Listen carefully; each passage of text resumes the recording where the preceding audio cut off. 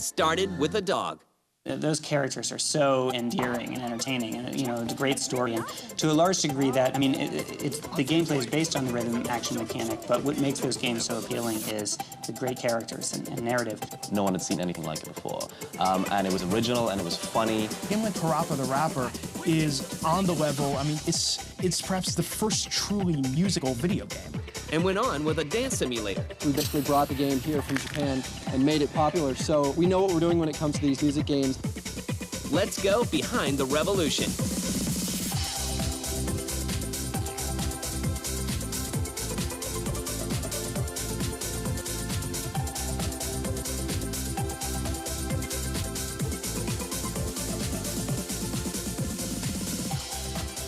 The personality of the game is just happiness.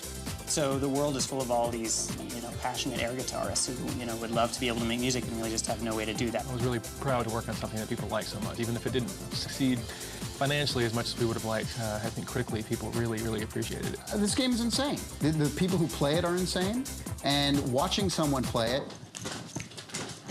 is insane. And explored the rhythm of music games.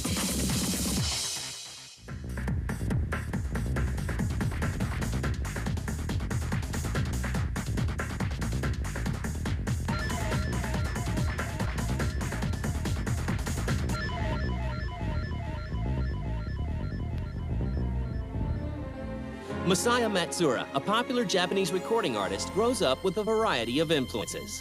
I was relatively listening to... When I was in junior high, I always listened to Led Zeppelin.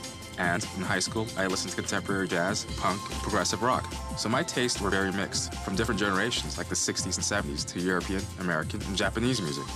Basically, I started my music career in 1984 by having my own band. I was signed with Sony Music. Masaya takes advantage of the available technology to enhance his sound and has an idea. So back then, I always felt frustrated with using ready-made software. Usually I'd have to use composing sequence software to make the music, but they weren't good enough to achieve my goals. So I felt the need to create new software to compose my own music. Masaya Matsura, who is a famous, actually not that famous, but he was a guitar composer. He did music for guitar in Japan. When I realized that I could get something going in the game industry, I rushed into it. Matsura is tapped by Sony executives to create a game. Around 1993, I got a letter from Maruyama-san, who was the chairman at Sony Computer Entertainment. The letter said, "I want you to make something on the PlayStation." That's it. And development of a secret project begins at Sony. So I started to think about something for the PlayStation and developed Parappa the Rapper. How am I going to pay for it? Almost no one knew about it. Toward the end of development, people still didn't think this was really a game. Everybody thought this was some kind of interactive music software. Just because the rhythm is slow, that don't mean that you can't flow. Parappa the Rapper was actually another one of these experimental games that came out of Sony Music. If you think about it, it's like a game like Parappa the Rapper is on the level. I mean, it's perhaps the first truly musical video game. It's almost like a hip-hop Moulin Rouge sort of thing, you know what I mean? Where the music is so in there and it seriously enhances the gameplay. It's the fact that you can play that game again and again and again because you want to hear those songs. I composed the music and I produced and created the game content. All right, we're here, just sitting in the car. I want you to show me if you can get far. Step on the gas. Step gas. Thanks to Technicolor environments, truly unique two-dimensional characters, and of course, its catchy music, Parappa is an immediate success following its Japanese release in December 1996. The game sells nearly 800,000 copies. That's it for today. And opens up a whole new audience to gaming. It was so exciting because there was a woman at Sony who never played games, and when I saw her laugh and scream while playing Parappa at lunchtime, I felt something then. I think everybody at Sony felt something. They didn't have all the trappings of games, and a lot of people who weren't traditional gamers actually really got into that game and bought PlayStation, especially female gamers in Japan. In fall 1997, Parappa is introduced to American audiences. I mean, the Japanese market's so much different than the American market, and you've seen that consistently. I mean, for instance, great examples of Parappa the Rapper games. Huge overseas, but in the United States, it really didn't find an audience. I mean, it found a cult following in the U.S., but it was mainstream fare. It was a top seller over there. And I think it's just a difference in cultural taste. I am the #1 ruler of the 7 seas. The skunk over here will bring you luck. In the case of Parappa, really what those games are about are the character and the story. I mean, those characters are so endearing and entertaining, and it's a great story. And to a large degree, that the gameplay is based on the rhythm action mechanic. But what makes those games so appealing is the great characters and narrative. You want to sit there and make Parappa freestyle and make it sound different, and it's so rewarding to have so much control over it. And the fact that they actually made the music a part of the gameplay. I mean, that game is truly visionary. The best thing is anybody in the world can play these games. Yeah, I know. I gotta believe. Other game companies take notice, like Konami with Beatmania in 1998. And that was a DJ simulation game in which a person would press 5 keys according to the screen and scratch a turntable.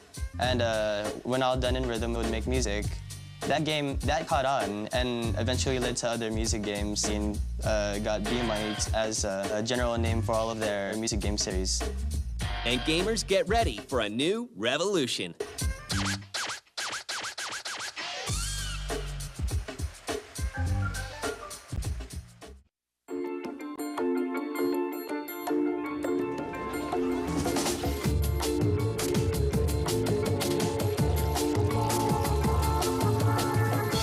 In 1998, Konami takes the arcade success of Beatmania and starts a revolution.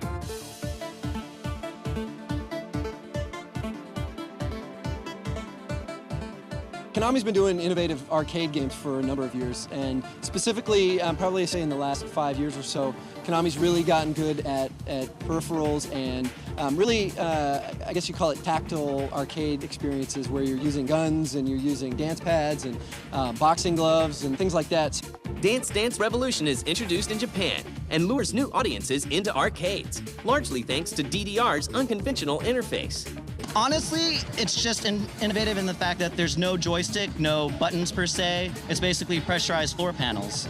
And the creative thing is like, you can do up, left, down, right, but you can up with your hand, left elbow down, right, and just go with how you want to do it. And that's what makes it all creative. Dance Dance Revolution, now, that was pretty humbling, because I know I can't dance already, and then I start playing Dance Dance Revolution thinking, wow, I can actually learn how to dance if I do this right, and I was just worse than I started after trying to step here and move here, and it's just way too confusing and much too hard for me to play, but I know it's really popular, and it's definitely fun watching other people play that. I remember the first time I was over in Japan and I saw Dance Dance Revolution and I thought someone was having like a conniption fit or something. I didn't know what was going on. I was about to call the police, like, is the dude having a seizure? DDR requires players to use their feet to press arrows on a dance pad as tunes blare. In DDR, you're not actually affecting or controlling the music. The music is playing and you're following along the way a dancer follows the music on a dance floor, and that's what those games are about. I mean, what can you say about Dance Dance Revolution? Now, what are they up to, like the 20th mix now? This game is insane. The people who play it are insane, and watching someone play it is insane.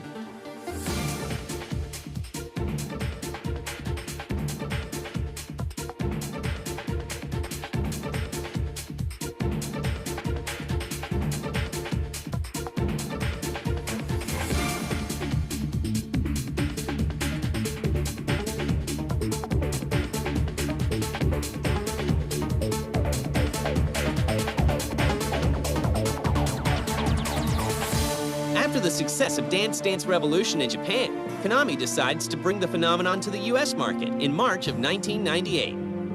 Konami America has had a history of DDR in the US. We basically brought the game here from Japan and made it popular. So we know what we're doing when it comes to these music games, and it carries the Bimani line name, which is a pretty important name for the DDR series. DDR's popularity attracts a large fan base, and by 1999, 620 arcades nationwide reported having at least one DDR machine. It really started off slowly, kind of like it did in the arcades, where there was a select few people that really knew about it and really enjoyed it. And then pretty soon people realized that this is crossing over into real life, and people know how to dance, and they don't have to be video game fans to do that. When you show people that are outside of the video game world something like this, it really seems to grow fairly quickly. And DDR becomes a spectator sport. I was a fan of console gaming at home, and so I had a little bit of a taste of of the arcade, but never anything to the extent of rhythm games. And so I'm at an arcade one day with my friends, which happens to be at Disneyland, and my friends are like, wow, James, you should really give this a shot.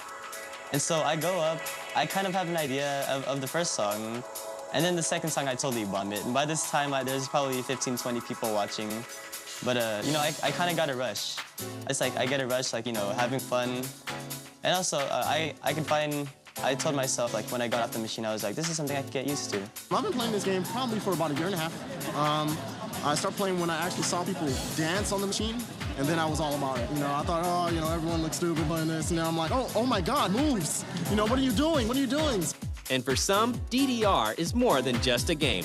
And actually, this game for me came about because I got in a car accident, and after a little bit of a while, they said, you need to start getting to rehabilitative aerobic activity, and I remember this game, and that's how it came to be. That's one good video arcade game that kids can exert their energy and, you know, actually getting some what do you call that, cardio exercise and stuff, you know. I've known people who've lost weight. There's one guy here where he used to be 450 pounds. He went down to about 290. So it is. So what can you say? Jenny Craig ain't got nothing on this. In 1999, the revolution breaks out of arcades and into homes with Dreamcast and PlayStation versions. Dance Dance really kind of came out of the arcades. A product manager here at Konami of America named Jason Enos recognized the phenomenon of Dance Dance Revolution, not just in Japan, but also growing in arcades here in the US. And they decided that it might make sense to try bringing the game to the home consoles. Right now, Dance Dance Revolution, at least for PlayStation 2, we know, has been a very successful game for us. Building on the success of Beat Mania and Dance Dance Revolution, Konami releases more arcade games in their Bemani series. The Bemani series consists of several different instrument simulations, such as Keyboard Mania, which is a piano, Guitar Freaks for guitar, Drum Mania, Beat Mania for turntables and rhythm boxes. In 1999, Sega quickly follows with Space Channel 5. Space Channel 5 was very sexy. I mean, it was a great lead character that you really felt a lot of emotion to. You know, kind of a neat story there. It was very stylized. You know, we had some really great artists working on it, and I kind of took a lot of stylistic risks. And we wanted it to be a music game, which we were really much in tune with, but at the same time be really turned on by the atmosphere of it. I mean, it was a very sexually charged game, I think, very stylistically charged game. I don't really know what happened. I don't know why it didn't sell as well as it should have. I think it was probably marketed enough in Japan correctly. I just think we were maybe appealing to a demographic that didn't exist enough yet. Samba de Amigo! And the highly original maraca-shaking game, Samba de Amigo, for the Dreamcast. The personality of the game is just happiness, right? If you had to put one word, and you would describe Samba de Amigo as overjoyed, happy. And the barrier to entry in that game with the maracas, especially at the maracas, the music that goes with it, and the silly monkey, you know, that wears a sombrero is just brilliant. You know, that game just speaks to what interactivity is all about.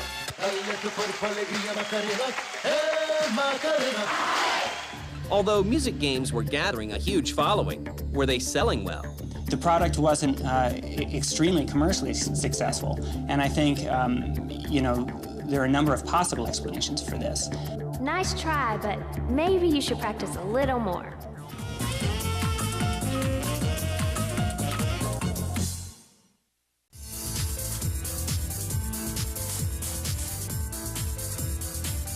By 2002, music games were gaining popularity in pop culture, and with releases like Britney's Dance Beat for the PS2 and a Disney-themed version of DDR, it seemed like the genre was in danger of losing its edge. But a number of original music titles are also released, like Rez. But we were going for a very pure feeling that hadn't been done in games yet. It was a new idea. It wasn't what people expected, and it was really hard to describe. But once people started playing it and understanding it, they loved it. I mean, there's a huge cult following. People love Rez. People that have played it. People that haven't played it don't know about it, don't care about it, but it does have a big cult following. And Mad Maestro.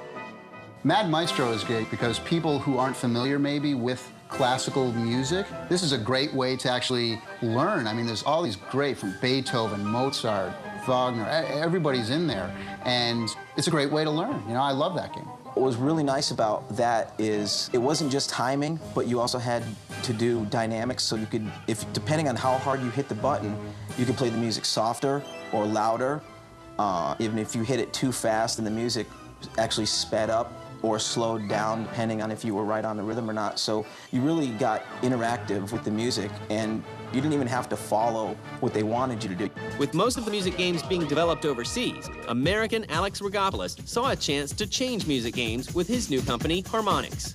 My background actually was not in video games at all, other than as a player, but in computers and music. I was at MIT for 7 years studying music composition and also computer music at the computer music group of the Media Lab at MIT. And it was there that I met Iran Agozi, who was a brilliant programmer and also an accomplished musician, with whom I started the company back in 1995. And we were both very motivated to work on what we perceived to be a huge problem in the world, which is that playing music is one of the most kind of primitively joyful experiences that life has to offer. And almost nobody gets to actually experience this because it's just so damn difficult to play a musical instrument. And just about everybody tries at some point to learn to play an instrument, you know, guitar lessons as a teenager, or piano lessons, or whatever. And almost all of those people give it up a few months later in frustration just because it's so hard and so frustrating. And so the world is full of all these, you know, passionate air guitarists who, you know, would love to be able to make music and really just have no way to do that. So we created this company initially not to make video games at all, but to create new kinds of interactive music experiences to let people who are not musicians have access to this kind of unique pleasure that comes from making music. We made a decision to become the company that pushed music gaming to the next level and brought it to the North American market.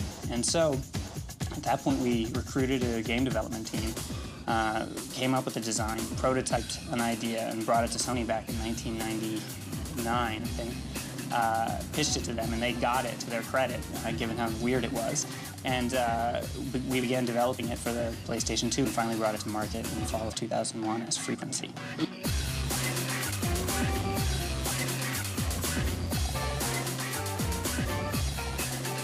In terms of critical acclaim, the product couldn't have done much better. We won, you know, frothing at the mouth, positive reviews. We won a ton of awards, including a British Academy Award. And anyone who actually tried and bought the game loved it. We have a mountain of fan mail for people who, you know, picked it up, you know, more than a year ago and who are still playing it to this day.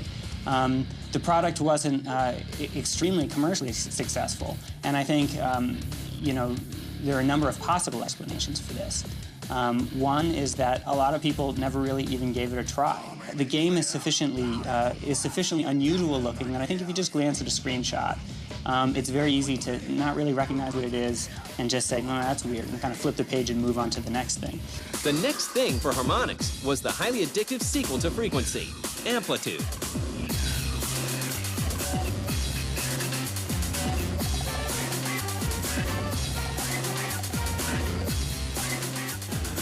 With Amplitude, it's a great music game simply because you get to actually construct the song. They have the drum phrases separated from the lyrical phrases, from the bass phrases, and you just go through and string everything together. It's this really great game for those enthusiasts that love to really get into the song, where they actually listen to the lyrics and they listen to the guitar riffs. With Amplitude, we really wanted to, I mean, there's still a healthy dose of electronica in the game, but we also really wanted to open up the appeal of the music to a much broader audience. So there's also a lot of rock and hip-hop from a really pretty stunning roster of mainstream bands in the game. After trying rock and roll with Jammer Lammy, Masaya Matsuura returns with the dog that started it all. I started work on Parappa the Rapper in '93, and it was finally released at the end of '96. We spent more than 2.5 years on it, so I got tired of listening to hip-hop. I wanted something different, so in Jammer Lammy, we used rock music. It's based on a guitar-playing game. We tried new things on it, like having real-time guitar effects by using the analog stick as a whammy pedal effect. And after that, we moved on to Parappa 2 for the PlayStation. Namco takes the wildly successful arcade experience of Taiko no Tatsujin and rushes it into Japanese homes in 2002 with a portable drum peripheral. And with the release of Donkey Konga from Nintendo, it seems that music games will continue to innovate and entertain. We were very inspired by the Japanese music games, because I think just that core rhythm action mechanic is extremely addictive and really, I think, authentically emulates the buzz of playing live music. I think music games are here to stay. I think they have maybe yet to reach their true place in the world of entertainment media. Music is an important ingredient for various kinds of media. So now, more developers are aware of the role music plays. Still, many developers don't care about sound, even though sound is one of the most important elements in the game. Soon, though, everybody will realize the importance of sound. I wish Res would be re-released. I think people still, continue to experience it to this day, and a lot of people I meet, they love it. They think Res is just the coolest thing ever, and they want the next one to come out. And I'm sorry, I don't think it's going to happen anytime soon, but I hope everybody enjoys it. I was really proud to work on something that people like so much, even if it didn't succeed financially as much as we would have liked. I think critically, people really, really appreciated it. So I was really proud to be a part of that. It's something that people can really benefit from. It's good for all ages. They're really easy to catch on to. Even though they have really simple concepts, people like to play for the music, just to show off in an arcade. And people could also use B-Money and other music games as a source for bringing goodness to the youth, so that it would be a good influence, which is something I would like to do. Show people that having music in your life is really great, and that it's some people just play just for their love of music.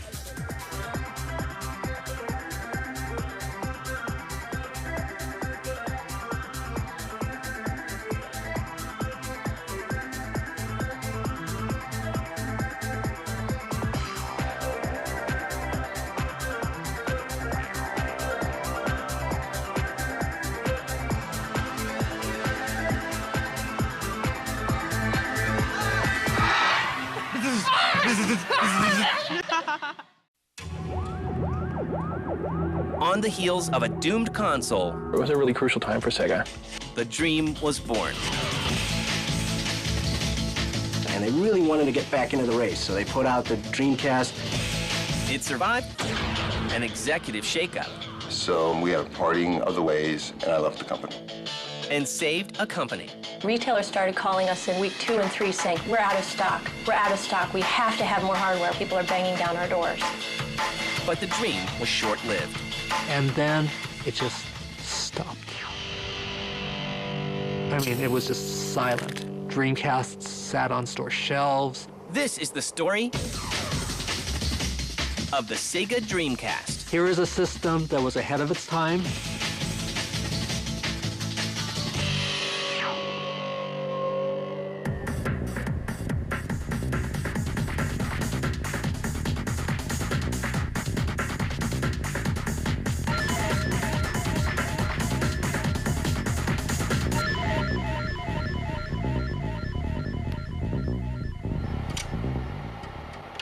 In November of 1994, Sega launches its Sega Saturn in Japan.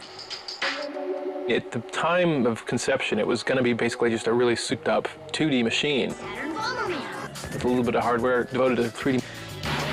And once PlayStation announced their specs and it was going to be this full 3D machine, I think they went in there and kind of retooled it in a hurry, and it probably wasn't as efficient or as powerful as it probably should have been. So you made it this far, huh? It actually went quite well in Japan, and Saturn had a long lifespan in Japan. Thanks to strong arcade ports like Sega's Virtua Fighter series, the Saturn sells 5.8 million units in 3 years. In Japan, Virtua Fighter is a phenomenon beyond anything we could even compare to in the United States. I mean, nothing compares to how big it is there. And the idea of bringing that home and being able to play was a very bold, intelligent move on their part. In Japan at this point, the arcades were still hot. Arcades have been dead for 10 years here in America, but in Japan, having an arcade hit meant something. So Saturn had an arcade hit. The Saturn does not catch on outside of Japan and is quickly eclipsed by Sony's PlayStation. The Saturn launched before PlayStation, I believe in the summer of 1995, which was the wrong time to launch. Also at a very expensive price point. I believe it launched at $399 versus $299 and did not have very good games. Were not that fun to play. And as we all know, if you want to play a game, you want to have fun. They were looking to be like this kind of hardcore gamers machine with these ports of the arcade games, where the Sony came in with a completely different approach. You know, they wanted this to be a games machine for everybody, and they kind of really shifted the perception of everybody, of the consumers, towards what a game machine is. I think for the people who purchased Saturn, they were quite satisfied with the games that they got. There were some wonderful gameplay experiences available on the Saturn that weren't available elsewhere, so it was a purchase that ended up being of value to consumers. If people were purchasing Saturn because they felt like they could get 10 years worth of gameplay out of it with sufficient gameplay innovation over that period of time, I would say those people were probably disappointed. The Sega Saturn was very successful with the hardcore gamer crowd, and with the broader range of crowd, it wasn't quite as popular, but it was still a major name. Sega was in a really, really tough position in that they had extended themselves, they had overextended themselves. There was a time prior to Dreamcast, just prior to Dreamcast really, as Saturn was coming out, where Sega had the Saturn. In parts of the world, they were still selling the Master System. They had Pico, they had 32X, they had Genesis, they had Game Gear, they had Nomad. So that's 7 systems concurrently. They had really gotten themselves into a rut. They had completely botched the Saturn launch in North America. I believe if we look at Saturn, it was a system that shouldn't have been launched. It was too difficult to develop for, therefore the games were not fun and the games weren't there. This is not about hardware. This is about software. Software has always driven hardware. If you don't have the software, the hardware will fail.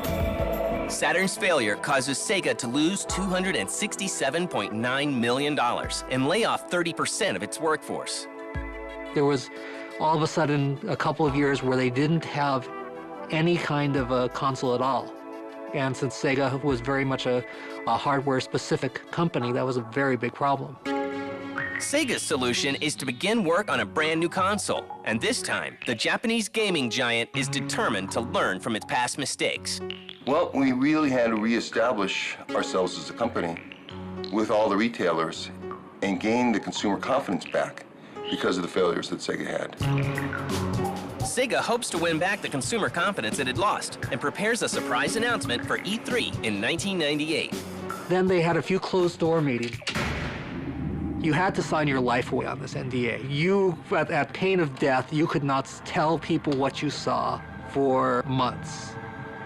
By the second or third day of the show, I'd forgotten all about those little NDA thingies, those non-disclosure agreements that I had signed. I needed to write something for MSNBC about what I had seen at the show, and so I wrote all about this great demonstration I had of Dreamcast behind closed doors. And then I woke up at 6 in the morning and realized what I had done and called MSNBC and said, "No, turn it off, turn it off, turn it off, please." And they took it off, and of course Sega was furious. They were livid. The happy ending to the story was that my ratings on that particular article were so bad that Sega no longer cared.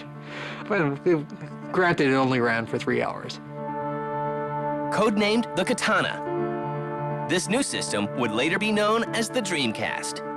I was completely excited at the prospect of a next generation platform from Sega because it was clear that we had struggled with Saturn. The Sega Saturn was a miserable failure for Sega, and they really wanted to get back into the race. So they put out the Dreamcast way before any of these next generation systems came out. But would gamers trust Sega after all of their past failures? Definitely what Sega was trying to incorporate into the Dreamcast, what they learned from the Saturn, was a broader audience. They were trying to make it a gamer machine for everybody. I mean, they were really trying to shift gears there. It was a really crucial time for Sega. But it was also clear that the company had every intent of rejoining the battle, and we were all ready to rejoin the battle.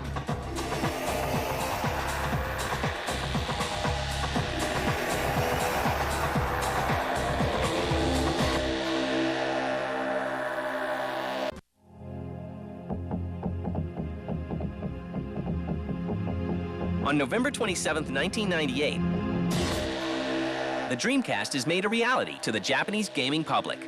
One of the key events for all game consoles is the Japanese launch. Japanese launches up to this point were something big. I mean, really big. The Japanese government requested companies to not launch their game systems during weekdays because it cut down on national productivity.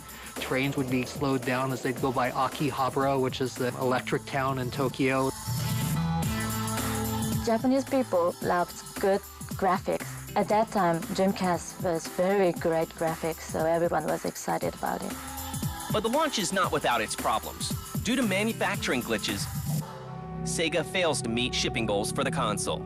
So with Dreamcast, they missed their first window of opportunity because NEC was making their graphics chip. and there weren't enough available for a full launch. So a lot of people left stores empty-handed. The image of the time of the Sega Dreamcast, I think, with the Japanese public looks like maybe Sega's turning over a new leaf. It was a new feeling for Sega, I think, and they really had a successful job of arousing interest in the public and showing that they were maybe ready to start something really strong here. It was Sega's next big console after the Sega Saturn. The Sega Saturn was a miserable failure for Sega, and they really wanted to get back into the race, so they put out the Dreamcast way before any of these next generation systems came out. With the U.S. launch still more than a year away, Sega president Bernie Stolar takes note of the mistakes made by his Japanese partners. And I was interested in rebuilding Sega, re-establishing the strength that it once had, both in software and hardware, and rebuild a team that became a world-class team to help drive an organization.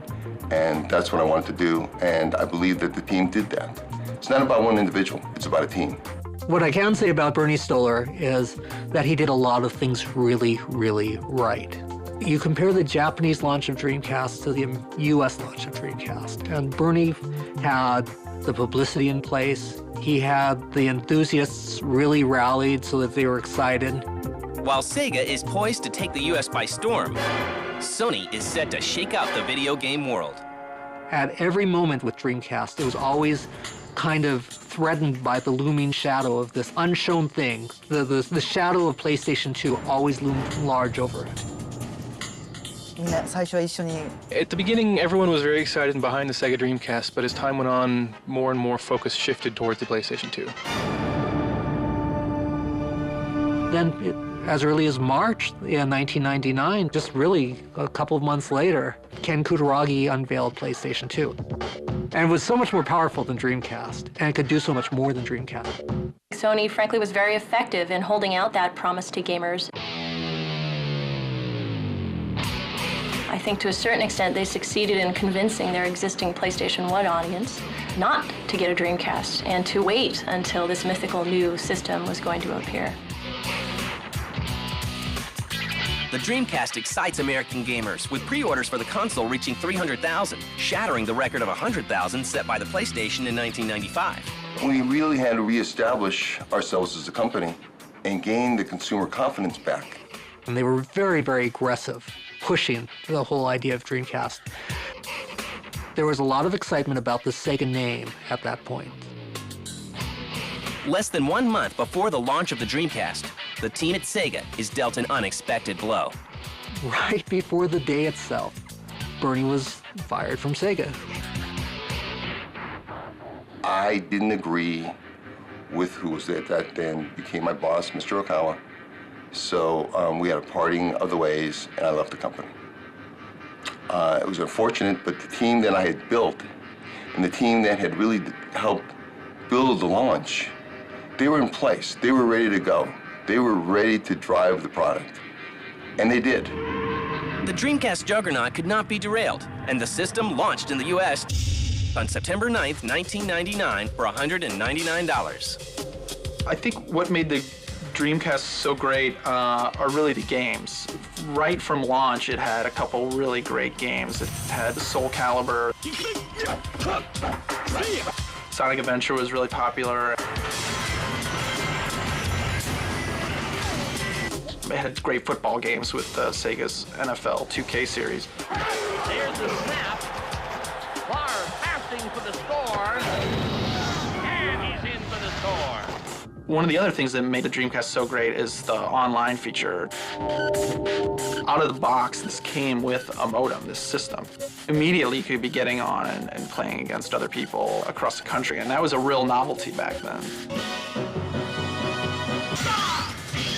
Just 4 days after the U.S. launch, Sega reports selling 372,000 Dreamcasts and bringing in over $132 million. The launch was successful, Sega was successful, and it regained the confidence of both the retail community and the consumer. We knew the Dreamcast was a tremendously successful launch when retailers started calling us in week 2 and 3 saying, we're out of stock, we have to have more hardware, we have to have hardware, people are banging down our doors. Sega tried to do all the things that they had done wrong with Saturn, right with Dreamcast. Saturn was very miserable to program. Dreamcast was a snap to program. Saturn had a very old-fashioned controller. It was really just a Genesis controller, still at the kidney bean shape. Dreamcast had a newfangled controller. They really looked and tried to do everything different. And that side of things was really good. But would it be good enough to hold off the PlayStation 2?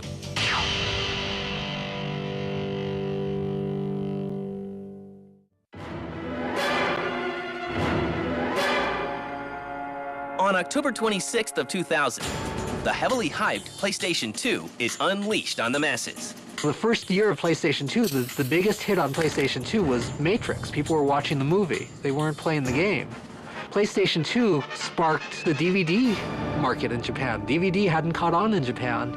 And before PlayStation 2, you'd walk through Akihabara and there'd be game stores every place. After PlayStation 2, you'd walk through Akihabara and you'd see DVD stores. And if you walked into these DVD stores, they were demonstrating movies using PlayStation 2. The Dreamcast would have been a bigger player, in my opinion, had it had a DVD player installed from the get-go. Sega looked over its shoulder and they realized they had lost Japan. There was no resurrecting Japan. They might have been able to hold Japan if they'd had a DVD player in there. Because, you know, in the early days for PlayStation 2, PlayStation 2 was the cheapest DVD player in Japan. And if they had had that distinction, they might have been able to hold on. PlayStation 2 sales hit $165 million in its first 3 days, and the Dreamcast suffers. I mean, it was just silent. Dreamcast sat on store shelves. No games did that well again. Even good games just kind of sat there and people took them, but it was just somebody turned off the light. It was a big hit with gamers, but unfortunately it wasn't really, commercially viable. It came at a sort of awkward time and right before the release of the PlayStation 2. So unfortunately it didn't sort of build the fan base that it could have. Sega, you've got to understand, is hemorrhaging money as a company. They realized that if they could sell 4 to 5 million units worldwide, that they could still have a profitable market. They could last a little longer. Sega catches a break in December of 2000 when Sony can only ship half as many PS2s as it planned for the holiday season. We had a crew of people who were very into being the underdog. I'll allow you to die like a warrior. Oddly enough, becoming the underdog almost galvanized us further. Really brought us together as a team because we knew exactly what we had to do. And they thought, we drop our price, we come out aggressive with all kinds of things, including you could have a free Dreamcast. And it wasn't enough. They pushed. And at the end of Christmas, they hadn't made headway. What are you saying? Rumors started coming out that Sega was no longer manufacturing Dreamcast. No! And I remember interviewing Charlie Belfield. I said, the rumor is that you're going to discontinue. And he said, no, that's not true. And I said, are you manufacturing them now? And he said, no. And I said, how much inventory do you have? And it turned out that there was more inventory in the channel and in their warehouses than there was sold. And I said, okay, that doesn't look good. Charlie, when will you start manufacturing again? And that was when Charlie said, we have no plan to start manufacturing again. And that was the first time Sega came out and officially announced that, yeah, we've discontinued. It was a real crush to the egos of everybody. I mean, I remember I was in the meeting where we were told that the Dreamcast was not going to continue, and everyone just was silent. Everyone was just speechless. No one said a thing. It was just very heavy, very oppressive. I don't know that Sega could have done anything differently to really save the Dreamcast. The biggest nail in their coffin was Sony really pushing the PlayStation 2. To the delight of gamers around the world, Sega announces that they are going to create games for all consoles.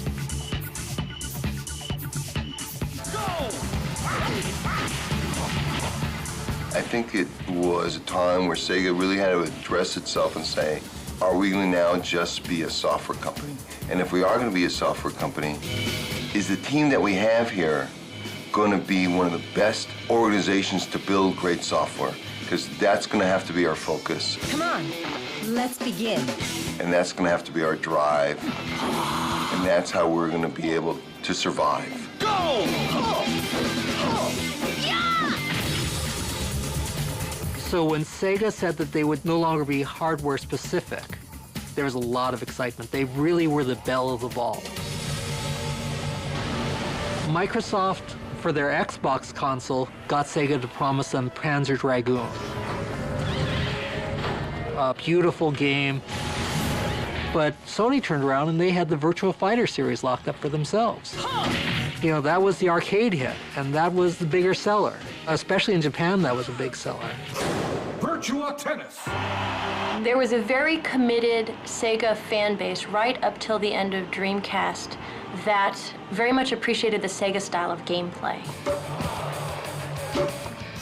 As we transitioned from a hardware company pushing the Dreamcast platform to a software developer,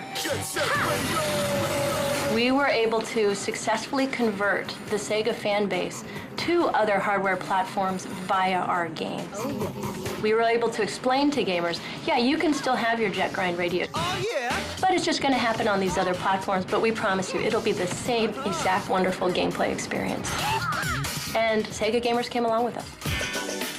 But the Dreamcast will live on in gamers' hearts and memories. If you picked up a Dreamcast, you were holding something that felt like a gamer's machine. It felt like it was made for games. Without a doubt, the Dreamcast showed the world that online gaming was possible and fun and interesting on console. So there's no question with respect to online gameplay, Dreamcast will be remembered forever. Dreamcast was something special, mostly because, you know, it came from Sega. So the games that really were released with it, especially at the beginning, were some of the best games of the last generation, or even this one. I've been in this industry a long time. I've seen a lot of hardware companies come and go. Dreamcast will always have a position in this industry from a historic standpoint. Because it did so well in the first 2 years that it was there, it really established itself. Here is a system that was ahead of its time. People who owned a Dreamcast in 2000 and 2001 were probably a lot happier than people who owned a PlayStation 2. Because there were a lot of great games for Dreamcast. I think that it will go down in history as one of the more desirable systems.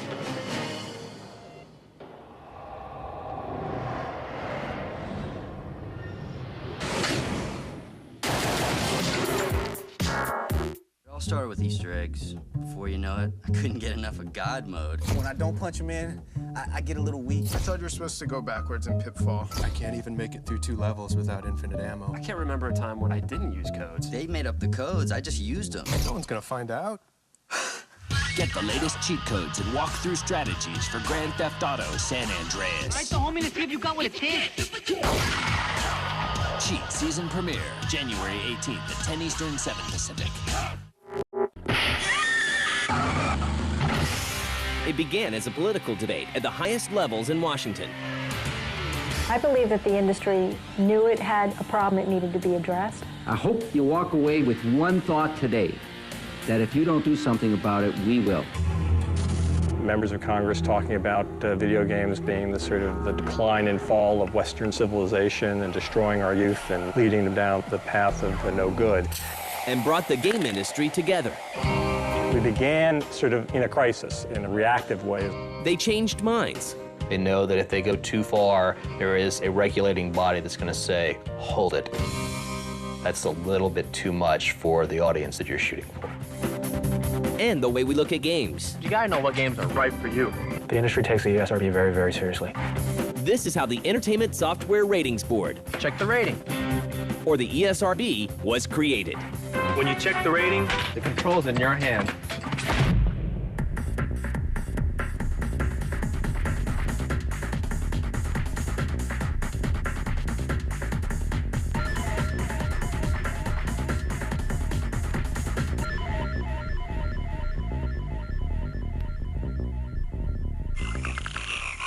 Do you really think we should be leaving them here alone? Why not?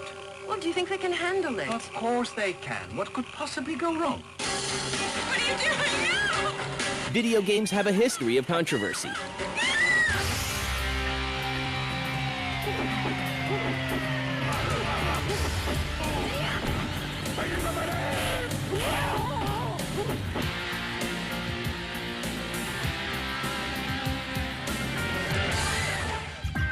Early explicit games like Gotcha, released by Atari, pushed the envelope. You know, we were young and dumb and trying to figure things out. And everyone was talking about the phallic nature of joysticks. And so we thought, well, maybe it would be good to have two big pink rubber controllers on the face of the game in which you were manipulating breasts. So we had these sort of breast-shaped controllers. And grabbed the public's attention. It was really one of the first pornographic games. It had a certain lurid appeal that some people went for and some people didn't. The game was a total failure. And I don't know if it was the game or whether it was the controllers, but the whole thing didn't work. More games follow, like Death Race in 1976, released by Exidy. The game draws such public outcry for its violence. PTA mother Ronnie Lamb proposes regulation on arcades. Kind of the center of this was Ronnie Lamb from Babylon, New York. She appeared on the Donahue show, and she was just everywhere attacking video games, and she was very vocal. She did lead a lot of people, like in Texas, there were big court cases where arcades were limited in the hours they could open and where they could be located. The case goes all the way to the Supreme Court, where justices decline to rule on its constitutionality. And the game industry marches on. The growth of the industry, I think, is really one of the great stories of the 90s. 10 years ago, this industry was mostly about adolescent boys. And what's happened is the Nintendo generation grew up.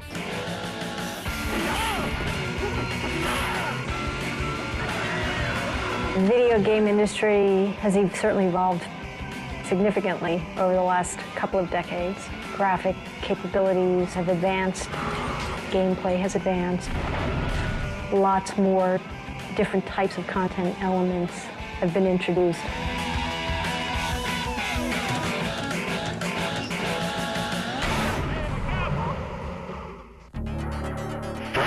In the 1992 arcade game Mortal Kombat, those elements included violently infamous finishing moves.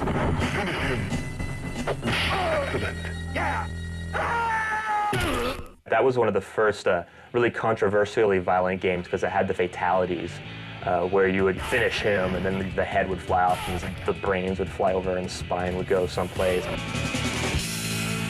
So people were really crazy about that game at the time. It was a fun game. It was interesting. I think the rating system was an evolution at that point, so it's interesting when you look at some of the content that's in mainstream media and you compare it to the content that's in games. And in many cases, what you can see on the primetime news is as violent or even more violent in many cases than what you'll get in media such as video games or movies. Liu Kang wins. And it gets Washington's attention. I think there was a growing concern about violence in some of the games. Mortal Kombat and Doom that were getting attention at that point in time. So it was a growing concern about violence in video games. How would the industry react?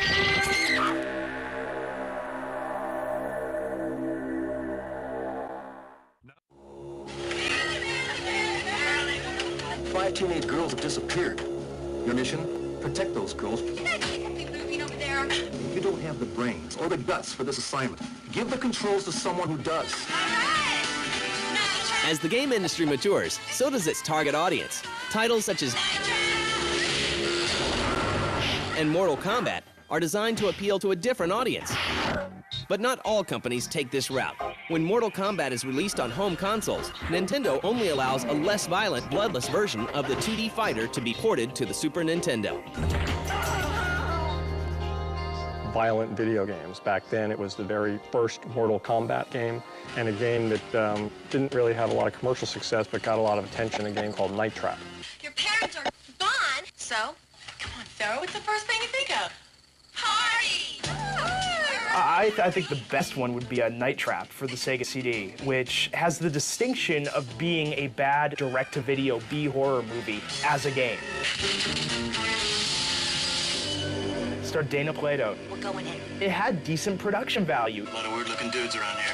It's akin to watching like one of the sleepaway camp movies. You know, it's not Friday the 13th, it's not Nightmare on Elm Street, but they're really trying hard,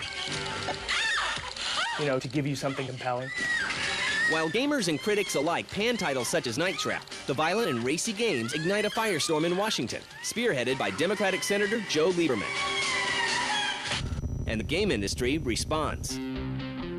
The IDSA formed back in late '93, early 1994. The Interactive Digital Software Association is a trade association. We are the voice of the video and computer game industry on public policy issues in Washington at the state level. The pivotal event that triggered the formation of the organization was the very first wave of criticism from Senator Joe Lieberman and Senator Herb Kohl of violent video games. I believe that the industry knew it had a problem that needed to be addressed. There was concern about these games. Why do you need to go across that line and produce this stuff for adults or kids? Members of Congress talking about video games being the sort of the decline and fall of Western civilization and destroying our youth, leading them down the path of the no good.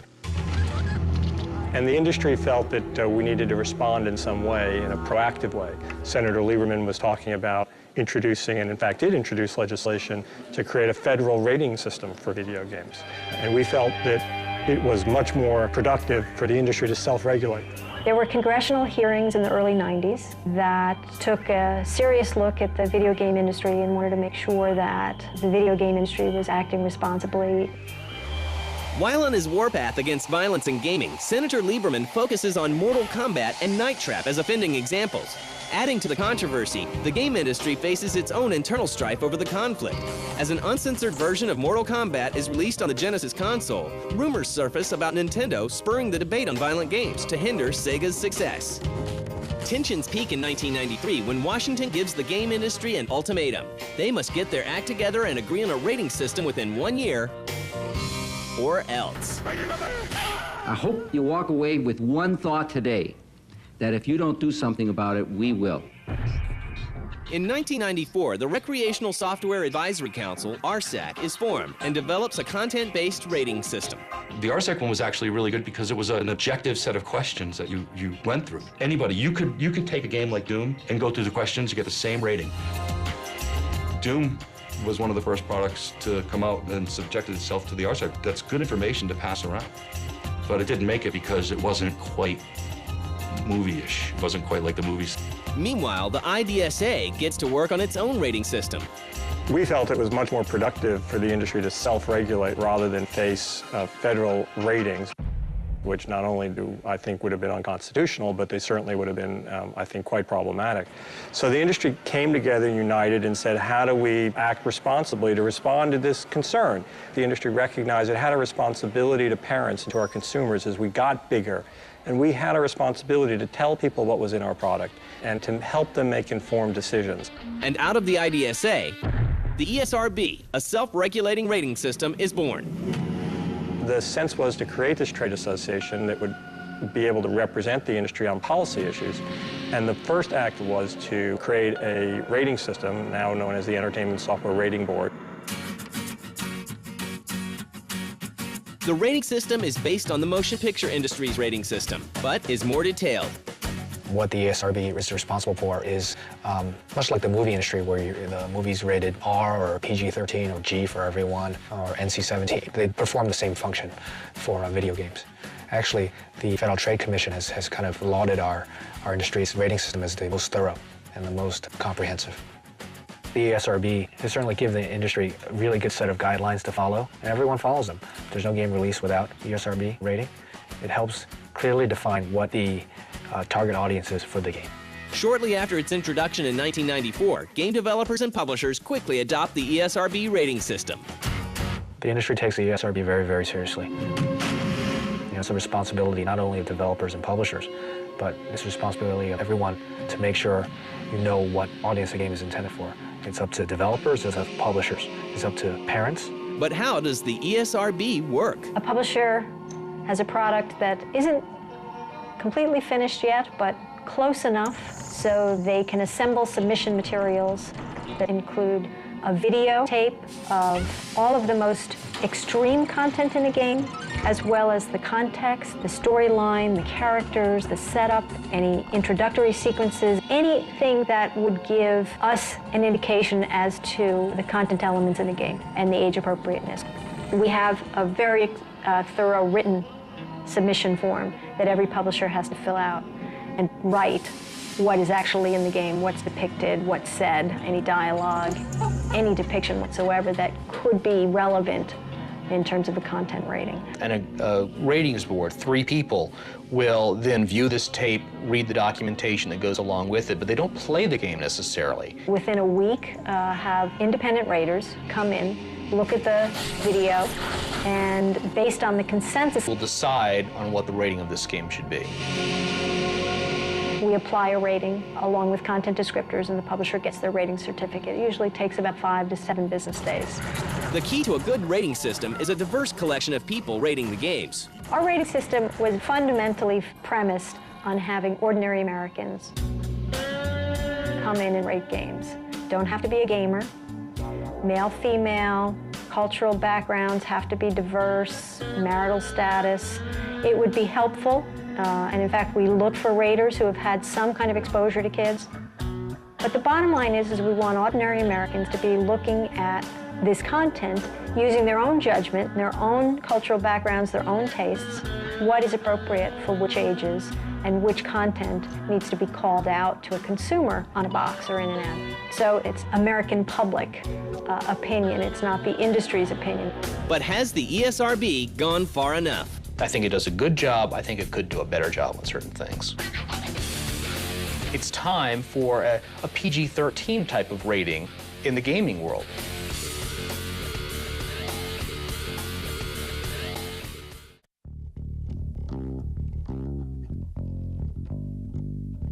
With a self-regulated rating system in place, some developers feel free to push the boundaries. In 1996, Harvester is released by Merit Studios. The company claims it is the most violent video game ever released. But not all game publishers are interested in pushing the envelope. Electronic Arts decides not to release an ultra-violent fighting game called Thrill Kill. But the ESRB isn't enough for some. In June of 1999, Senators John McCain and Joe Lieberman passed the Media Violence Labeling Act. We had 2 different violence descriptors, mild violence and violence. We felt that consumers could use a little bit more nuance, a little bit more information in terms of what kind of violence. The new act calls for more detailed descriptions in the ratings, unlike the MPAA system for films. The video game ratings are quite different in some key respects from the movie ratings. First of all, video games are a different medium. A video game is interactive, a film is passive. Video games, as realistic as they're getting, are still predominantly animation. Realistic looking, yet quite different visually than a film. So the whole experience is different, and we felt from the very beginning that we couldn't simply graft on the motion picture rating system.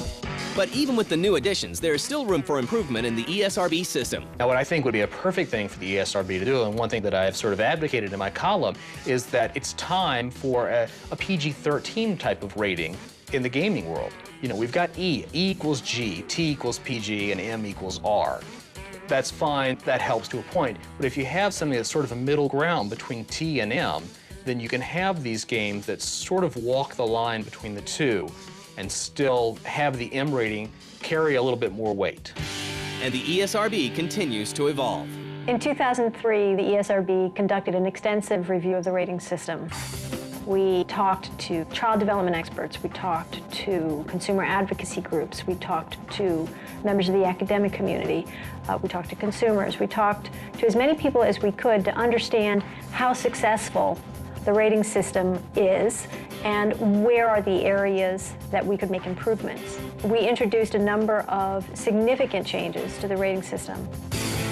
By 2003, a new set of improvements to the rating system is announced. Boxes get bolder labels reflecting their ratings, descriptions of game content become more precise, and distinctions between different types of violence are used. First was we wanted to make sure that the mature rating symbol was clear in terms of its age appropriateness. So we added 17 plus to the actual rating symbol. So if a consumer picks up a box, they don't have to guess what the age range is for a mature rating. Second change we made was we wanted to make sure that consumers didn't miss the content descriptors on the back of every package. Short phrases that describe the content in the game. Critical piece of the rating system. And the game developers themselves are kept informed of ratings guidelines. All those guidelines are really, really good for our industry, because they make it clear what really is an E-game. What is a T-game?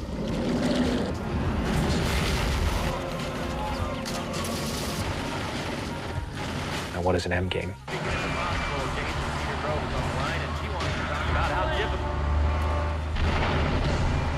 I applaud the ESRB for enforcing these uniformly. In 2003, the IDSA undergoes a transformation of its own, changing its name to the ESA. ESA stands for Entertainment Software Association, and it's made up of the top publishers that are based here in the U.S. The thing that they're probably most known for is owning and running the E3 trade show. They're an important group. They're responsible for the ESRB. They also have a lot to do with talking to politicians in Washington who, may or may not understand video games. It's a voluntary system. It's up to a publisher if they want to submit a product to us to be rated. It's self-regulating. I think it's very, very important. The reality is that it's been a universally adopted system and that the publishers have all really responded in wanting to provide this objective, independent information on the front and back of every game box and also in all of their advertising. With the ESRB rating system in place, Senator Lieberman, one of gaming's most vocal critics, has applauded the industry's proactiveness. This video game rating system is the most comprehensive and informative rating system of any entertainment medium anywhere. The rating system has been praised by folks like Joe Lieberman and others as the best rating system among all entertainment industries. So that it was critical that people didn't miss it. We began sort of in a crisis, in a reactive way as a trade association, responding to this sort of congressional criticism. And in a very perverse way, it did us a favor, because it allowed the industry to come together as it never had before, very competitive companies uniting together around common causes. I'm very focused right now on making sure that consumers are aware of the rating system and using it. And I've even seen some ads, trailers before movies. Now, I love sports. I love sports. But you gotta play the game that's right for you. Same with computer and video games. ESRB is very, very important for our industry because parents have to make sure each game is right for their kids. Parents need to know what they're buying for their children. How? Check the rating. Check the rating. The industry still has a ways to go to catch up to the movie ratings. We've been around for 10 years. The movie ratings have been around for 35, 40 years. Every game box has a rating symbol that suggests what age the game is best for. It's critical that consumers are aware of the rating system. And a content label that tells you what's in the game. And use it appropriately. When you check the rating, you know what to expect. The system works and gets the job done, but there's always room for improvement. I mean, I'm critical of them, and I think that there are certain things that they can do better. Given the short amount of time that they've been in existence, I think they've done a very good job getting what the ratings mean out.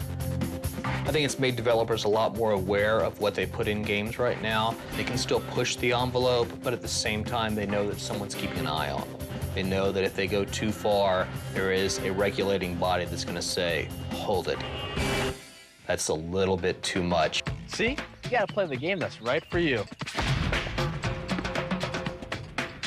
Phone, 1.2 megapixel camera and holds 5,000 MP3s.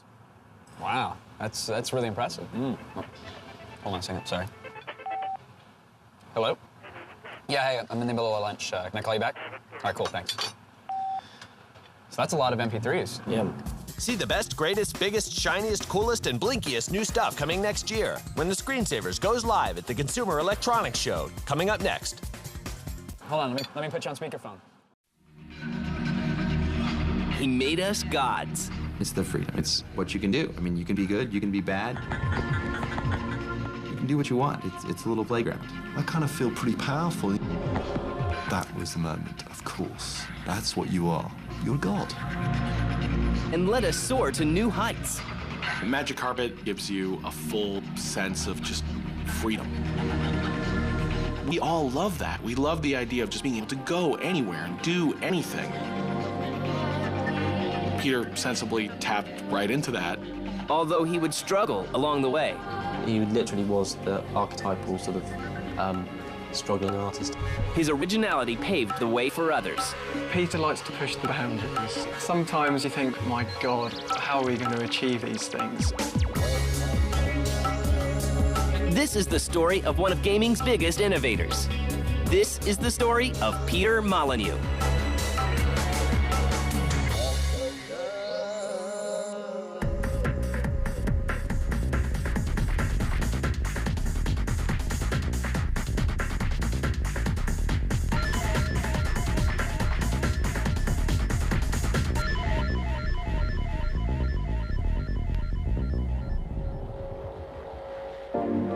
Before computers were a blip on the horizon, a young Peter Molyneux learns how to play by his own rules.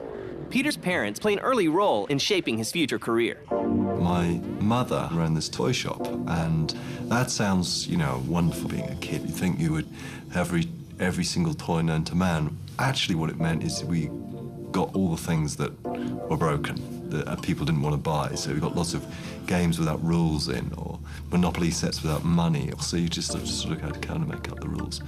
I think that had a big effect. Peter also sees the value of running his own business. When I was 12 years old, I employed my sister and all her friends to cut people's lawns while I just sat there and watched, which was great. And I paid them about, a cent an hour and then collected $1. Peter's business sense leads him to start his first company in the exploding market of computer sales. I came up with this really, really dumb idea. If we could sell floppy disks, on these floppy disks would be some free stuff, like maybe a free game. It was such a stupid idea because no one really wanted floppy disks with loads of stuff on there. If they wanted floppy disks, they wanted floppy disks that were blank. And what I found was that people were paying more attention to the software on these disks than anything else. And that realization is all Peter needs to put himself on track to designing his first game. And in those days, you only had to make a game which you could shoot things. Didn't matter what you shot, and it would pretty much well be successful. But I decided instead to do a business game called The Entrepreneur.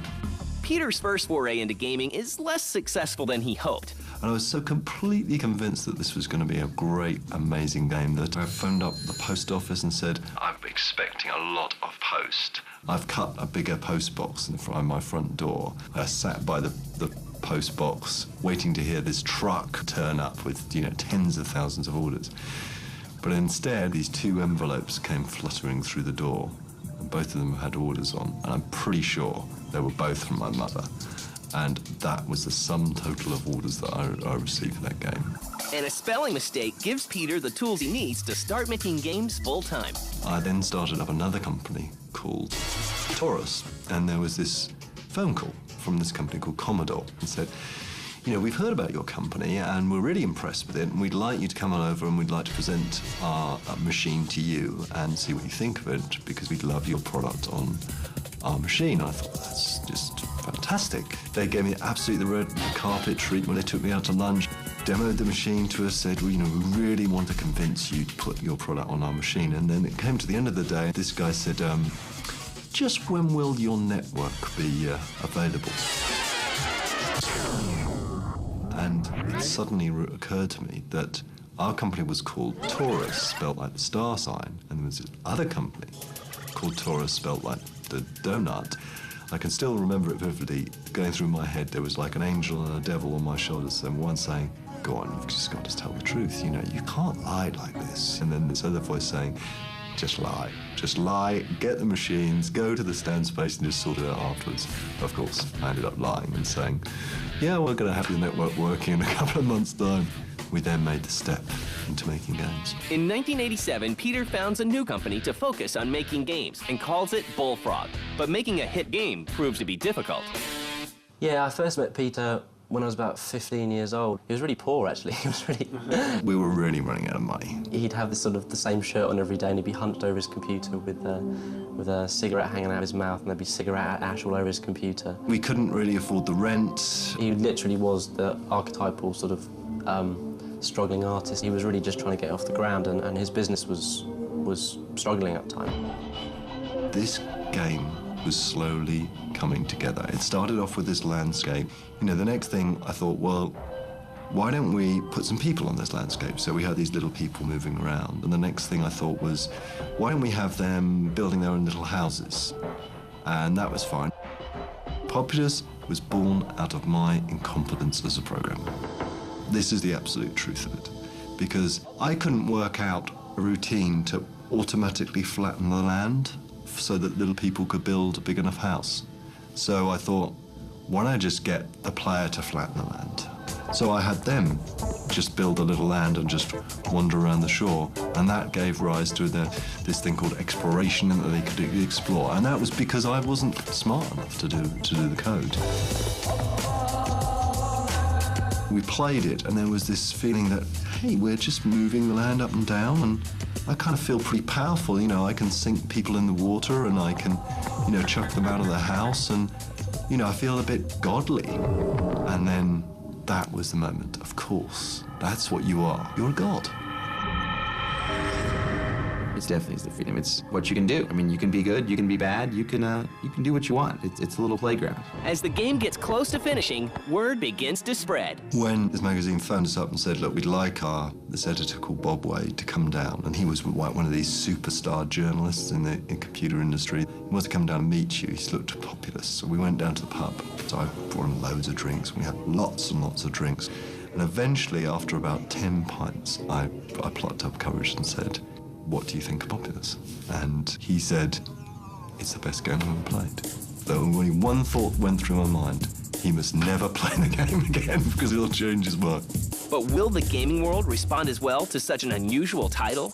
We got rejected by quite a lot of publishers.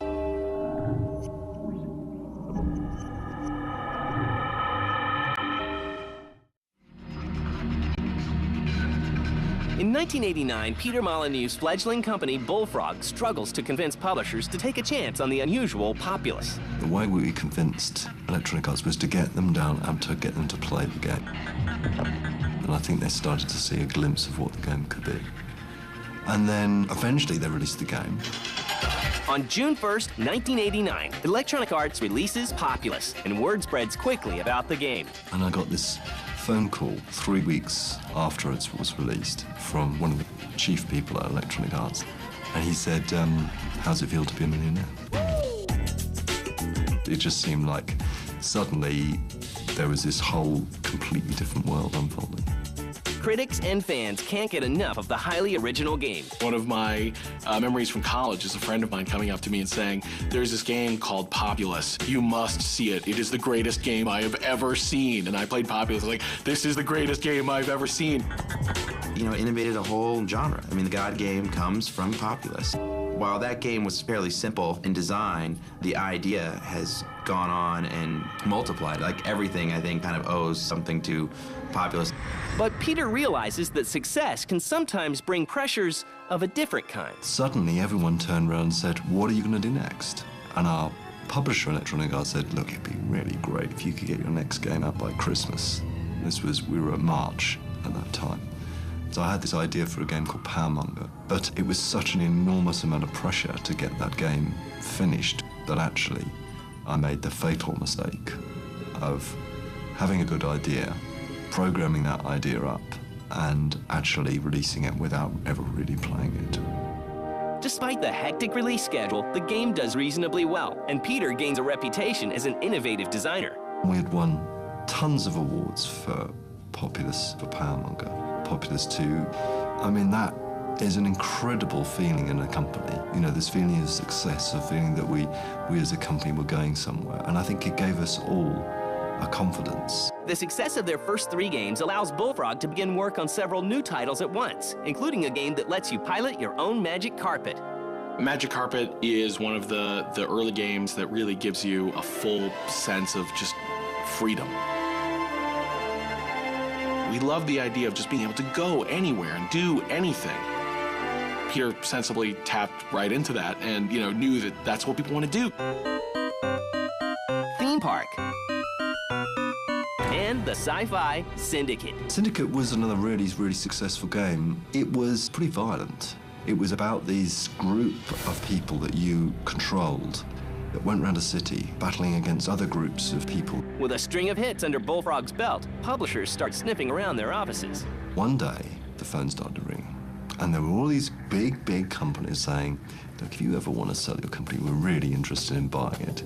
We're going to take you out to dinner, or we're going to fly you to this resort. And it was like being a rock star. Peter decides to sell Bullfrog to the company that took a chance on Populous. And in February of 1995, they join Electronic Arts. We decided to sell the company for 2 big reasons. The first reason, I have to be absolutely honest about, it was a vast sum of money.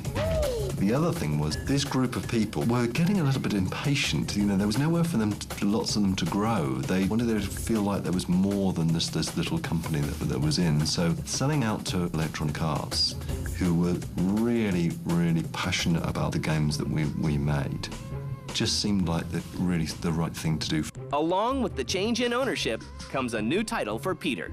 Part of the deal was that I became a vice president of Electronic Arts. Suddenly, the pressure is on the recently acquired Bullfrog to prove their worth.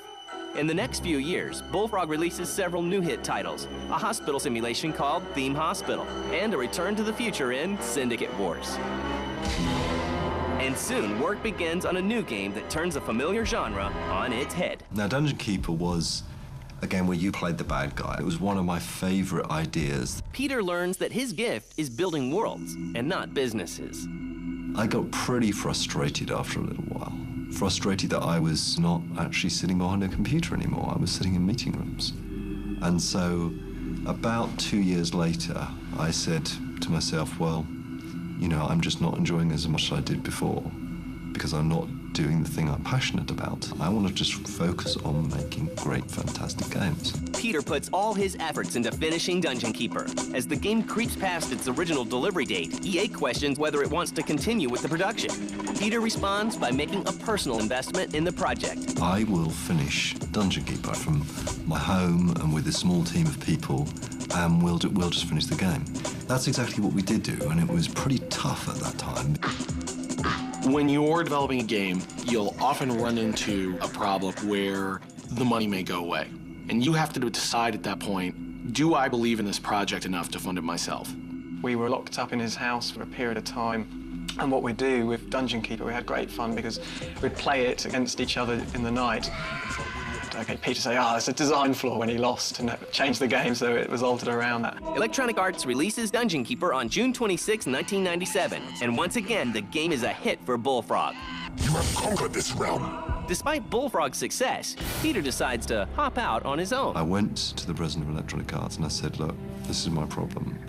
You know, I'm not doing the job I love. I can either go back to being a designer, which was taking this huge step backwards, or I could leave, set up another company, and publish my games through Electronic Arts. And that is exactly what I did. When you first hear that he's leaving EA, you go like, you know, they're losing, you know, a visionary, but at the same time, I can see why he would want to go back to kind of his roots of having a smaller company.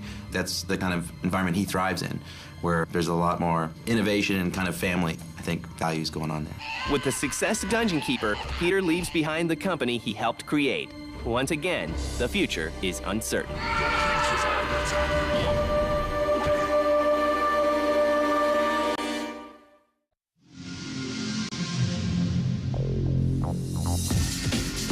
After having spent nearly a decade building Bullfrog, Peter Molyneux decides to get back to what he loves best, making games. In 1997, he founds Lionhead Studios and begins to build his team. This time, all the problems that we've had in the past we can get right.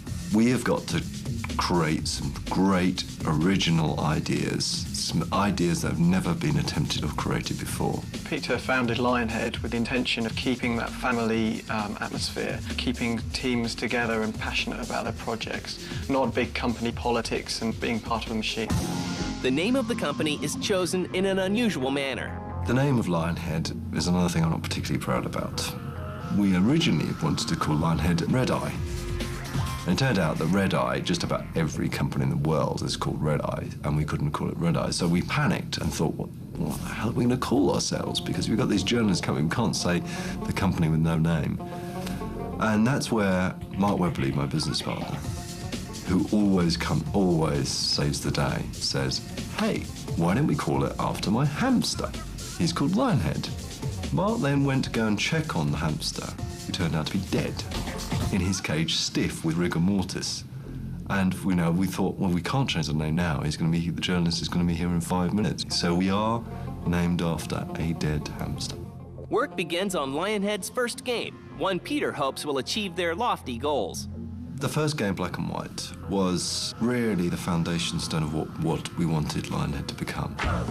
Some amazing technology, working with some incredible people. What Peter has brought to the table in a lot of his games is sort of moral ambiguity. We're your conscience. Good and evil. Yin and yang. Black and white. In the sense that you have an environment where you can do really good things or you can do really bad things. Black and White is obviously the ultimate extension of this. But the unusual nature of the game made it a tough sell once again. I heartily object. That's just malicious. It was a really hard concept to sell to publishers. It's a bit like what Populous was in the early days. So I was sinking my own money into it, which I was absolutely, completely happy to do. But of course, I've always been terrible about predicting dates. I can never imagine that a game is going to take more than 2 weeks to develop, let alone 4 years. And that's how long Black and White took. And all that time, Lionhead was growing in size and becoming more and more of a financial burden. It became, in the end, almost a replication of what the early days of Bullfrog was, in a bizarre way. He wants to revolutionise the industry with every single release. If we did everything Peter wanted, I think we'd probably be here for 10 years working on each game. Well, the result of that is you'd end up with these amazing games. Because he is so passionate about doing something that is so different and so special. It's a monument to you as a god.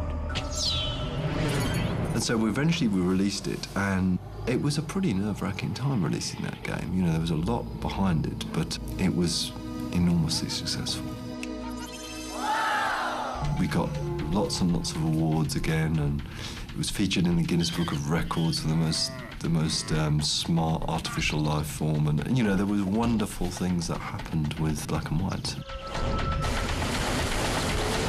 It was, again, like those early days of Bullfrog. And just like Bullfrog, the game is a success, paving the way for several new titles. He went and makes people think and sparks the imagination, and they say, can you really do that in a game? I smell combat. It just explodes from there. It kind of comes back to his ability to innovate and show you what you want to play. Work begins on several new projects. Fable, a game that offers players the freedom to become whatever character they want. I'm really excited about Fable. You're starting to get into this world of RPGs where the things that you do as a player dramatically impact the game. And that's really what an RPG should be, right? The role that you play affects the game. It's very exciting. It's the future. It's right in front of us. BC, a game that makes you responsible for the well-being of a small tribe. Peter was talking to me about it once, and he just cracked me up because he kind of looks at me and he goes like, yeah, this part of the game, it's just kind of like Super Mario with blood. BC, you have a tribe, you want to have the tribe grow, which is by getting them food, shelter, all the kind of classic Neanderthal things you need to do to live. And the movies. A game that allows you to take on the role of a movie mogul and guide a studio into the big time. But no matter what games he works on, Peter Molyneux helps the player realize that the choices we make have consequences, both good and bad. What a lot of Peter's games have done is just to say, well, you're whoever you want to be. Here's the playground, here's the sandbox, make of it what you will. I asked him once what made him stand out. He once told me that people, when they have an idea, have a little voice in their head saying, maybe it's not a good idea, maybe it's not, maybe this isn't the best thing to do. But he doesn't have that voice, so what he'll do is he'll think of something and he'll just hang on to it and he'll just evangelise that idea. And I think Peter likes to push the boundaries. Sometimes you think, my God, how are we going to achieve these things? But he has that kind of vision that's sort of above and beyond where we are today. Ladies and gentlemen, Peter Molyneux. In March of 2004, the Academy of Interactive Arts and Sciences gives Peter their Lifetime Achievement Award. The guy has taken games and done things that we just never really expected. Sometimes it's like, oh, that's a cool idea. Lightning strike once. But, you know, will it happen again? And he always seems to do it over and over again. You know, he's an innovator. Computer games are completely my life, and I just would be a road sweeper without them, definitely. Thank you very much indeed. You know the bizarre thing? I'm more ashamed of the mistakes that I've made than proud of the achievements. Because some of the games that I've been involved with have been close to being really good, but not quite great. I think I'm going to continue making those steps forward. This is my life, my passion. I don't think I'll ever stop. I don't think I would know what to do with my life without making games. It's a fantastic, amazing, incredible job. I get to have a dream and see that as reality. What else could you do?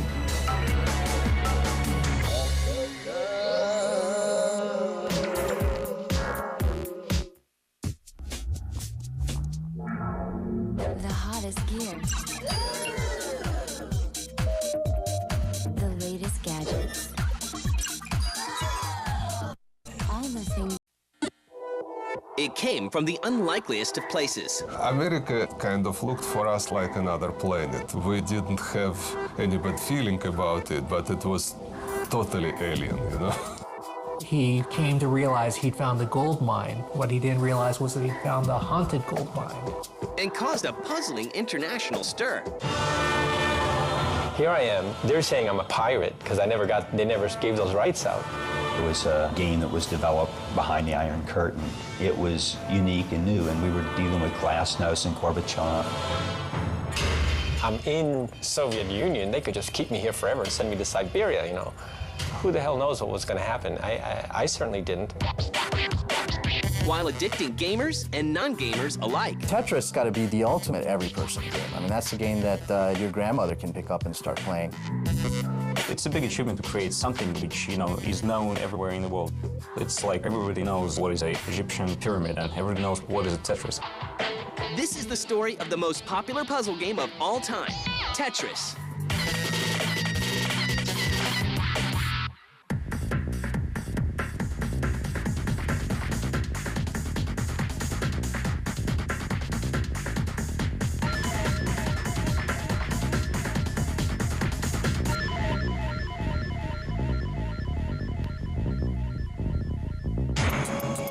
During the 1960s and 70s, at the height of the Cold War,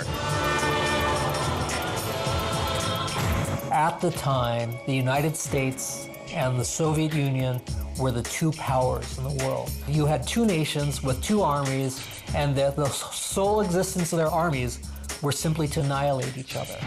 Alexei Pajitnov grows up in the city of Moscow. Didn't look anything like American cities. No advertisement. Very, very modest kind of showcase.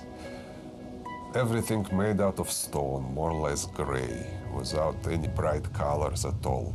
America kind of looked for us like another planet. We didn't have any bad feeling about it, but it was totally alien, you know? So we just knew very well our life, but didn't care about the life of the rest of the world. What Pajitnov does care about, however, is his passion for math and puzzles at an early age. I like all the mathematical puzzles and all the mathematics, and it was my kind of passion in school. And then I get to the special program, to the mathematical class, and I graduate the special mathematical school. After his university studies in 1979, Pajitnov is hired by the Computer Center of the Moscow Academy of Science. And I was just a regular, researcher there. Wrote some software for artificial intelligence, automatic speech recognition, CAD/CAM system, all kind of stuff. But I still kept my passion and love to all small puzzles and games which I had since I was a schoolboy. So every time when I had excuse to kind of study new hardware or get new software, I always try to put some kind of game or puzzle on the computer. Alexei's early work is done on the Electronica 60, a Soviet terminal computer which predated the IBM PC. During his free time, he develops a computerized version of the Pentominoes puzzle game. In his spare time, he didn't get paid for it. Alexei Pazanov, he just made a fun puzzle game while he was working in Russia. And at one moment, I had the idea to put the Pentomino puzzle on the computer. Pentominoes is a very, very well-known puzzle, and I love this puzzle. With the help of a 16-year-old programmer, Pazanov finishes the game and calls it Tetris. We really didn't understand where Alexei had gotten the name Tetris, and later really found out that tetra means four in Russian. So all the squares were like a little T or an L, but they all contained 4 blocks. So that was tetra. And when we met Alexei, we said, why Tetris? And he said, well, the only other game he really liked was tennis. So he took the IS off the end of tennis and made it Tetris. And so that's where he came up with Tetris. Tetris is distributed freely among Pazanov's comrades at the computer center. Because there was no any software market around, and the only way to distribute software was just to give it for copy. That's what we did. And the game quickly spreads throughout Moscow. And we let it go.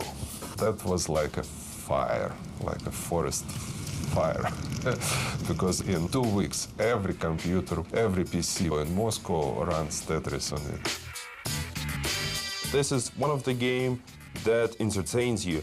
If you had, like a busy day and you're back from the office, very tired, it's a game that you can play for 5 minutes, for 30 minutes, or even for 50, just as long as you want to. I think why this game became so popular is probably, well, as everything in life, it's a combination of good idea, luck, and maybe good timing. I didn't feel very good about my game because many people playing instead of working. And my bosses in computer center, well, they weren't upset, but they kind of look at me like, like a small kid which do something not very appropriate, The popularity of Tetris soon catches on beyond the Soviet border.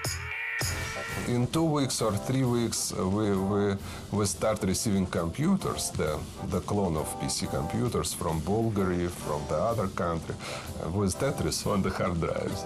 So the game step over the borders. And captures the attention of a visiting entrepreneur named Robert Stein in 1986. Robert Stein has his own company called Andromeda Software. He did work with his former colleagues in Hungary, and probably they showed him this game and he was very interested. Robert Stein has got to be considered one of the unfortunate victims of video games. He got and put many people in a lot of trouble. And the simple game of falling blocks soon finds itself in a complex situation.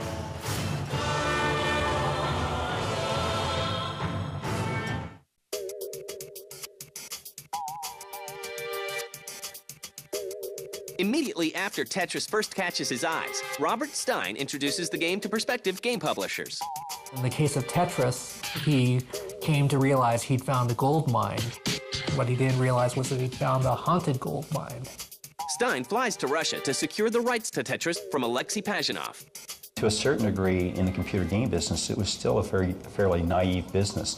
A lot of business done in the late 80s in what was still a very immature business, barely over 10 years old, was contracts written on a napkin or a handshake. In 1986, Spectrum Holobyte's Gilman Louie and Phil Adams see a demo of the game and immediately strike a deal with Stein. There never really been a product release that had been developed in the Soviet Union, so we wanted to make sure we got the proper rights to the proper people, and we emphasized that to Robert Stein, and he is certainly intimated that he had the ability to give those particular rights. First of all, Stein pretended that I already agree on everything by replying him. I'm not sure what Stein could have done to save everything. Clearly, he was overextending himself. He was promising people that he had all the rights even before he did have them, and that was a problem. Unaware that the rights were not secured by Stein, Spectrum Holobyte releases the game for the PC in 1988. It was a novelty. It was unique and new, and we were dealing with Glasnost and Gorbachev and Reagan and that whole time period. ELORG, the Ministry for Import and Export, eventually takes over Tetris negotiations that same year.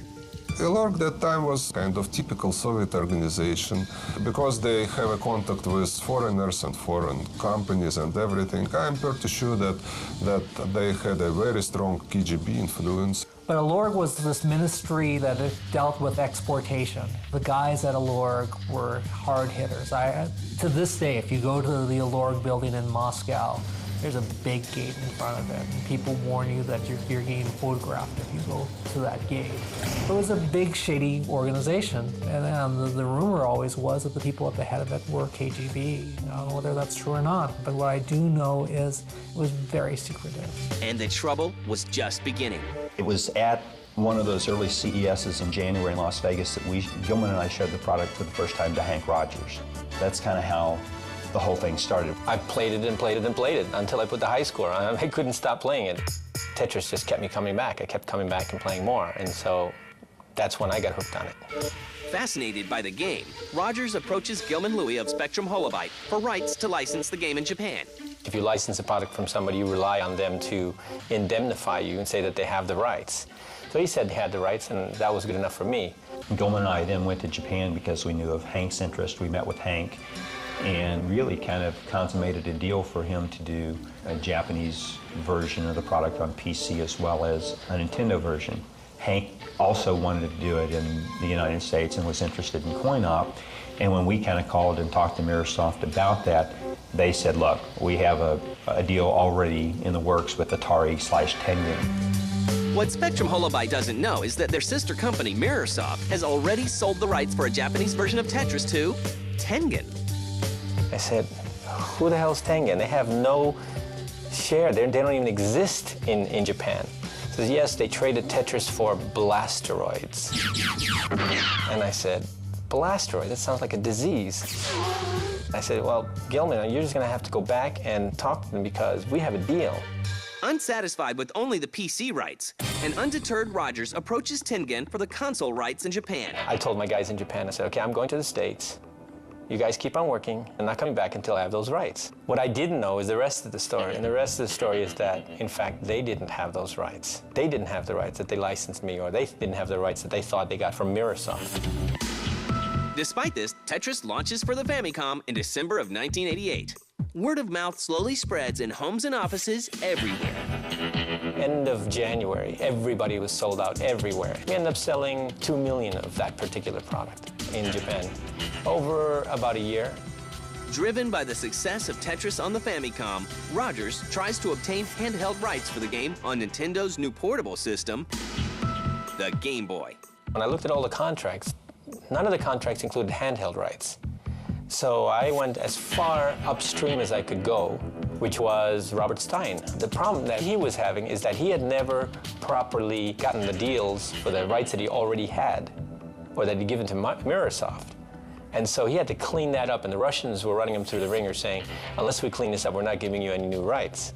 When the Tetris rights were negotiated, we were part of a Maxwell Corporation and Mirrorsoft. So Mirrorsoft actually signed the contract with Robert Stein. Kevin Maxwell, who was one of the Maxwell sons, eventually went back over to the Soviet Union to kind of do a more conclusive deal at that point from a rights standpoint. A scramble for Tetris rights ensues as Hank Rogers, Robert Stein, and Kevin Maxwell of Mirrorsoft coincidentally fly to Moscow at the same time. I got on the next plane to Moscow. I want to track down the Russian agency or the Soviet agency that has the right to Tetris. Hank then went to Russia on his own and tracked down Alexei. That was a total adventure game. I was there and didn't know anything, and I was asking people in the hotel or information or whatever to try to find out this. In Russia or in the Soviet Union, nobody gives you information. It was a very, very strange place.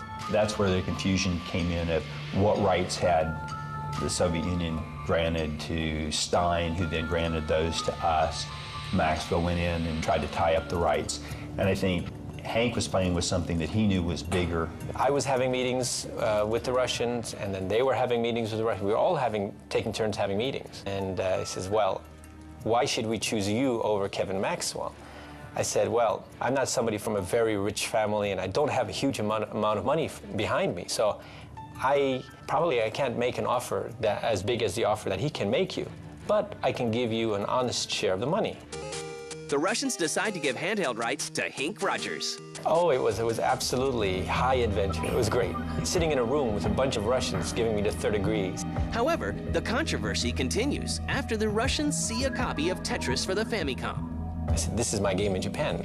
They said, well, we never licensed those rights to anybody. I said, oh my God.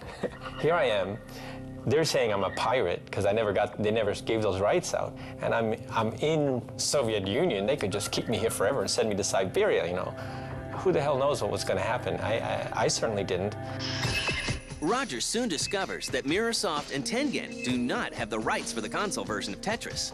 Well, at the end of the week, they're saying, you know, Mr. Rogers, so would you like to license from us the console rights? And I said, hot potato. I knew for a fact that Atari was a huge litigious company. So I thought, oh my God, this is going to be a huge lawsuit. If I now go license the rights behind their back, how they'll interpret it, there's no way I can do this. I cannot fight this fight. So I need an ally. And the ally he finds is none other than Nintendo.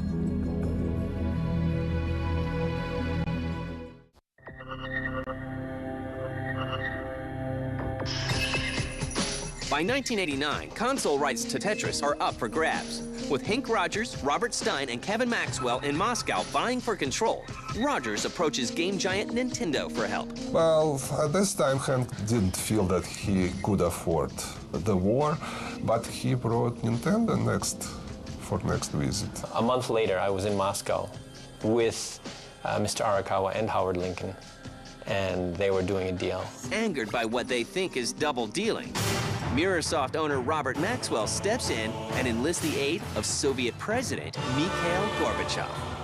So they were buddies, and so when Gorbachev went to England to visit whatever, he had a meeting scheduled with Robert Maxwell. At this meeting, Maxwell was going to say, my son went to Moscow to get the Tetris rights, and some upstart from Japan got the rights instead. Do something about it. So he was going to apply the pressure, but we were saved by an earthquake in Armenia. And Gorbachev had to cut his trip short. So he never had that meeting with Maxwell. So there was a little bit of divine intervention that happened there. Nintendo eventually secures the rights and battles Tengen in court. These companies hated each other. They just did. So when it came to Tetris, Tengen was all about challenging Nintendo's hold on it. They get into it in court in San Francisco.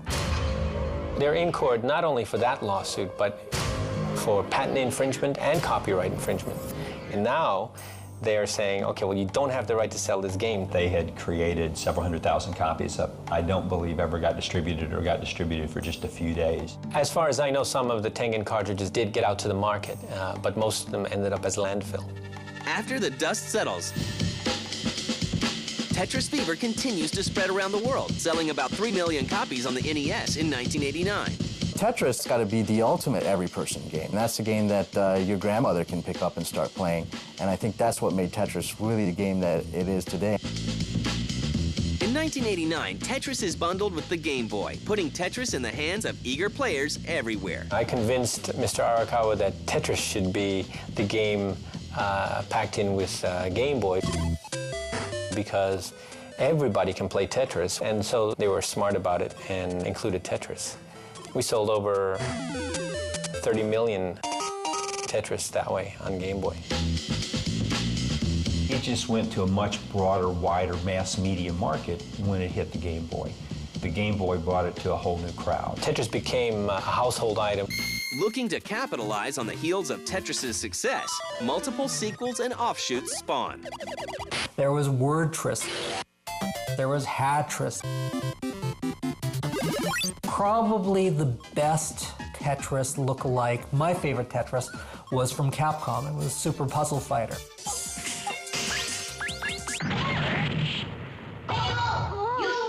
Ripping off Tetris became a thing of magic.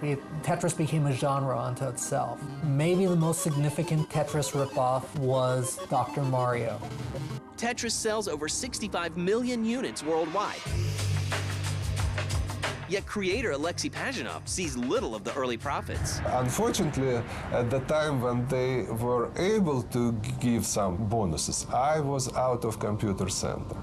And lots of people in computer center got some kind of goods like refrigerators, kind of microwaves and whatever. So he didn't get anything, and that bothered me.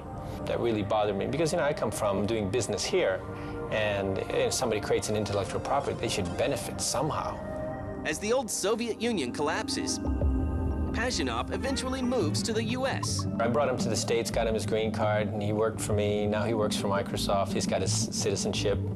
The rights reverted back to him in 1996. So this is the big change that happened. In 1996, all rights to Tetris were supposed to revert back to Alexei Pajitnov. In addition to his Tetris titles, Pajitnov continues to design puzzle games at Microsoft. Michael Jordan probably is a pretty good baseball player, seriously. But he was so good at basketball that no one will ever notice that. Alexei Pajitnov has done good games since Tetris. I worked on the very big title, which was very important for my internal kind of growing up. That was the title called Pandora's Box. Pandora's Box was a really wonderful game. No one will ever notice because Tetris was so amazing. Tetris was the all-consuming game.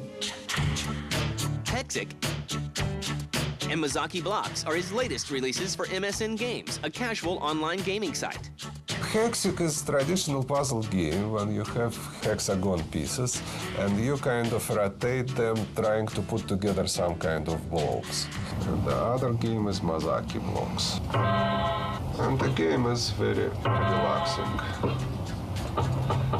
To date, Tetris remains one of the best-selling and most played games. It is on over 60 platforms with no end in sight. Tetris is in a wonderful position with mobile games because Tetris is perfect for mobile games. It's a very simple game. Tetris is the #1 game on mobile phones in North America. And its status only continues to grow. Sometimes I read science fiction or some novels. They use the word Tetris. It's a normal Russian word now. That's something I should be proud of. It's a big achievement to create something which, you know, is known everywhere in the world. Everybody knows what is an Egyptian pyramid, and everybody knows what is a Tetris. It's a part of the history. It's definitely part of our industry. I think it will still live and I'm very glad of it.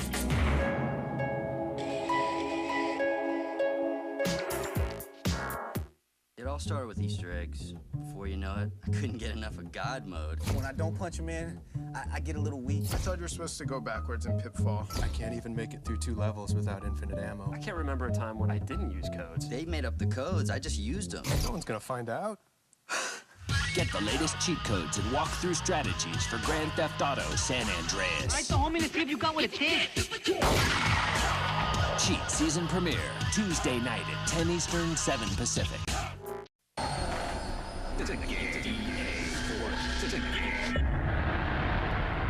It started with one man's vision. This is in the summer of 1975, and I actually concluded that I should start the company in 1982. And sure enough, that's exactly what I did. EA laid the kind of DNA foundation pretty different than the other companies. Tripp was and is a visionary. They played by their own rules. Well, we're going to answer the question that we asked in our original recruiting ad, which is, can a computer make you cry? And reinvented the entire game industry.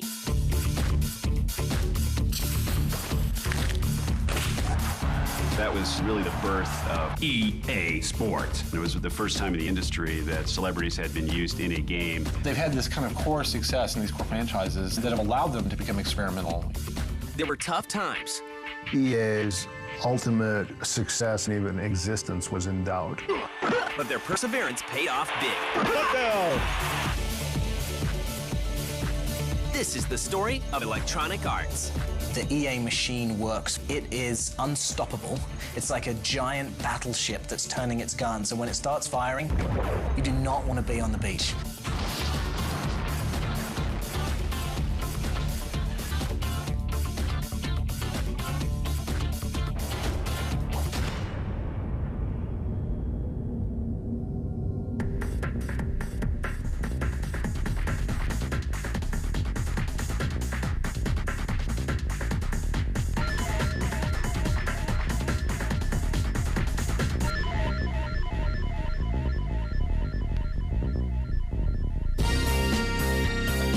In the late 1970s, two students have a chance meeting. I was at Stanford Business School. We had a professor, a decision analysis guy, brilliant guy. And in class one time he looked around and said, "You Stanford kids, you all worry about money. So I'm gonna ask you a different question. If it weren't for money, what would you like to do?" And he came to me and I said, "I'd like to help create this kind of adult Disneyland where you're in a story, kind of an athletic participant in a story, but the computer creates the environment, the people around you." And there's just silence in the class, like, "Whew, boy, is he ever out of it?" And this guy came up to me afterwards and said, "I've never heard that before." So there's one other kid in our class, and one of the other classes said something similar to that. You gotta go talk to him. And that was Trip Hawkins. While Trip was at Stanford, he had dreams of starting his own software company. And I started thinking, wow, if you can actually go to a store and get a terminal and take it home, then that's exactly what I've been waiting for. I want to be able to make games for home computers. I went back to my desk and I spent the afternoon figuring out how long it would take for there to be enough of these computers in homes that I could start my game company. And this is in the summer of 1975, and I actually concluded that I should start the company in 1982. And sure enough, that's exactly what I did. When we got out of Stanford, he said, 5 years, I'm gonna start a software company, get ready. So I did various this and that. 5 years later, he called up and said, "Okay, I'm getting 6 other people together who want to talk about starting a company. Do you want to come?" I said yes. 3 months later, he started the company and I came in.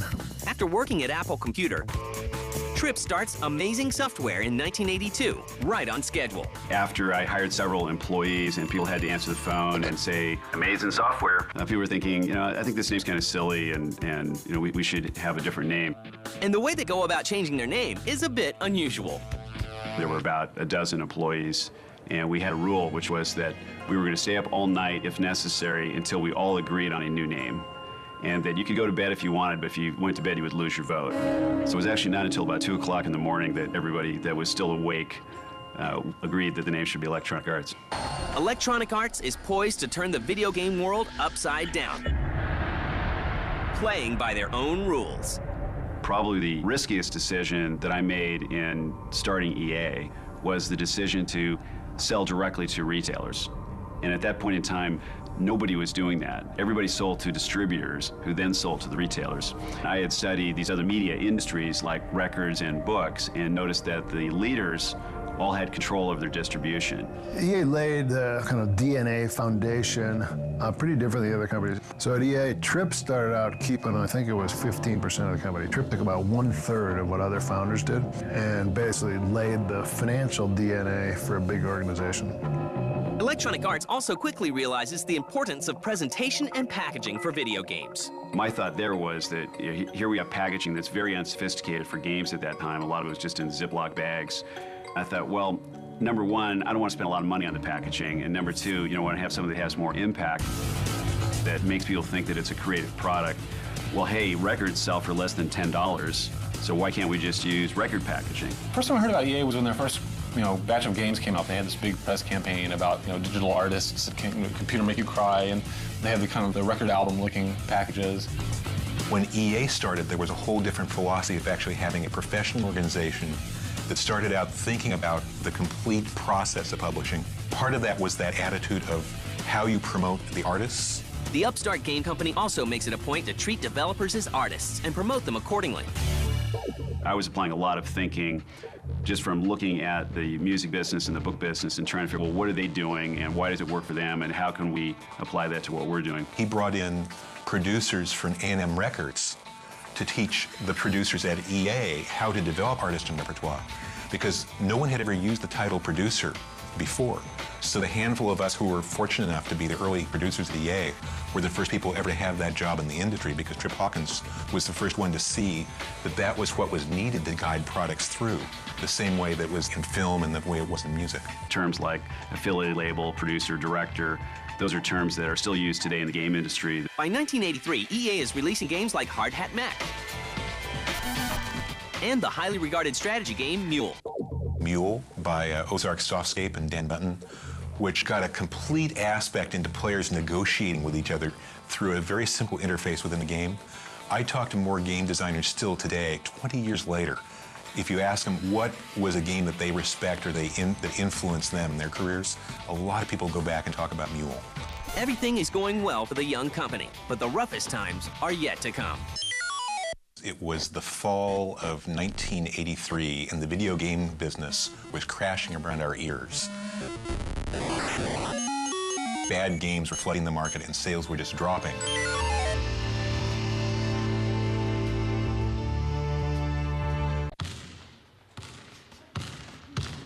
In 1983, Electronic Arts releases a game that sets the standard for sports games to come. Dr. J and Larry Bird go one-on-one.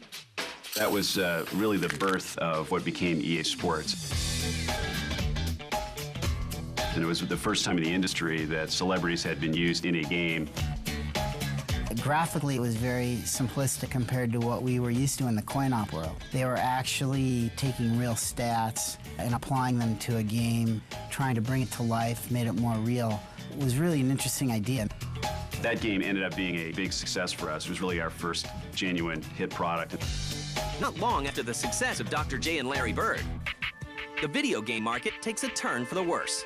The whole decade of the 1980s, EA's ultimate success and even existence was in doubt. It was the fall of 1983, and the video game business was crashing around our ears.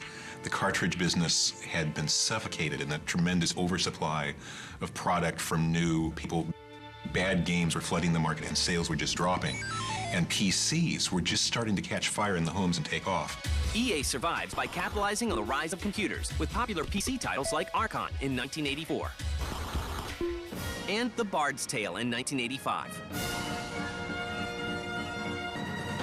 Building on the success of Dr. J and Larry Bird go one-on-one, Tripp pursues another sports legend, John Madden. Being a serious football fan, I wanted to make a real football game, a much more sophisticated game.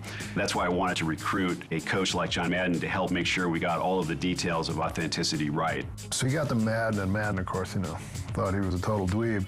But Tripp rode across country on the train with Madden, talking football all the time. So after, an hour on the train with Tripp, he realized Tripp was also a football fanatic. And Tripp came back with, a 3-ring binder full of notes. So we decided to work with him. Then after the deal's done, Tripp goes in and says, okay, coach, here's your game. Madden said, where's all the guys? It's 7-on-7.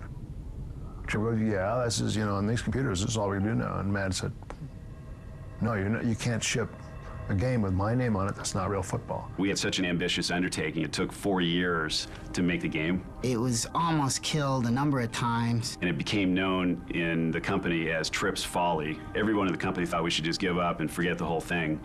And I was just very determined to make it work. But it was really his baby. When we go back to the original PC versions, the men's series was more of a novelty. When it first came out, it was not a huge success. Back then, sports and video game players were not the same crowd. Although Electronic Arts survives the 80s by developing for the PC, the video game market is rapidly becoming more and more console-heavy. Up until that time, EA was strictly a computer company. We did no console work. A bunch of us, including Larry Probst, who was a sales guy at the time, he and I and a few others were, pretty vociferous about wanting to take EA from this little, what we called a boutique software, company into a bigger mass market console company. Tripp goes, okay, figure out what you want to do and let's do it. I think you guys are, finally right. We've got this experience in sports, we better stick with it and really go after it because that was one area where we felt secure that we could beat any competition. We're developing the first set of sequels for EA Sports lineup on the Sega Genesis. So the first discussion was, a guy named Rich Hillman and I are sitting around and I said, we should do Madden again next year. And Rich goes, that would make sense. We went to everybody else in EA and they went, so football 2 years in a row? Nah, it'll never work. But we insisted. So we set off to do Madden football and said, well, as long as we're doing that, let's do another hockey and let's do another basketball. And with that, EA Sports was born.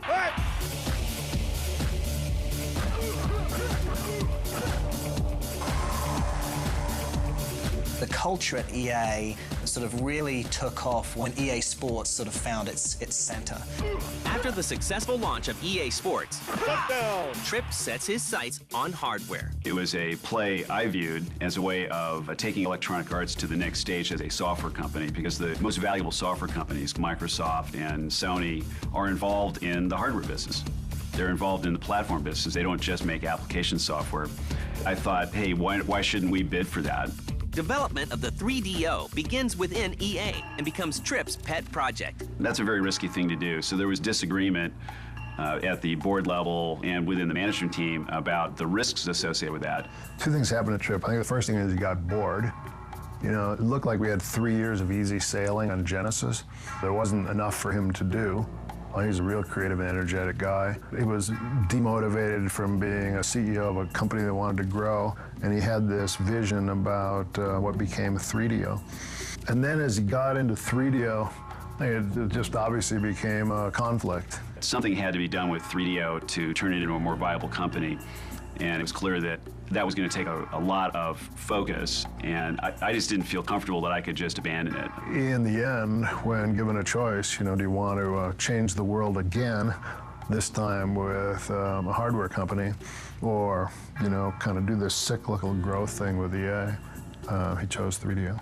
That's really how I ended up separating from EA. I mean, it wasn't something that I planned in advance to work out that way.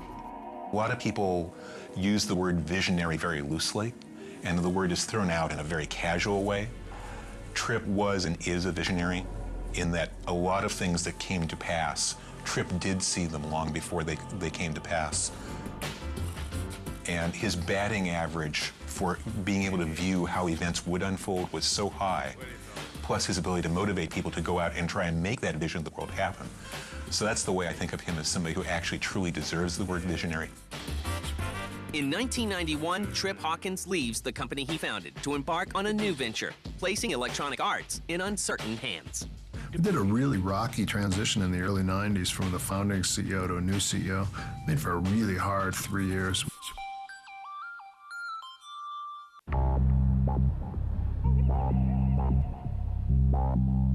After Tripp Hawkins leaves to start 3DO, EA quickly fills the gap.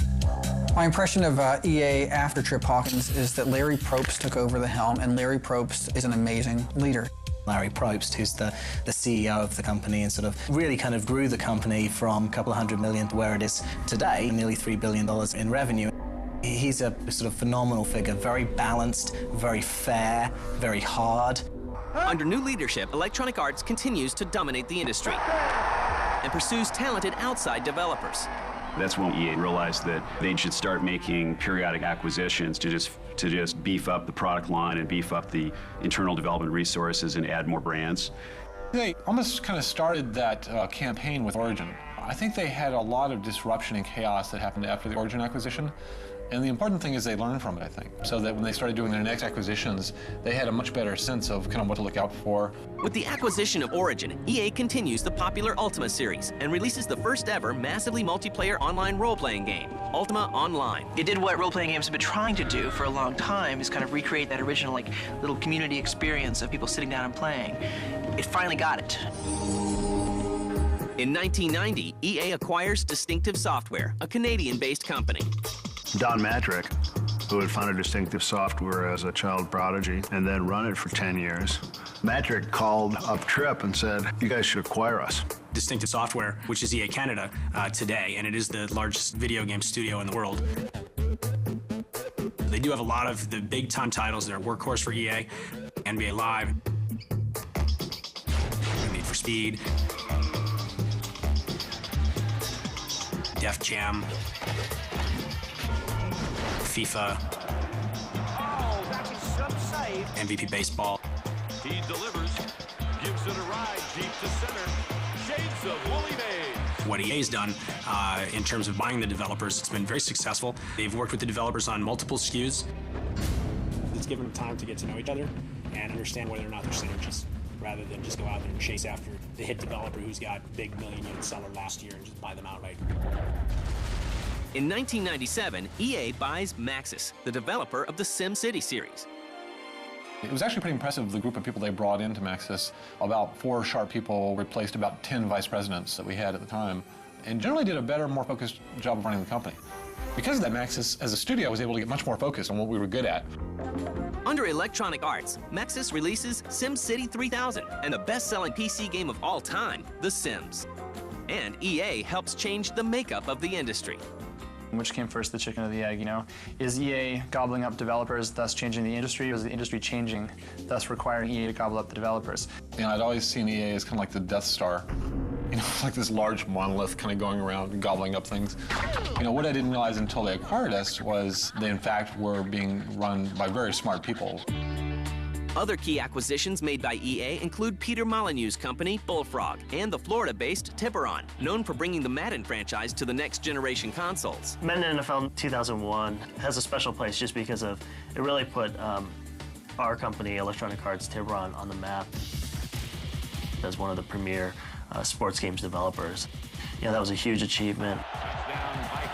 A lot of hard work. It really kind of set the pace for sports gaming on next-gen consoles. All next-gen consoles were not blessed with Madden, though. And he dropped it. Electronic Arts decided not to develop games for Sega's Dreamcast, despite the company's success on the Sega Genesis. There were a couple negatives about the Dreamcast. The first was we'd lost a little faith in Sega's management because they had done the 32 acts, they did the Sega CD, they kept kind of cycling this new stuff and kind of changing their story about where they were going to put their emphasis. The Dreamcast for a while there was going to be an online machine at launch. They made too many changes for us to stay confident. Meanwhile, Sony, what they said they were going to ship, they never changed their message on the PlayStation. For Electronic Arts, one of the things that we've prided ourselves on is being platform agnostic. We think that our responsibility is to create the best software experiences for consumers. They've had this kind of core success in these core franchises that they've nurtured and that have allowed them to become experimental. With several best-selling franchises under its belt, EA continues its dominance in the game industry with a variety of big-name licenses. They obviously moved a lot more towards licenses with the Lord of the Rings franchises. And James Bond.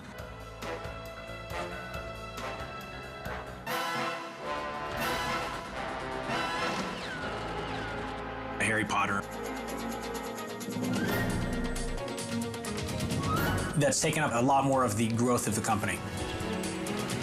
I think we've been the leader in innovation in the industry. We've kind of invented movie games. Before Harry Potter and Lord of the Rings, movie games all sucked.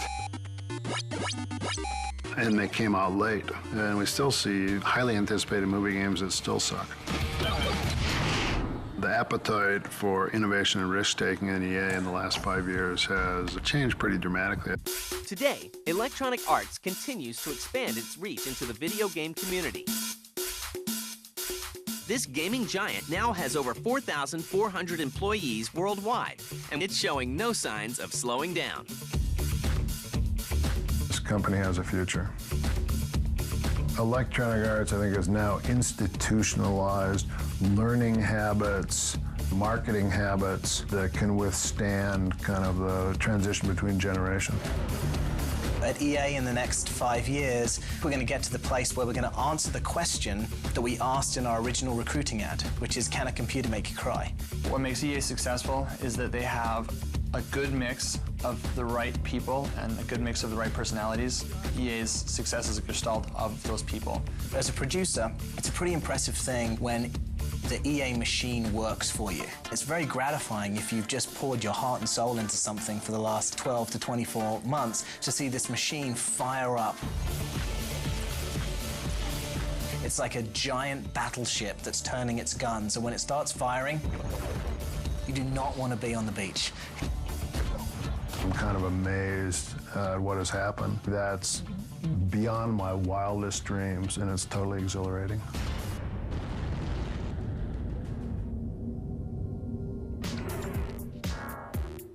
Phone, 1.2 megapixel camera and holds 5,000 MP3s. Wow, that's really impressive. Hold on a second, sorry. Hello? Yeah, hey, I'm in the middle of lunch. Can I call you back? All right, cool, thanks. So that's a lot of MP3s. Yeah. See the best, greatest, biggest, shiniest, coolest, and blinkiest new stuff coming next year when the Screensavers goes live at the Consumer Electronics Show. Coming up next. Hold on, let me put you on speakerphone. No. It started with a man. Gunpei Yokoi turns out to be the Jonathan Swift / Cervantes / William Shakespeare of video games. Who wanted to take gaming on the go. It was Yokoi's team that looked at miniaturization. Everything the NES does, we can do in this little handheld unit. He met with his share of disappointment. It's a cool invention, great thought, probably not a good idea at the end of the day. Gunpei Yokoi was in the doghouse at this point. His system had bombed. Stop. And created something that exceeded everyone's expectations.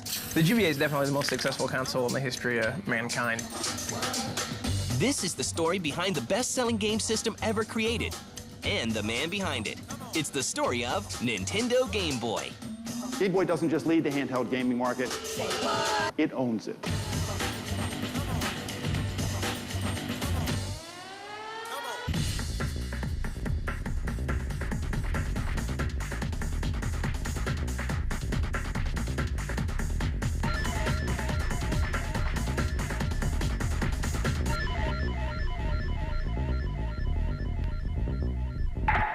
The year is 1965, and a successful entrepreneur named Hiroshi Yamauchi is at the head of a playing card manufacturer named Nintendo. At the time, Nintendo was completely and totally run by Mr. Yamauchi. He made all the decisions, and any decision made by anyone else was always run by him for approval or for his own take on it. He's a very stern businessman, very shrewd, very smart. I would say he is a genius, but a tough businessman. Yamauchi-san is a hard ass. I think that's the best way to describe his style of management. Well, he was one of the early pioneers at Nintendo. That man demanded a lot from his troupe and from his team. At the time, he was 100% in control of every detail, and so everything had to go through him. And a young technician from Kyoto comes on board to maintain Nintendo's factory machinery. Their plant technician, the guy who made sure that the assembly belt was working properly and that the plant equipment was working properly, was this guy named Gunpei Yokoi. Quiet guy, unassuming guy, very smart guy, very loyal, dedicated guy, who at night liked to go home and experiment at making toys. It's not long before Gunpei's experimenting gets him noticed. Yamauchi came to him and said, "Do you think you could make a toy for us to sell?" Now in America, we'd say, "Sure, what's in it for me?" That didn't occur to Gunpei Yokoi. He said, "Sure." And he came back with some of the inventions he'd made. His first invention was like this mechanical arm that was basically just would grab things. And that was one of the early things that he developed for Nintendo, and it sold pretty well. The toy, called the Ultra Hand, is released in 1970 and sells over 1 million units that holiday season. Toys didn't have to be brilliant back then. They just had to be simple and fun and easy to manufacture, and this was in the pre-Japan taking over the world period, so there wasn't a lot of money. Cheap was good. Yokoi's toys worked well. They sold well. But Yamauchi saw that there was something special about Yokoi, that he had a great creativity. The other thing that's really remarkable about Yokoi, he was very charismatic. Gunpei Yokoi turns out to be the Jonathan Swift / Cervantes / William Shakespeare of video games. On August 28, 1980, Nintendo releases another of Gunpei Yokoi's inventions, the Game & Watch. So in the beginning, he came up with the Game & Watch unit and made himself a name at Nintendo. And he kind of expanded that product as the years passed. He added a 2-screen Game & Watch unit. It was very popular. This was the period where Mattel and Coleco were battling with light diode football games and racing games. And here, using LCD screens, they added a little more image to them. Nintendo wasn't the only company doing these at the time. A number of companies did. Timeout electronic games from Mego. All tell time and are so slim, you'll play them anywhere. The Nintendo units were usually a little more expensive, but they were usually a little better made and they were a little more creative. With classics such as Manhole and Donkey Kong, the Game & Watch line continues for nearly 10 years, selling more than 40 million units. Yokoi becomes a star player at Nintendo. My understanding was that Gunpei Yokoi really had Yamauchi's ear. that when Yokoi suggested something, the engineers were always behind him. He delivered on what he said he could do, always. Always, always, always. When he said he could make something, he made it. And he made it cheaply. And that was enough for Uematsu. In 1983, Nintendo releases a video game console called the Famicom in Japan. It comes to the US in 1985 as the Nintendo Entertainment System. The new console is a hit in both countries and will go on to sell 50 million units in its lifetime. Gunpei Yokoi turns his focus to bringing the power of the NES to the palm of your hand. Gunpei Yokoi came up with the idea for Game Boy. As far as the development goes, this was done out of his team. Stop. Gunpei Yokoi's R&D 1 team, which is also responsible for the NES classic Metroid, gets to work.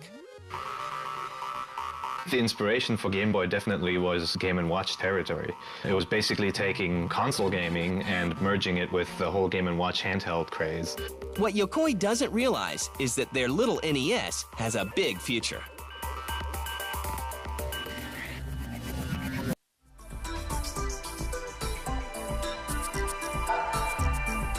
In 1989, Gunpei Yokoi is finishing up work on a special project. The motivation to create Game Boy was that the NES, or the Famicom, was a world power. Nintendo owned between 93 and 97% of the world console market by 1989, and the world console market was huge. It was huge.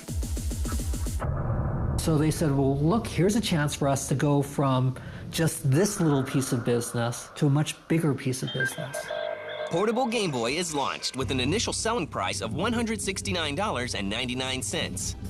Game Boy had a worldwide launch. Game Boys almost always have had worldwide launches. The launch of Game Boy was tremendous. The world was in love with Nintendo. The United States was in love with Nintendo. It was an immediate hit.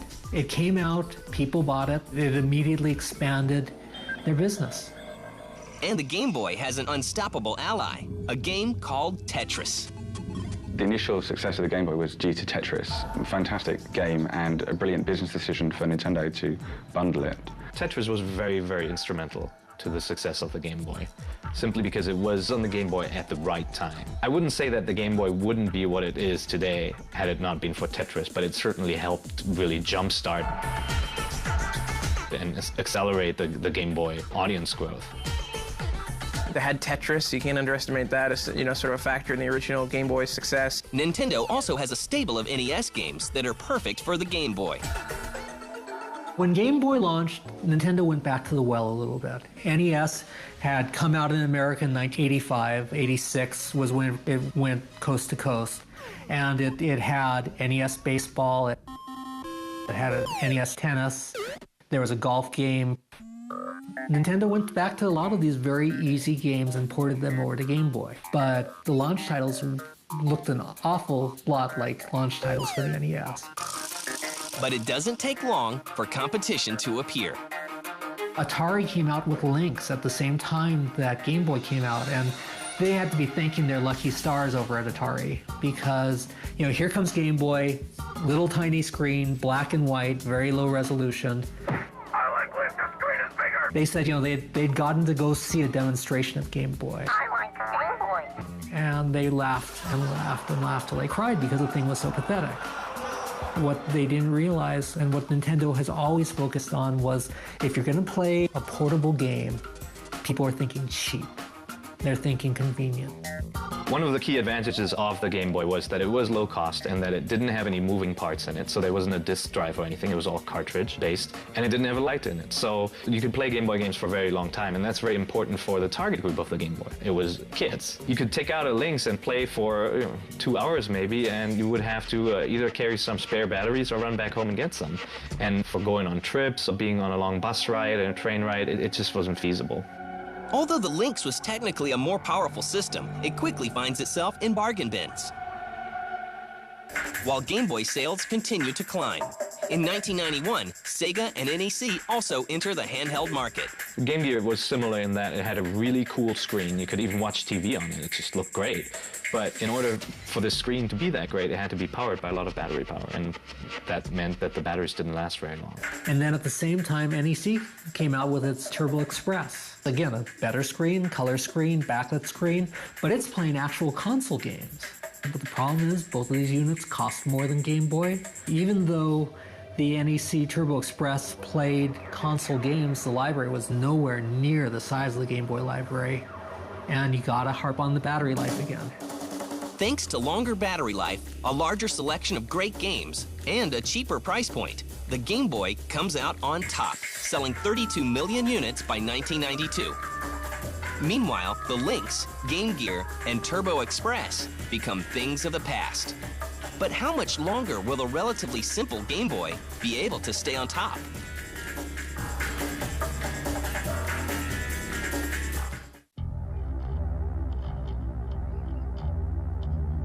Nearly 5 years after its 1989 launch, and more than 50 million units later, the Game Boy gets the first of many upgrades, the Super Game Boy. 1994, the first jump for Game Boy was the Super Game Boy. Super Game Boy was a peripheral that you could put in your Super NES that would let you play Game Boy games on a Super NES. Now, if you can think of anything that would be dumber, instead of playing these big, beautiful, full-color, highly detailed Super NES games, you could now play these $19 Game Boy games on your Super NES. It did not make a lot of sense. At the same time, Sega came out with 32X. It gave you more color, it gave you better sound, it gave you bigger games. That made sense. It made a lot of sense, right? So what happens? Sega sold 300,000 32Xs. Super Game Boy sales were in the millions, multiple millions. Who could figure out why? But people wanted to play their Game Boy games on the big TV. Jagged as they looked, it was pretty stupid stuff, but people bought it. They snatched it up. It brought some new life to the Game Boy. In 1995, color finally comes to the little handheld that could, but not in the form of a color screen. Another thing that brought new life was not Game Boy Color, but Color Game Boy. Game Boy came out in 1989. For a while, it was really hot, and then it became a backwater for a while. So they came out first with Color Game Boy. And I still remember Peter Main, the vice president of Nintendo, standing up at CES and saying, you know, you people are always asking, when are we going to come out with a Color Game Boy? Well, here it is. What Color Game Boy was Game Boys with colored outsides. You know, ha ha ha, funny joke there, Peter. Weird as it sounds, people liked it. It brought Game Boy sales up. Go figure. Just a different color outside Game Boy. The next step for the Game Boy was to become smaller. 6 years after the original Game Boy came out, Nintendo released the Game Boy Pocket. What it was kind of a tweaked version of the original system. Even though, you know, you might not immediately notice the contrast of the screen itself were just much better. You could see much more. The screen didn't blur as easily when you moved. So with this Pocket upgrade, you get a much smaller unit, a unit that used smaller batteries, something that you could put in your pocket and really bring along with you. It looks like Nintendo just can't lose.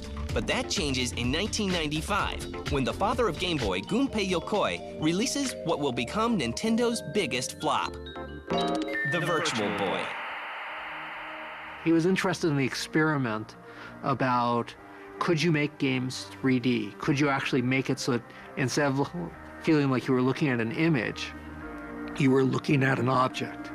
And that was kind of the impetus. The whole Virtual Boy debacle was a very interesting one, especially because I was privy to more information than many people. The Virtual Boy had very few redeeming features. It wasn't proper 3D, it was only in red, it was attached to a tabletop and wasn't movable, it wasn't portable or lightweight or anything. There was just nothing redeeming about it.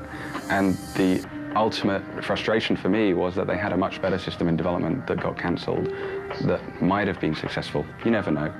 But the Virtual Boy certainly had no chance of success with all its unusual decisions that they had taken. It didn't really sell that well. People didn't really like it. It gave people a lot of headaches because you'd look into it and it was red, it was flickery, and if you played it for too long, I think your eyes might melt. Because you were staring at red and black and only red and black for a long time, people tended to get dizzy. If you played it for like more than an hour, when you looked away, you couldn't see red anymore. It's a cool invention, great thought, probably not a good idea at the end of the day. Because of the Virtual Boy's abysmal performance, Yokoi is left behind in favor of other designers. Gunpei Yokoi was in the doghouse at this point. His system had bombed. In corporate Japan, there's something called a window seat. And a window seat basically is you screwed up, you did something wrong, and instead of firing you or reprimanding you every day or giving you another chance, they basically let you sit by the window and occupy you with something, but not really let you make decisions that affect the company. And that's exactly what happened to Yokoi. He got a window seat. So it was a pretty tough time. You have Yokoi, and they're leaving him with this disaster. They're saying, you are going to man this disaster, and you will be ignored. No one's going to come talk to you. You're going to be associated with this joke of a system, while everyone else is going to look at our big N64, the system of the future. Gunpei's first big failure has him down, but his sights are set on starting something new.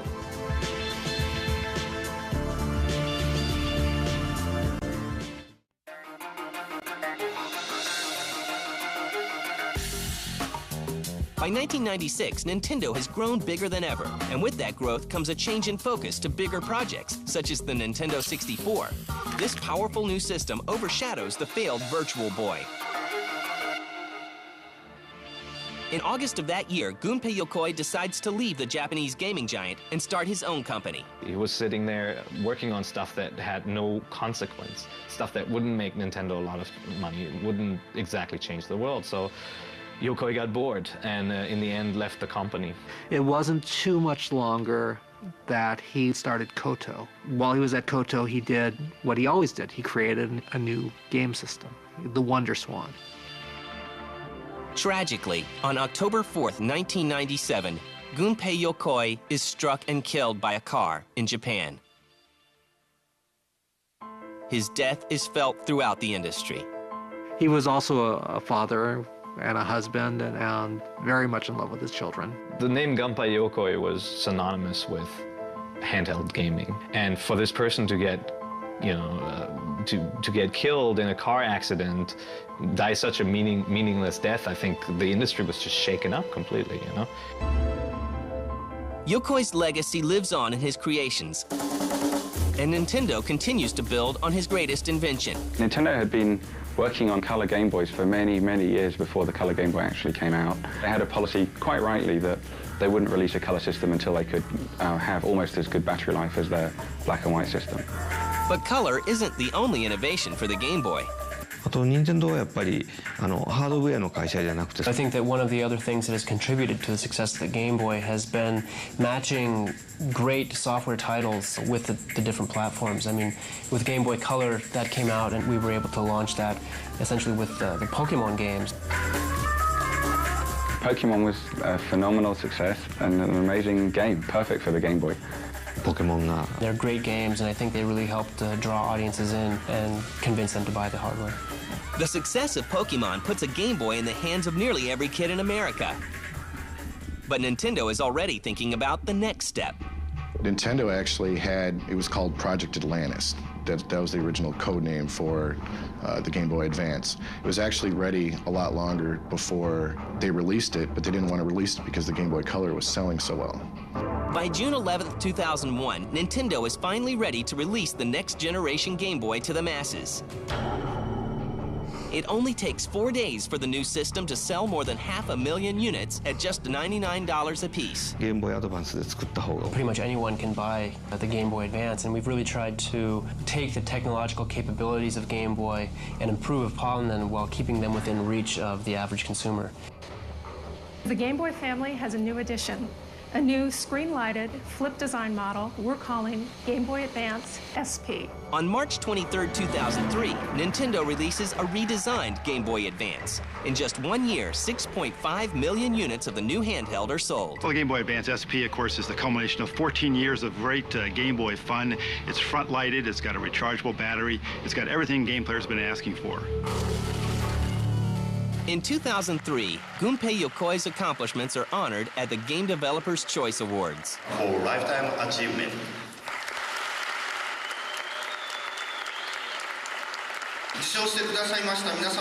If my father were able to attend the ceremony, the joy that I could feel as his son would have been something no words of mine could ever express. to him and thank my Father in heaven, to whom I have an ever-increasing feeling of love and respect. Thank you.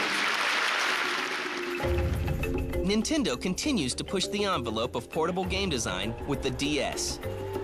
That this is not a replacement for Game Boy. For Nintendo, DS is an interesting experiment.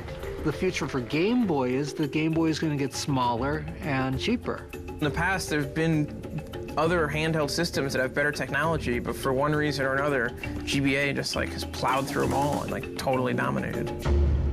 Today, the Game Boy series of handheld systems have sold more than 160 million units worldwide. Other companies are trying to challenge its dominance, like Sony's PSP. But there's no denying that Nintendo's handheld is the most successful portable game system in history. 9 serious competitors have made a run at Game Boy in the past 15 years, but 9 have failed. Game Boy doesn't just lead the handheld gaming market, it owns it.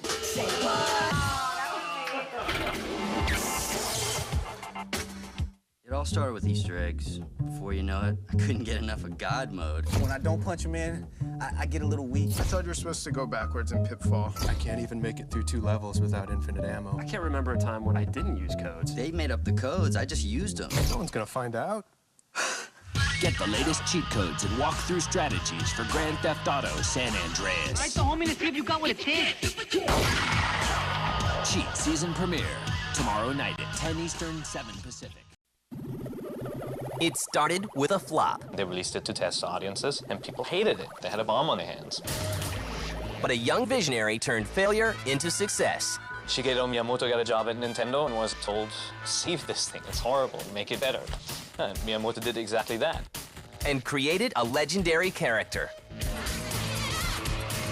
I remember my friends coming home from the arcade telling me about this new game called Donkey Kong, and that I had to go check it out. I was so blown away by just how quickly I wanted to sit for hours and hours and just play. His rise stirred up some controversy. They got sued by the movie studio for violating the copyright on King Kong. He was almost forgotten by the gaming world. There was this 10-year gap between the last Donkey Kong game and then Donkey Kong Country. But he became a pillar of gaming history.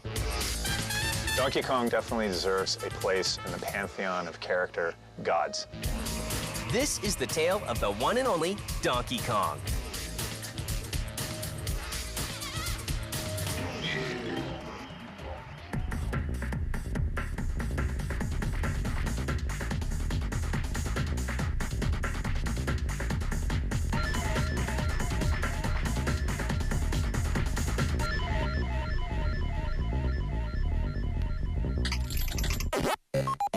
In 1980, arcade games such as Pac-Man and Tempest are king. And everyone is gaming. They popped up everywhere. 7-Elevens would carry them. By the time we get to the middle 80s, grocery stores are carrying them. The funny one, of course, is that at least one funeral home had a couple of arcade machines in its basement. It was an incredible phenomenon at that time. It wasn't like a kid phenomenon. It was really across-the-board phenomenon in terms of who was playing arcade games. That same year, a Japanese trading card company called Nintendo decides to get in on the action. Nintendo wanted a piece of that pie. And so they developed a game called Radar Scope, an arcade game. But the game turns into an explosive disaster. They released it to test audiences, and people hated it. Radar Scope was just not good. They had a bomb on their hands. This failure creates a new opportunity for a young artist. This man named Miyamoto called in a favor with Yamauchi, the boss at Nintendo at that time, and said, don't you want to give my son a job? He's an artist. He can design cool little characters and work on new arcade games. And his name is Shigeru Miyamoto. There were actually about 3 or 4 designers before me, but I was the first person to enter Nintendo as an industrial designer. Shigeru Miyamoto got a job at Nintendo and was immediately put to use on Radar Scope and told, save this thing, it's horrible, make it better. Miyamoto did exactly that. He saved it by saying, it's so bad, we can't even use it, toss it out. We're going to use the same technology to create something new. From the ashes of Nintendo's first failure comes an entirely new game. The idea came up to take a really popular cartoon character and make a game for it. The Japanese thought it was a good idea to take Popeye, who can punch people and always has to save Olive Oil, the damsel in distress. We began development on that game originally with the idea of using Popeye in it. And it seemed like a really good idea for a video game, but, you know, it wasn't meant to be. When Nintendo can't secure rights to use Popeye because of legal issues, Miyamoto creates a game in which players must rescue a girl from an oversized ape. He calls the game Donkey Kong. Here comes this game with this anti-hero pursuing a giant monkey, you know, well, technically ape, climbing up a skyscraper, and it had this horrible title, Donkey Kong. The opening cinematic, you know, for the time has Donkey Kong grabbing the girl and starting to climb the ladder, and then he knocks the girders down and creates the environment which you were about to play in. So it set the stage, told you the story, however simple it might have been, was that this King Kong ape has stolen this attractive female and you're the hero who's coming to her rescue. It's set the stage for many video games to come.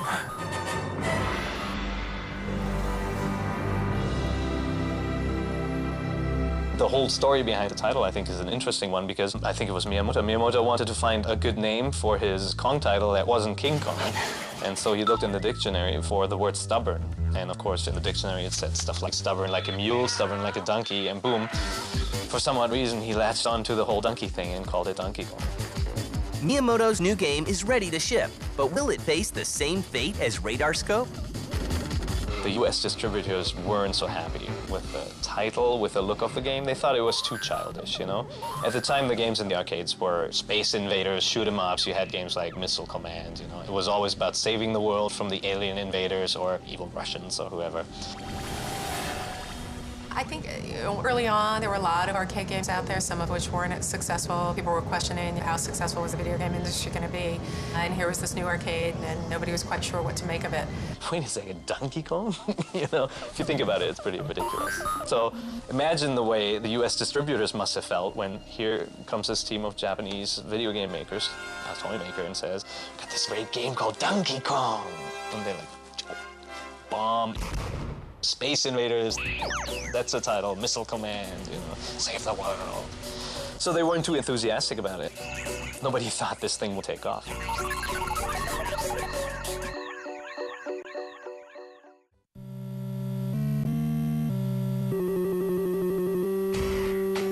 It's June of 1981, and Nintendo's new game slowly makes its way to arcades in the US. It doesn't take long for the new game to turn heads. I remember my friends coming home from the arcade telling me about this new game called Donkey Kong, and that I had to go check it out. So, you know, the next weekend I was down at the arcade. The first time I saw Donkey Kong was in the arcade. I think it was a tabletop the first time I saw it, and I was so blown away by just how quickly I wanted to like sit for hours and hours and just play. Get over the barrels and get to the top, and I must have played that game for 30 hours. It was a brand new gaming experience, you know, being able to climb ladders, being able to jump, out the control you had over the sky. It was totally something new, and I was hooked instantly. Donkey Kong becomes an instant sensation. More than 65,000 Donkey Kong arcade units are shipped to the US in its first year. Once the arcade game got out there and we started to see the reaction of gamers, we knew we had a hit on our hands. You know, Donkey Kong just like, whether it was because it was an early game, you know, one of the first games that I saw, or whether it was just because there was some, you know, magic in there, you know, it was Miyamoto's first game, right? It just nailed it. It just did everything perfectly. Every bit of that game was tuned perfectly. The graphics and the gameplay went together perfectly. It had just the right level of concreteness and abstractness and weirdness to kind of hook you, and the music's fantastic. What was fun about it was the pure simplicity of the game. There wasn't a whole lot that you had to do, but when you got down to it, it was fairly sophisticated in terms of the timing. You had to get your jumps just right, you had to move up the ladders at just the right time, and there were patterns that you could eventually learn to win. With its massive success, it doesn't take Hollywood long to notice Donkey Kong. But the kind of attention the game gets isn't what Nintendo is expecting. You had Donkey Kong, and, you know, loosely it was based on the King Kong story, of course. Big ape takes the blonde girl, climbs up a skyscraper, and somebody has to rescue her. Of course, Nintendo said, no, this is not based on King Kong at all, because, Universal owned the license, or at least it was perceived that they owned the license at the time. They got sued by the movie studio for violating the copyright on King Kong. Sure enough, after the creation of Donkey Kong, Universal actually sued Nintendo and said, "You're infringing on our rights of this old movie property." But the courts ruled that Nintendo had not infringed on Universal's rights with Donkey Kong. Not only that, Universal is ordered to pay the Japanese game company $1.6 million to cover lawyer fees and punitive damages. Ironically, at the same time, a number of Donkey Kong knockoffs begin to appear. Donkey Kong was so successful that within no time you had all these clones that popped up. You know, I think the most infamous one is Crazy Kong, which not only shares the Kong title, but it's the exact same game, you know? Instead of climbing up and going rah, rah, rah, or jumping around, he just growls. You know, there's subtle differences. If you didn't know, you'd probably not notice it. But imitation is the biggest form of flattery. And the moment these video game companies saw this huge success, Donkey Kong, they wanted to duplicate it. And the next version of the game hits in late 1982. This time, Donkey Kong becomes a more sympathetic character. Donkey Kong Jr. was kind of cool because you saw the story from another angle. You know, instead of having the bad monkey steal the girl, you had the roles reversed. You had Mario kind of in a more negative role. It brought back the same familiar characters, and it was cool to see them in a different context. It was interesting to see how well sequels can really tap into your psyche if you have fallen in love with a particular game. As soon as you see those characters again, you've got to play the game. And for Donkey Kong Jr., that really was cool. What was interesting about Donkey Kong Jr. as well is that it introduced the new characters. And that was one of the first times that I'd seen that in games. Donkey Kong has gone from being a small-time chimp to the king of the arcades. But how much longer will Nintendo's unique franchise be able to continue its reign?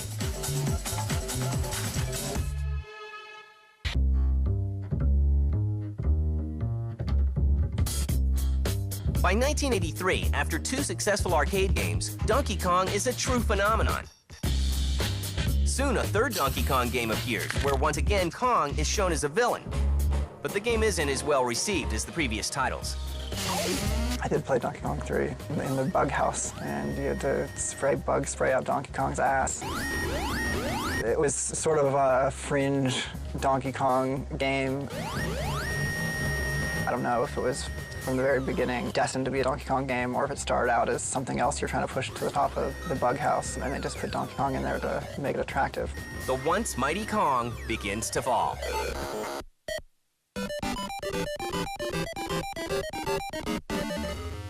A few more titles are released, such as Donkey Kong Jr. Math for the Famicom in 1983, but interest in the series is waning.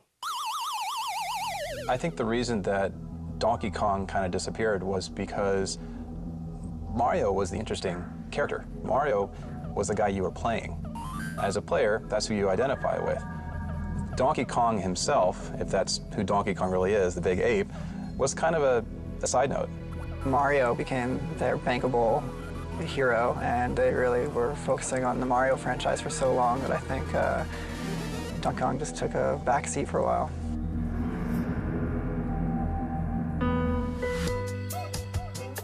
But in 1994, 13 years after it first debuted, the Donkey Kong series makes a comeback, thanks to a development house in the UK called Rare.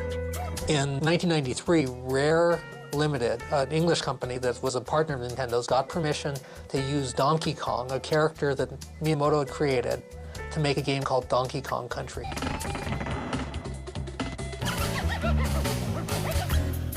Which had this very 3D rendered look to it. It was the first game on the Super NES to have that look. It looked great. I think it was the first time that any of us had seen 3D rendered characters used as sprites in a game. It really stood out from the rest of the games being produced for that generation just because it was so slick graphically. Donkey Kong Country was a really good use of the Super Nintendo's abilities as a gaming machine to take some pre-rendered graphics and make the environment look pseudo 3D. The animations were great, the characters looked like they possessed depth, the gameplay was addictive. It was a platformer in the true sense of the word. It established firmly the minecart level as something that all future platformers had to have. You know, I don't know why there was this 10-year gap between like the last Donkey Kong game and then Donkey Kong Country. You know, it's almost like Donkey Kong's like the Chewbacca of the Nintendo world, you know? Like Star Wars, everybody gets a medal but Chewbacca, and it's like in the Nintendo world, like Donkey Kong's always kind of been pushed to the side in favor of Mario and Luigi and stuff, and it's a bummer. Well, Donkey Kong Country was a huge success. Donkey Kong Country sells more than 8 million copies, setting a record for the best-selling 16-bit game of all time. And once again, Donkey Kong is the good guy. But despite the title's commercial success, some people are critical. It's the epitome of bad game design. You're asked to collect all these different things that really don't do anything for the player. 5,000 bananas, yay, what does it get me? Nothing. It's just to keep you occupied, make you walk through the same levels again. I did an interview where I had Tim Stamper, the creator of Donkey Kong Country, and Shigeru Miyamoto at the same time. And Miyamoto was ruthless. Miyamoto said things like, Donkey Kong Country proves that Americans will buy a game with mediocre gameplay as long as the graphics are excellent. It was boring, yet the game garnered reviews in the 9s everywhere and people bought it. It's baffling.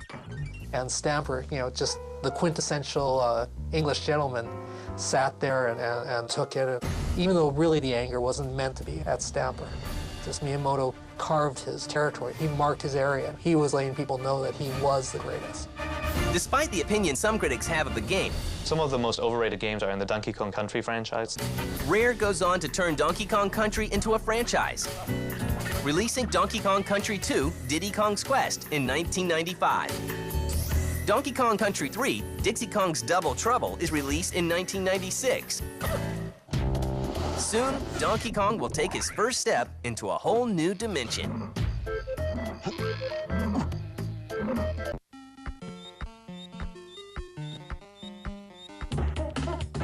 In 1996, Donkey Kong and his extended family are in the middle of a revival, thanks to games like Donkey Kong Country for the Super Nintendo. But it's not until 3 years later that a full 3D Kong game is released. Nintendo spares no expense to hype up the release of Donkey Kong 64. And the game becomes a financial success, selling 1.9 million copies. But the response from critics is mixed. I remember that Donkey Kong 64 was fairly frustrating. I really enjoyed that game. I just thought it was great. I was a little bit disappointed. Normally, it's not too cool to harsh on other people's games in this industry, but man, there were too many collectibles in that game. I was really put off by the amount of collecting of bananas that I had to do and how I had to switch characters just in order to collect a certain color banana. I had trouble keeping track of what I was supposed to be doing at any time. It was a game that I did finish, but as a game developer, I felt I should complete the game, but not as a gamer, a game that I really wanted to play to the end. It was Donkey Kong 64 where I actually stayed in that world for quite some time. It was really neat how it just opened right up and it was very vast. And it was like building on these characters that you had this history with for years and years.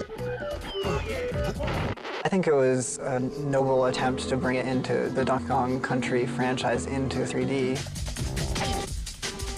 They had created a strong cast of characters that were expanding on the Nintendo 64. I want you to do everything in your power to keep Donkey Kong distracted.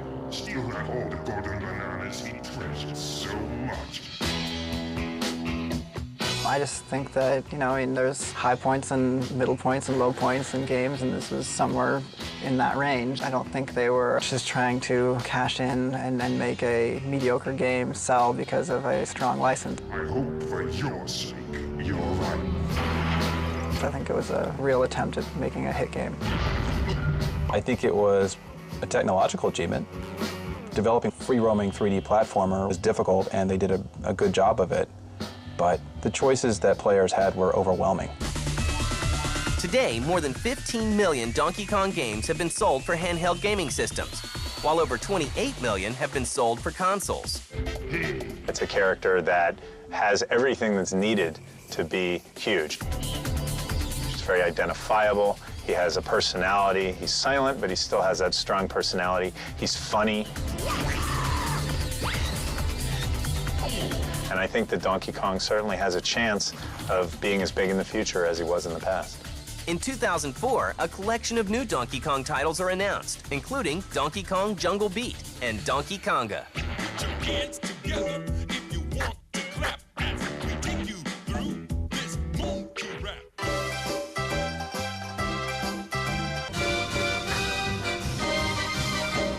While Donkey Kong has had his share of failures and success, there is no denying his place in gaming history.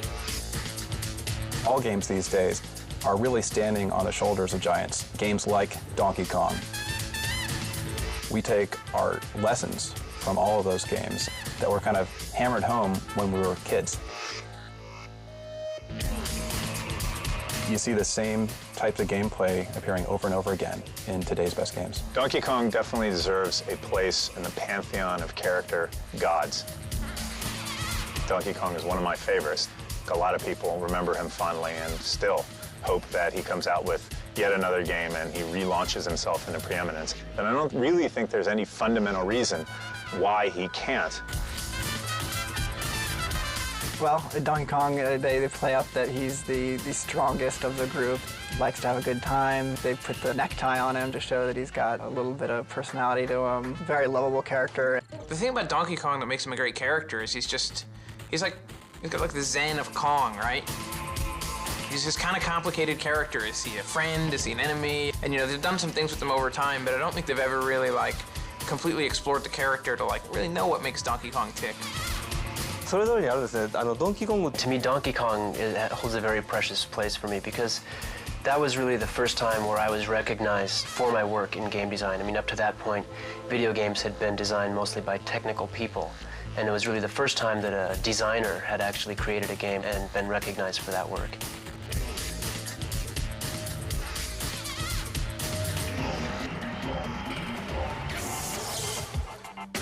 It all started with Easter eggs. Before you know it, I couldn't get enough of God mode. When I don't punch him in, I get a little weak. I thought you were supposed to go backwards in Pitfall. I can't even make it through 2 levels without infinite ammo. I can't remember a time when I didn't use codes. They made up the codes, I just used them. No one's gonna find out. Get the latest cheat codes and walk-through strategies for Grand Theft Auto San Andreas. Right, the homie, let's see if you got what it takes. Cheat season premiere, January 18th. His love of music was diverse. Nobuo Uematsu is very melody-focused. He really likes the Beatles, bluegrass.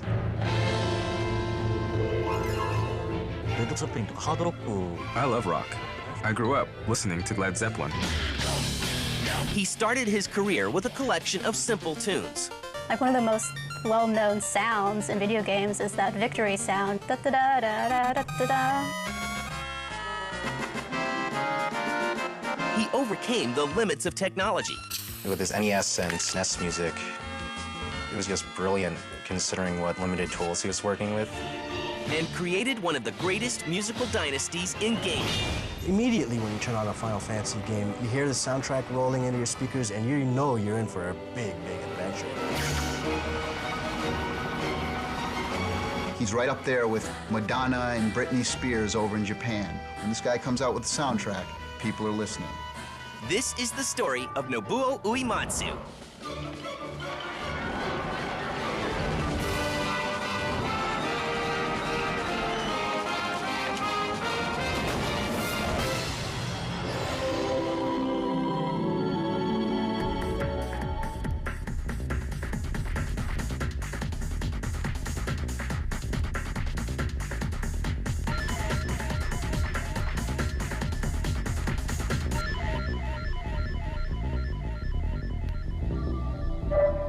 On March 21st, 1959, Nobuo Uematsu is born in Kochi City, Japan.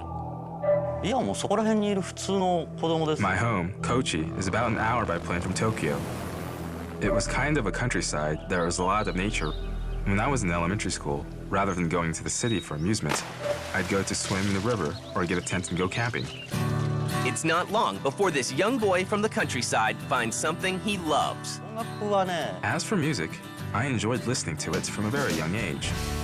When he is 12, Uematsu gets even more involved with music. In my high school years, rock and pop music were very popular, and my friends wanted to get a band together. At the very start, I think we were playing Beatles tunes. A lot of people play the guitar, and the bass and drums weren't for me.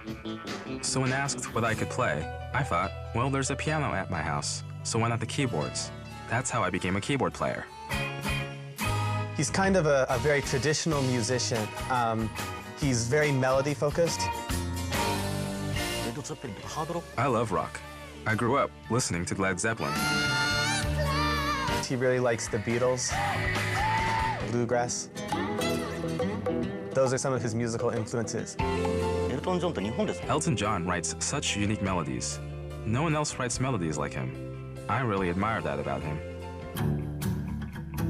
Nobuo goes on to attend the University of Kanagawa. After graduating, he spends time composing music for commercials and playing keyboard in an amateur band. But one day in 1985, fate steps in. At that time, I lived in the building where a lot of aspiring artists, writers, and musicians would get together every night to drink. One time, a girl who was working in planning at Square came along. She said, "There's a music job at Square. Do you want to try it?" I said, "I'll do it." And that's how it started. Square was a very small publisher in Japan. They'd come out with a number of RPGs for the tiny floppy disk type games for the Nintendo Famicom here in Japan, and they produced a handful of cartridges. But really there was nothing to distinguish them, to set them apart from the large number of small development houses that were able to thrive in Japan. By 1986, Uematsu is hard at work for Square, composing music for both the Famicom and a Japanese computer called the PC-88. His early work includes Blasty, Rad Racer, and 3D World Runner. But all is not well with the small software developer. Square made a ton of games, and some of them stuck, but not all of them were popular. Even though they had a small level of success, they were in a fair bit of financial trouble. Really, they needed not just a hit, but a mega hit if they were going to keep the company around. Now that Uematsu has a job doing what he loves, the company he works for might go under. However, Square still has one more game up its sleeve, and Uematsu is tapped to be its composer.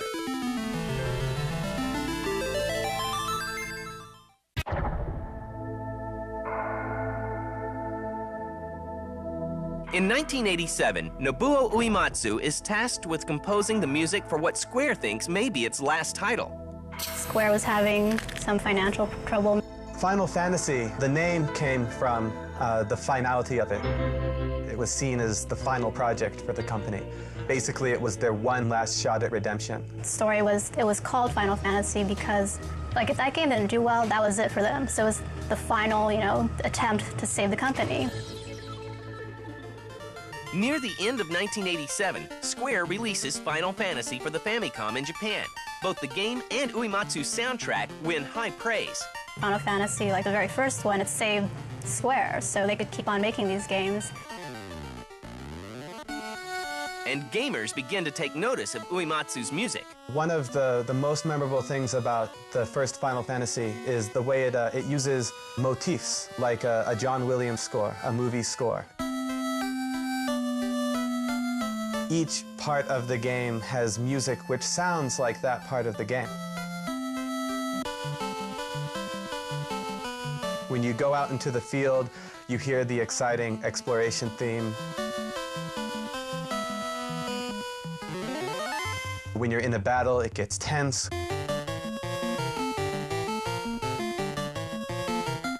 When you're in the ice cave, it's mysterious.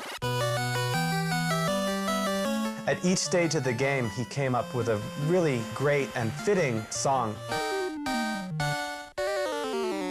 Many different styles that really strung together made a soundtrack.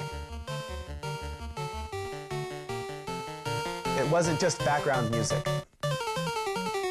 1 year later, Square releases Final Fantasy II, and again, the music is composed by Uematsu. Interest in the Final Fantasy series continues to grow, and people love the music. In my mind, Nobuo Uematsu, he really brought a lot of soul to the Final Fantasy games.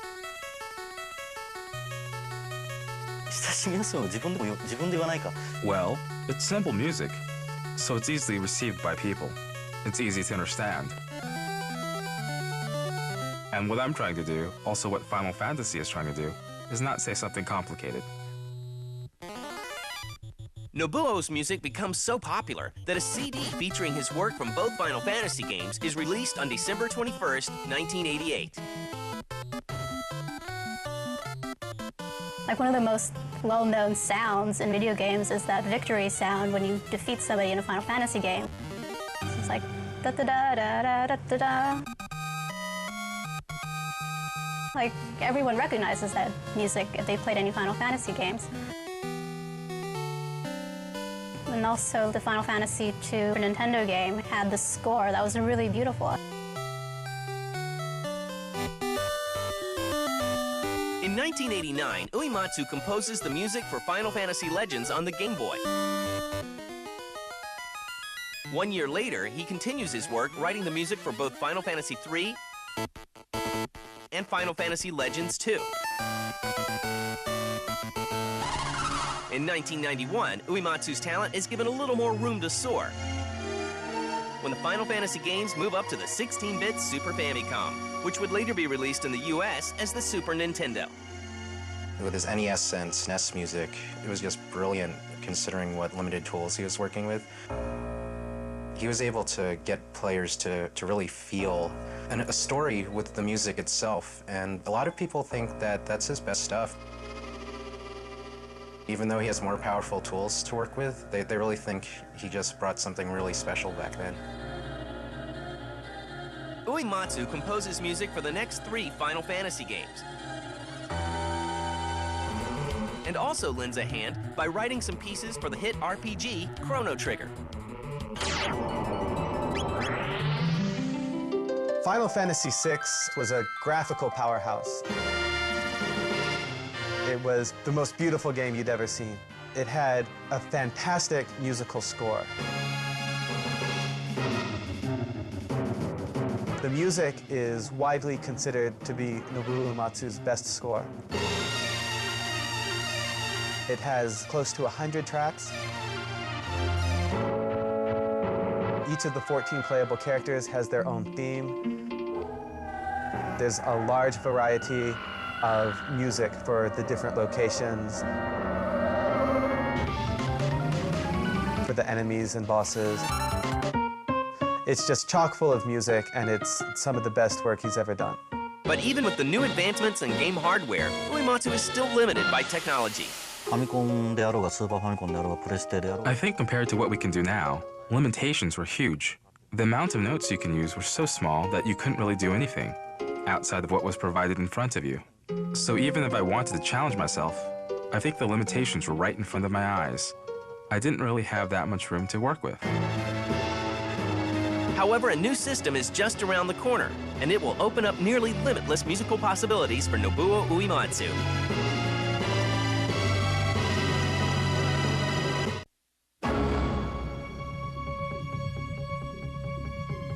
By the time Sony releases the PlayStation in 1994, there are 14 CD soundtracks featuring Uematsu's music in retail stores across Japan.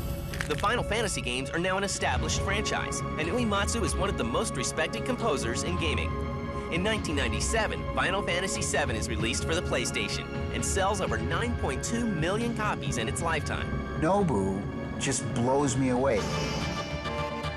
I'll listen to like Final Fantasy VII, I'll be listening to this music and this great orchestral scores and choirs and everything. And after Final Fantasy VII, I'm like, that stuff's amazing. There are actually a bunch of songs that I like in Final Fantasy VII. But Aeris' theme is one of my favorites.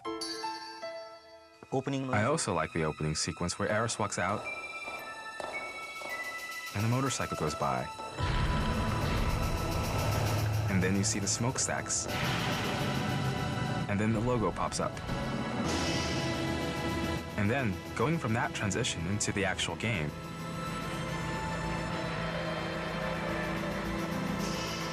that part is something that I'm very proud of as a team. Not just the music element of it, but how it matches up with the whole opening sequence. And thanks to the PlayStation CD format, the possibilities for Uematsu are nearly limitless. That was a huge leap. I did feel as if I could do pretty much anything that I felt like doing. And it gave me a lot of freedom to implement different ideas. The influences from some of Uematsu's favorite musicians begin to show more clearly than ever. I don't know if I would call it an inspiration, but there was a thought that I had in creating this piece. The specific piece was Jimi Hendrix. Take Jimi Hendrix and mix that with Stravinsky, the Russian composer. And it might sound very extreme, but I wanted to know what it would sound like to mix those two. At the same time, I felt as if there was a common element, and the result is what you have in the end of Final Fantasy VII. And his soundtracks go from being movie-like to becoming something much bigger. First of all, the big difference is in the playtime. A movie is 2 hours, but a role-playing game like Final Fantasy is at least 40 hours of material. So the number of pieces of music needed is really enormous. It's always daunting. He completely breaks the mold. He's not doing like the ice level music. Here's a guy that just pours emotion into his music. Also, I have to predict what the player will be feeling. Unlike a movie where the audience has the story played out in front of them, in the case of games, the player decides. I think I'll go to this town, or no, maybe not. And when the soundtrack to Final Fantasy VII is released on CD, the results are stunning. The Final Fantasy VII soundtrack, there is no video game soundtrack in the world that has sold more copies than the Final Fantasy VII soundtrack. He's right up there with Madonna and Britney Spears over in Japan. When this guy comes out with the soundtrack, people are listening. Just when gamers think it can't get any better, in 1999, Uematsu creates another incredible soundtrack for Final Fantasy VIII. And then Final Fantasy VIII comes out, and I'm like, oh my God, the opening cinematic, and I'm like, I got goosebumps going on.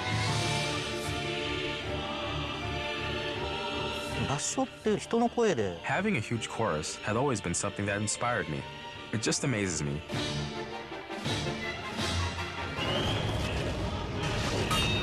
It is a big difference than just using instruments. Final Fantasy VIII is probably my personal favorite. And for the first time, Uematsu teams up with Asian pop icon Faye Wong for the song Eyes on Me. The single wins Song of the Year at the 14th Annual Japan Gold Disc Awards in 1999. It is the first time music from a video game wins this award. Once in a while, I will go to a CD store and I'll hear Eyes on Me playing in the background. I'd start thinking, oh, that's such a familiar tune. I remember listening to that song a long time ago. And then it will dawn on me, oh yeah, I wrote that music. The fact that Eyes on Me gets played all over the place is one piece that I'm happy about. In 2000, Final Fantasy IX is released. Uematsu composes 160 pieces of music for the new sequel. Nobuo also expands beyond games. He writes the theme song for the anime series Ah, My Goddess, and even contributes to albums by Japanese pop stars. But has the talented composer reached the peak of his fame?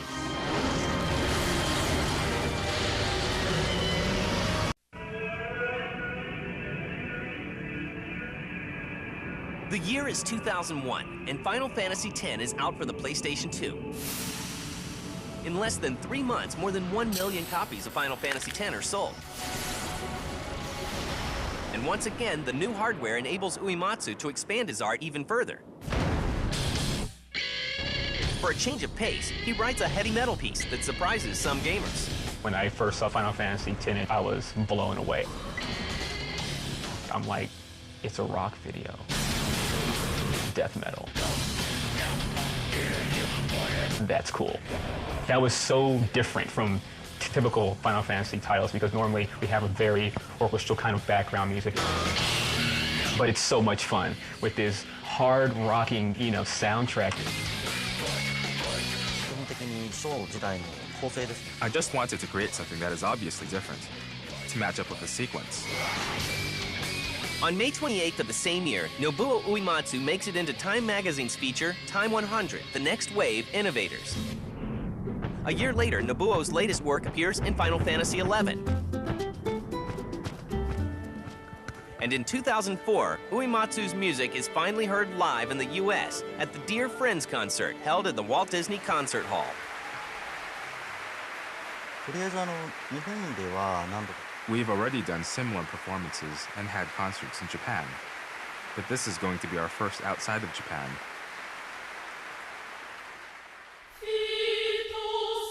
And I guess the main thing that I want to see is the reaction of the audience in the States. I've never seen that, so that's going to be something I really want to take home with me.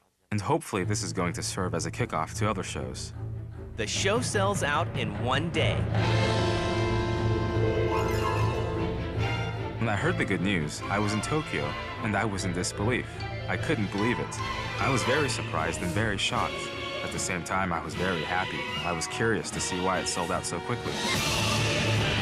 Today, Nobuo's work is legendary, and the Final Fantasy franchise has sold more than 49 million games around the world. Something that's always been present with the Final Fantasy series is that it has a very well-rounded musical score. The music is so great in Final Fantasy that immediately when you turn on a Final Fantasy game, you hear the soundtrack rolling into your speakers and you know you're in for a big, big adventure. But the composer from Kochi remains humble.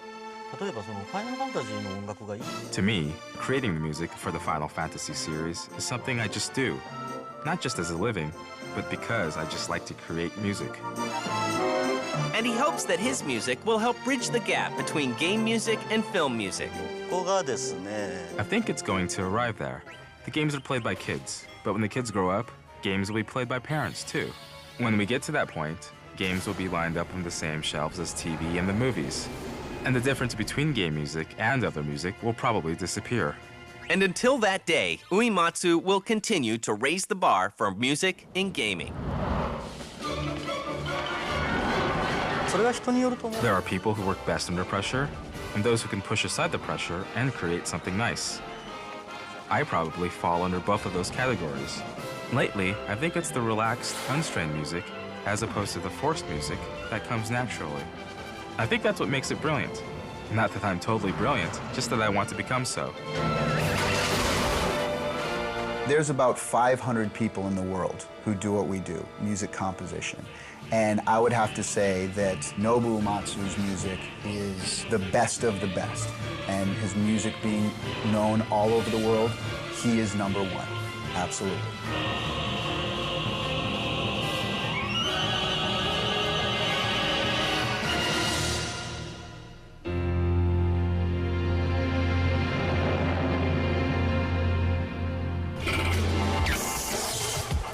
It all started with Easter eggs. Before you know it, I couldn't get enough of God mode. When I don't punch him in, I get a little weak. I thought you were supposed to go backwards in Pitfall. I can't even make it through 2 levels without infinite ammo. I can't remember a time when I didn't use codes. They made up the codes, I just used them. No one's gonna find out. Get the latest cheat codes and walkthrough strategies for Grand Theft Auto San Andreas. Write the homie to see if you got what it takes. Cheat season premiere, January 18th at 10 Eastern, 7 Pacific. This is a story about pioneers. There's going to be no way that there's not an id chapter when they get around to writing the history of interactive entertainment. Every title that they release becomes a reference standard for the industry. Demon killing. You're a space marine fighting your way to and through hell and back. Incredible graphics. The new engine for Doom 3, it's really revolutionary in the fact that it gives us the power to really create just about anything that we can imagine. They're just sitting there sometimes with their mouth open, just going, this is incredible. And a legendary gaming franchise. If you're going to list now the top 5 franchises in video gaming history, Doom's going to be on the list. Every gamer on the planet right now wants to get their hands on Doom 3. This is the history of Doom.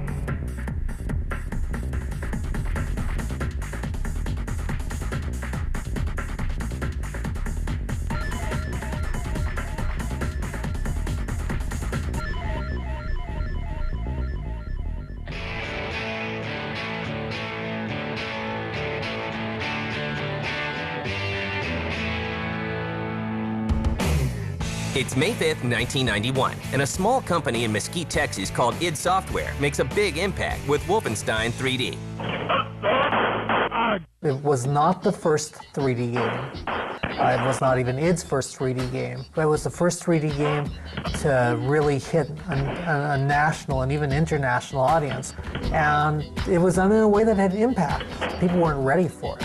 Games that to this point really hadn't looked anything like Wolfenstein did, and compared to today's standards, that's not that great. But at the time, this was just a revolution. Wolfenstein 3D was the first real good example of id growing into a role as the originator of a genre and feeling confident about their humor level and their talent level, and really, unloading a lot of those skills on the genre they'd invented. But Wolfenstein is just a warm-up. On December 10th, 1993, id Software releases an even bigger blockbuster, Doom. The original Doom was really good because it was kind of the first game that kind of gave everyone a glimpse to the future of what games, would be like. Deathmatch was an id terminology. The word probably existed beforehand, but was popularized by Doom. When people talk about frags and all the other terminologies, they're hearkening back to things that were set in place by Doom. We enjoyed the jump to the more kind of horror action with Doom, and of course it was also driven by what we were watching at the time. Doom was always about aliens and Evil Dead.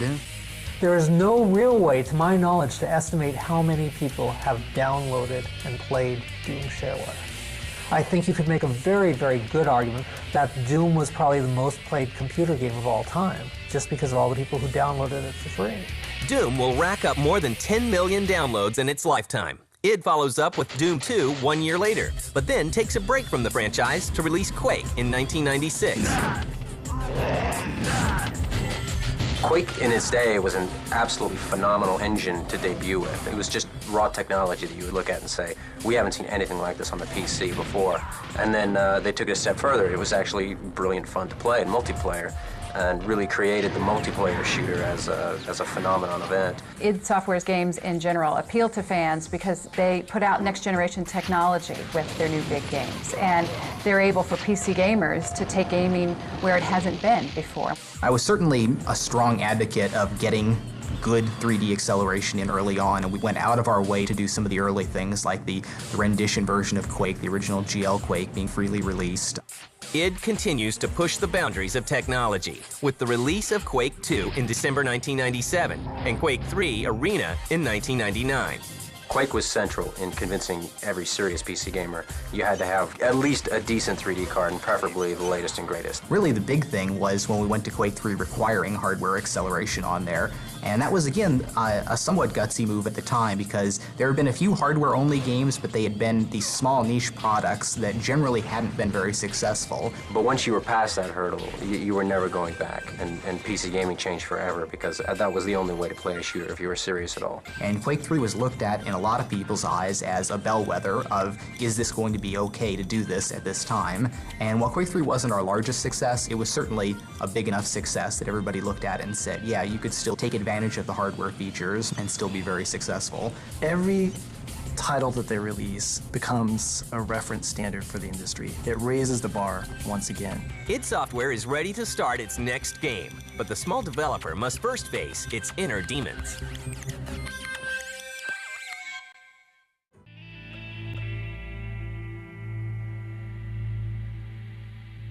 The new millennium is just around the corner, and id Software is going through some birthing pains. Every project for the last couple ones we had been considering, well, is it time to remake Doom with new technology and all that? At the end of Quake 3, we did have a little bit of an internal spat over where we were going with the next project. The only kind of foregone conclusion was that it was going to be single-player focused, because there was a good contingent in the company that wasn't happy with the Quake 3 kind of activity level of gameplay. We wanted to really create this scary, intense, action-packed horror game, and everybody is much more afraid when they're alone. But there was still debate over exactly what we were going to do, and it did come down to a point where we had a big forced issue about it, where I wasn't at all comfortable with the alternate project that was being pushed on there, and it wasn't clear that we could come up with a clear, unified company direction on something brand new. And every project, for the last couple ones, we had been considering, well, is it time to remake Doom with new technology? John, when he was doing research on what the next generation of technology from id was going to be, came to the conclusion that he was going to be able to realize sort of the vision that he had in his mind's eye when he came up with the original idea for Doom, in that we could use and leverage that technology to really create this intense action horror game and make a really scary version of Doom. Originally, I was opposed to the idea. I was a bit concerned that the team that we had, which was a bit in transition, wasn't going to be able to really push Doom in a direction to sort of live up to the title. So I just kind of made that the stand and said, now's the time. We can do some really radically better stuff with new technology now. In hindsight, my opposition was absolutely wrong. The decision was great. Bringing back Doom is an exceptional challenge.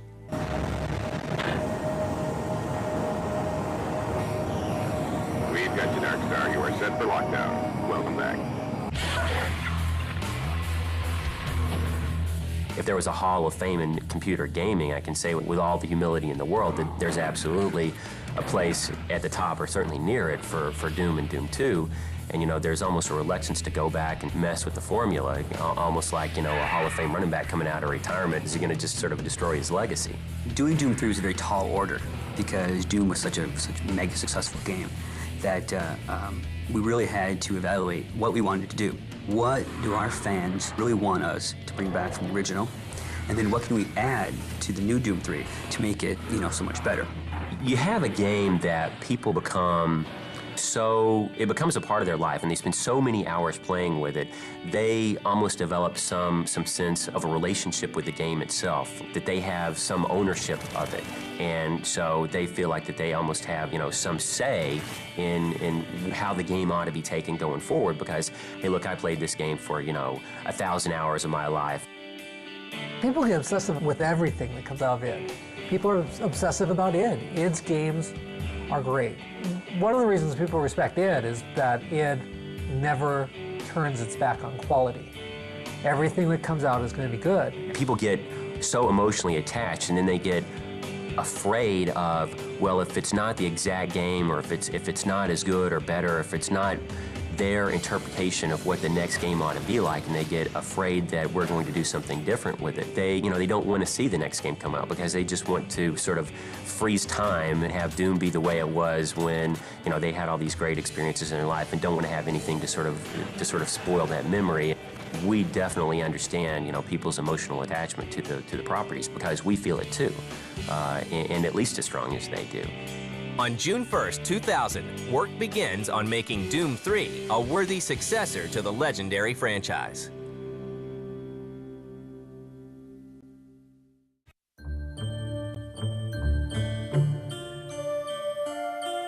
It's the new millennium, and id Software is hard at work on Doom 3.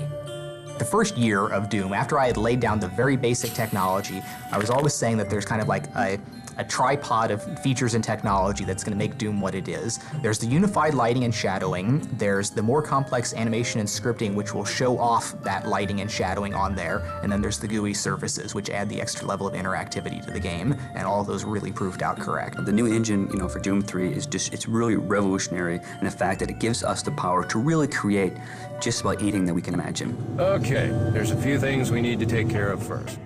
And id pieces together the game's new storyline with the help of science fiction writer Matthew Costello.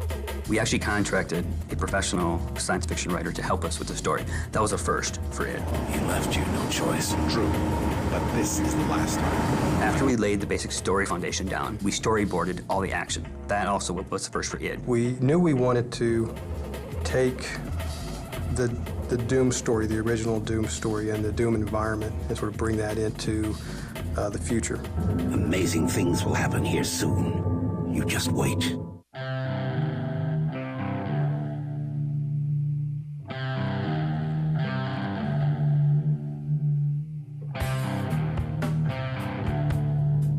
The story in Doom takes place as if the first two never happened. So it's very important that fans realize that this is not Doom 3, after Doom 2 Hell on Earth. This is Doom 3, whereas Doom and Doom 2 never happened. And so we knew we had those elements to work with, like the the UAC, a research facility, Martian landscape. The player is back on Mars, and the UAC is conducting some super secret teleportation technology. UAC scientists have made discoveries that will forever change human existence. Then something went terribly wrong. Through some miscalculations and some arrogance, the UAC opens a portal to hell.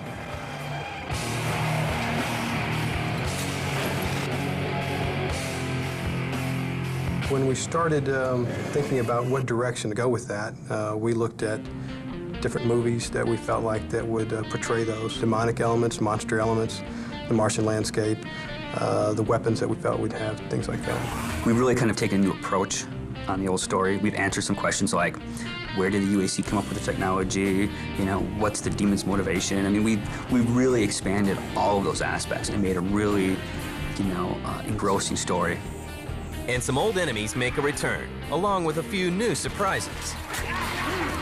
With the ultra-realistic looking, textures and monsters, we could bring those original demons that people love so much from Doom back, with just larger-than-life quality. There's quite a few little elements that popped up here and there in Doom 3. There's a number of textures, from little tech textures or some evil wall textures or satanic symbols and things like that. The original Doom demons are very classic in themselves. We knew that we had to bring the great ones back, like the Cyber Demon and the Pinky Demon.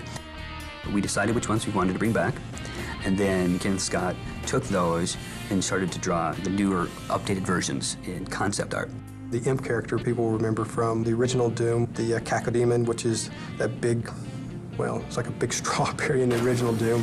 He's quite a bit more scary in Doom 3. But besides bringing back some of the original classics, we actually came up with some new ones and some brand new, fresh demons that no one's ever seen before. But gamers won't be facing these demons empty-handed. All of the weapons from the original Doom are in Doom 3, and we've added a few new ones. It's a good feeling to bring up that Doom shotgun, bust open a door, and go into a room with demons. So I think fans of the original will definitely appreciate that. In 2001, Doom is revealed to the public for the first time at Macworld in Tokyo. But the game makes an even bigger splash when id Software takes it to E3 in 2002.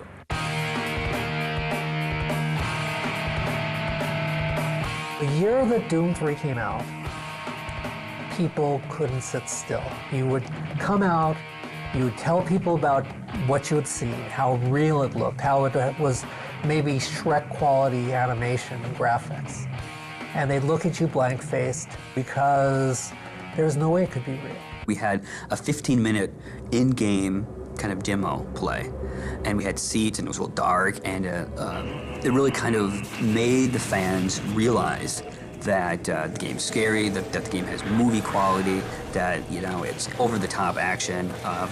It really helped kind of deliver the message that what Doom was. Everybody knew what Doom, the original Doom was, but they never knew what direction that we were taking with Doom 3.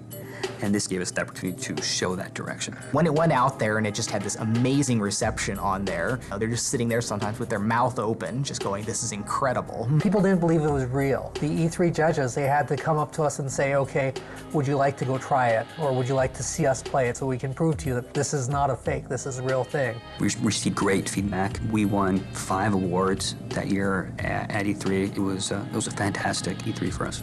But just as id Software returns from a triumphant E3 showing, the unthinkable happens.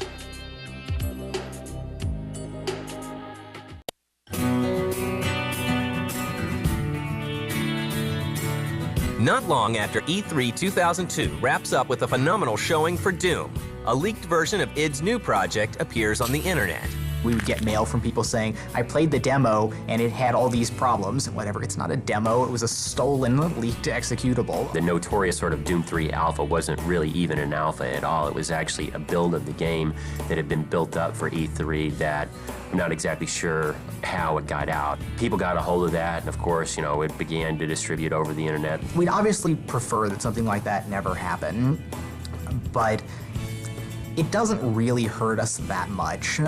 It's a distraction when we have to worry about running damage control and spinning some of the issues in there. Today, we can look back on it, and as bad as it seemed at the time is that we've certainly been able to overcome. but I don't think that there's going to be anybody that got a hold of that for some reason that won't buy the game because they saw that. You know, it's obviously too far away, too much of it has changed since then. id forges ahead, making advances in a new area.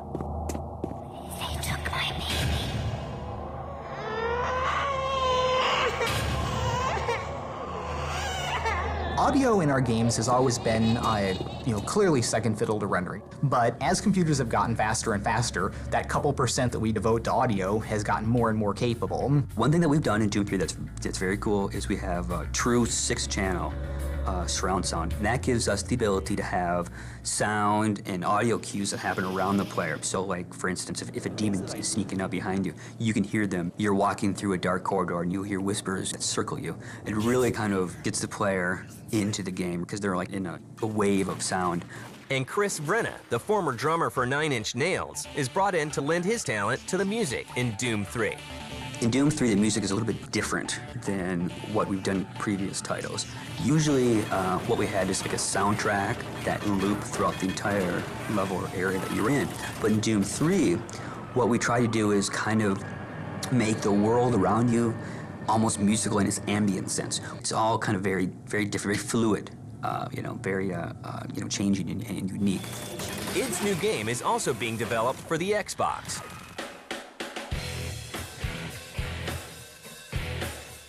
The original core rendering decisions for Doom were influenced very specifically by the capabilities of the Xbox. We knew at the time what the Xbox was going to be like coming out, and the rendering of what we do with geometry and surfaces and textures and all that was crafted around something that was going to be efficient on the Xbox. One of the great things about the Xbox is the technology in the Xbox is very similar to the technology that John looked at when he architected the engine. So all the features that you see in the PC version will be in the Xbox version. The dynamic lights, the physics, the bump mapping. Now, of course, there will be things that are different, but I believe that people that don't have a PC that have an Xbox will still be able to enjoy what the PC people will be raving about. Doom 3 is shown again at E3 in 2003 and 2004. Each time it appears, attendees are awed. Work on the game begins to wrap up. I'm sure it's going to be a huge release when everything gets out here, but everyone should be really looking forward to getting the game out on the shelves because the response should be just really phenomenal. Every gamer on the planet right now wants to get their hands on Doom 3. What I've been most proud of in Doom is the way that the technologies all kind of come together and really provided a seamless experience, whether you're playing the game, searching, fighting the monsters, or interacting with the GUIs. It's all come together to be a very nice kind of seamless package for the player. The thing that makes me the happiest is when people come to id, they play the game and they say, you know what, that was great. It was better than I thought it was going to be. And before Doom 3 is even out the door, the team at id is already looking to the future. We have decided we're not going to go back and do a Doom 4 or another Quake game, which is, Quake 4 is already in development at Raven, and Return to Castle Wolfenstein, basically the sequel to that, is a project that's already in the works in another studio as well. So our job will be making something new, and we've decided we're going to do a new IP, a new brand for id. After any project, I've usually got a pretty big list of technologies to explore. There's other just wild research ideas that I'm going to be pursuing on there. The next project is actually already in the works. We have some rough ideas. We started on some very simple concept art. We are a small team. We make games to stay in business, and that's what we need to do. So we will start on the next title relatively quickly. I think 20 years from now, we're going to look back at id as being a fundamental source for all that is great about interactive entertainment, and that there's going to be no way that there's not an id chapter when they get around to writing the history of interactive entertainment.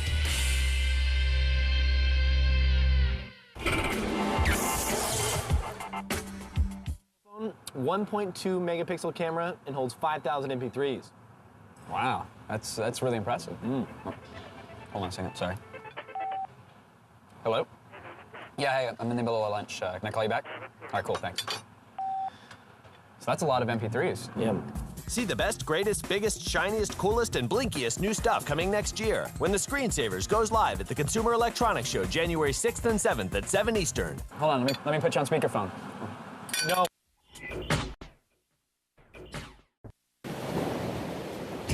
This is a story about the violence, the sex,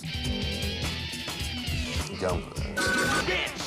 Buxom, beautiful girls in sort of full 3D. A man. He's a very striking man. Just looking at him is like put in awe. Whenever you see Itagaki at any of these press conferences or shows, he's a very sort of rock star guy. Who made a game. What made Dead or Alive so great was, I think, speed and a fluidity, which is really unique to their games. That saved a floundering developer. Dead or alive literally means dead or alive.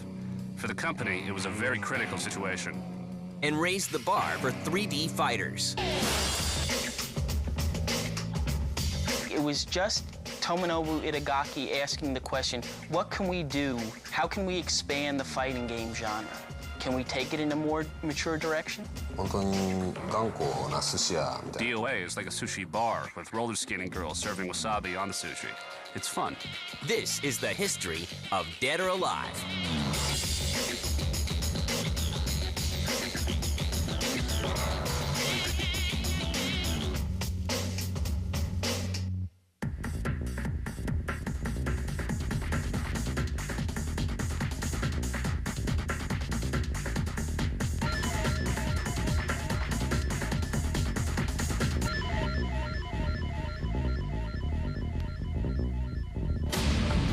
While growing up in Japan, Tomonobu Itagaki knows exactly what he wants to do when he grows up. Well, like everybody else, I entered the game industry because I wanted to make video games. His wish comes true in 1992. I had no idea which company would be good for me, so I didn't care if I worked for Tecmo or Sega. And Tecmo was located close to where I lived, so that's why I chose Tecmo. Its big American hit was Tecmo Bowl for the NES. And that was just a simply brilliant football game. And it was surprising because it came from a Japanese company. I worked as a graphic programmer for the Super Famicom in my early days at Tecmo. Itagaki's first project is Tecmo Super Bowl for the Super Nintendo. As he climbs the corporate ladder at Tecmo, a new innovation in fighting games shows up in arcades. The big development in fighting games in the early 90s was moving to 3D. The early pioneers in 3D fighting games, you have to speak about Yu Suzuki and the Virtua Fighter series. Just when that came out in the arcades, it was astounding. People had been used to fighting in 2 dimensions, moving back and forth and maybe jumping over one another, but not actually moving in 3 dimensions. But while arcade fighting games are going through a minor renaissance, Tecmo is facing troubled times. Tecmo was not in great shape. They had a lot of deficits for 2 years. So in terms of business, if the company had 3 years of consecutive deficits, it would have been very critical. The up-and-coming developer makes a bold move. I made a deal with the current president, Mr. Nakamura, to start a project. I made a promise to him that I would make a game that would sell. And for this struggling company, it's their last chance. So, Dead or Alive literally means dead or alive. For the company, it was a very critical situation. That's how he came up with the title. Itagaki wants his game to stand out in the crowd. I liked Virtua Fighter, but if I used different ideas to describe it, I would say it's an old traditional sushi restaurant. And on the contrary, DOA is like a sushi bar with roller skating girls serving wasabi on the sushi. It's fun. For the beginner, fighting games were not easy. So that's why when designing Dead or Alive, we tried to simplify such aspects of the game as much as possible. One new idea is the danger zone. The danger zone is kind of like a joker when you're gambling and playing cards. Before a danger zone, there was a notion that fighters were fighting inside a ring, and maybe if they went outside that ring, they would lose the match. We wanted to add something entertaining and spice up the fighting game genre. That's why we created the danger zone. But now, with Dead or Alive 1, a danger zone was activated, where if you entered that zone, you would take damage. It made fighting more strategic. You're limited in your space, and if you go outside that space, you're not going to lose the match, but you're going to jeopardize your position. Another element that separates Dead or Alive from the other 3D fighters is a little provocative. The first Dead or Alive game featured the first movable breasts in video gaming. At times, it would be like almost like you were watching a Skinamax movie. Well, I think entertainment needs sexuality and violence. So if entertainment lacks sexual elements, then it's entertainment no more. Ironically, Dead or Alive is developed for the same Model 2 arcade hardware that powers Sega's Virtua Fighter 2. However, Sega is not involved with the development of the game. I had an EO lunch once with Yu Suzuki. That's the only relationship I've had with Sega. I have never received any programming resources from the company. In November 1996, Dead or Alive ships out to arcades around the world. Tecmo holds its breath and puts its faith into the girls of DOA.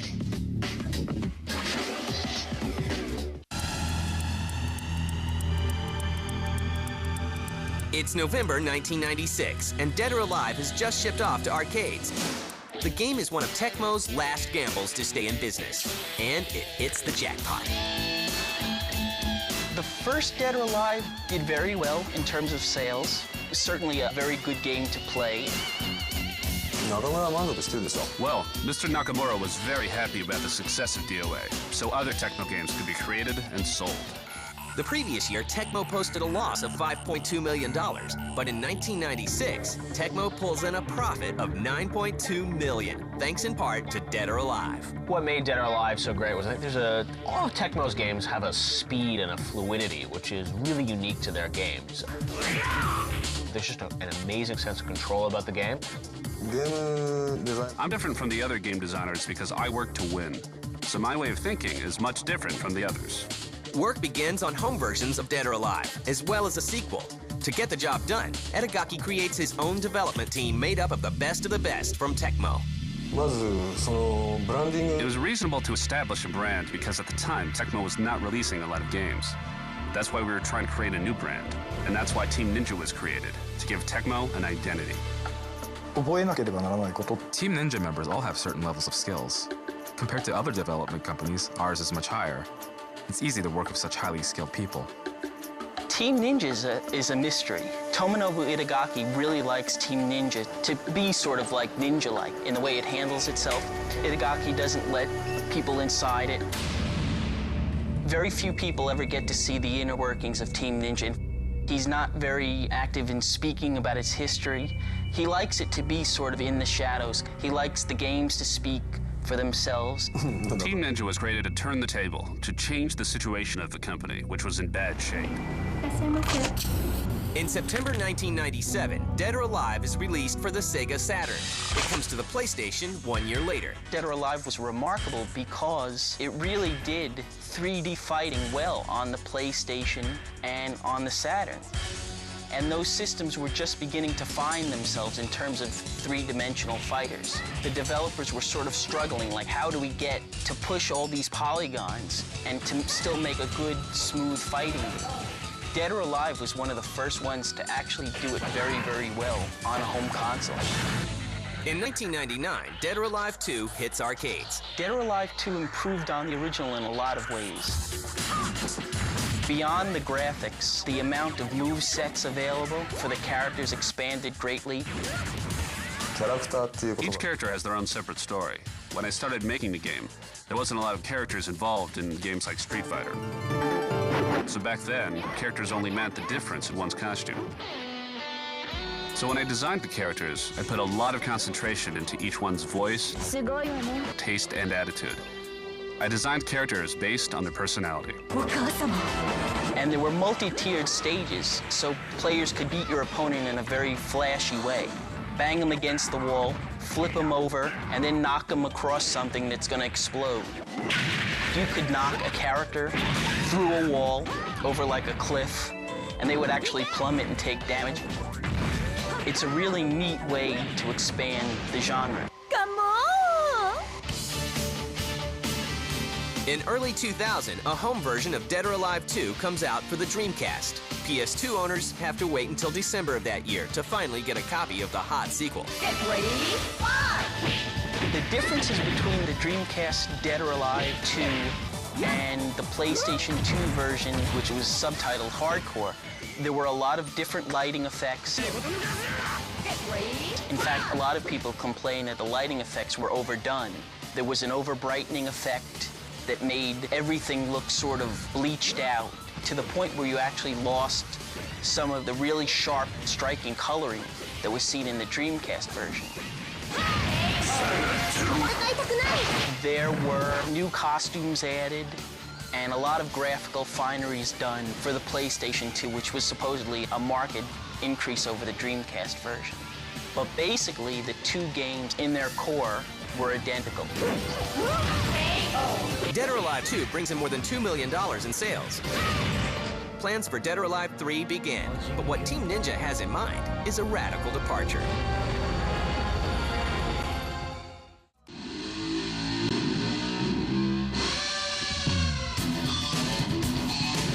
By 2001, the Dead or Alive series is in the same league as other 3D fighting classics, such as Virtua Fighter and Tekken. But Itagaki wants to set the bar even higher with the next edition. To do so, he makes two bold decisions. The first is to skip creating an arcade version of Dead or Alive 3. In the American market, even though you can still find arcades, it's pretty dead, so it's useless to provide arcade games for them. It's the same situation in Japan, so it's useless to provide arcade games for them as well. The second is to develop the new game exclusively for Microsoft's new console, the Xbox. One of the most important reasons why we developed DOA 3 exclusively on the Xbox was that we could concentrate on just making the game. In the case of the PlayStation 2, when we want to realize an idea, we can't concentrate on just making a game.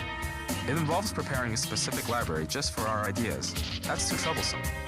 Working on the Xbox was an ideal situation. You could concentrate solely on making the game. Fan reaction to the Dead or Alive series going on Xbox was certainly mixed.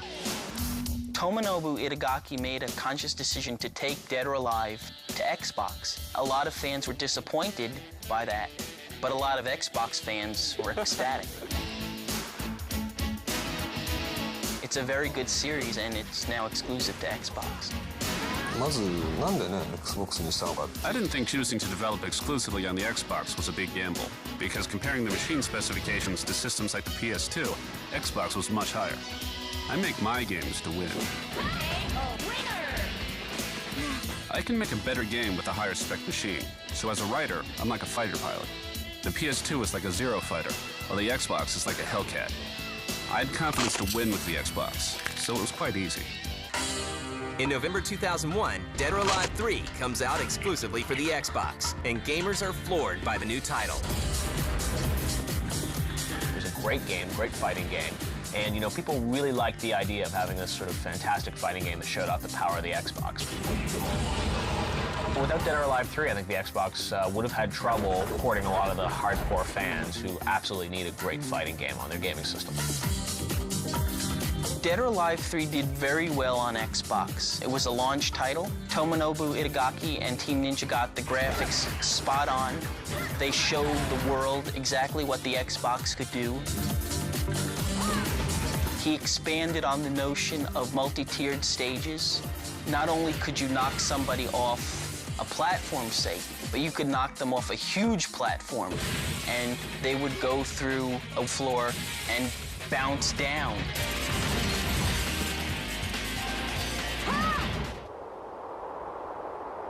The environments were absolutely amazing and beautiful. There were really picturesque environments I don't think could be rendered on any other gaming system.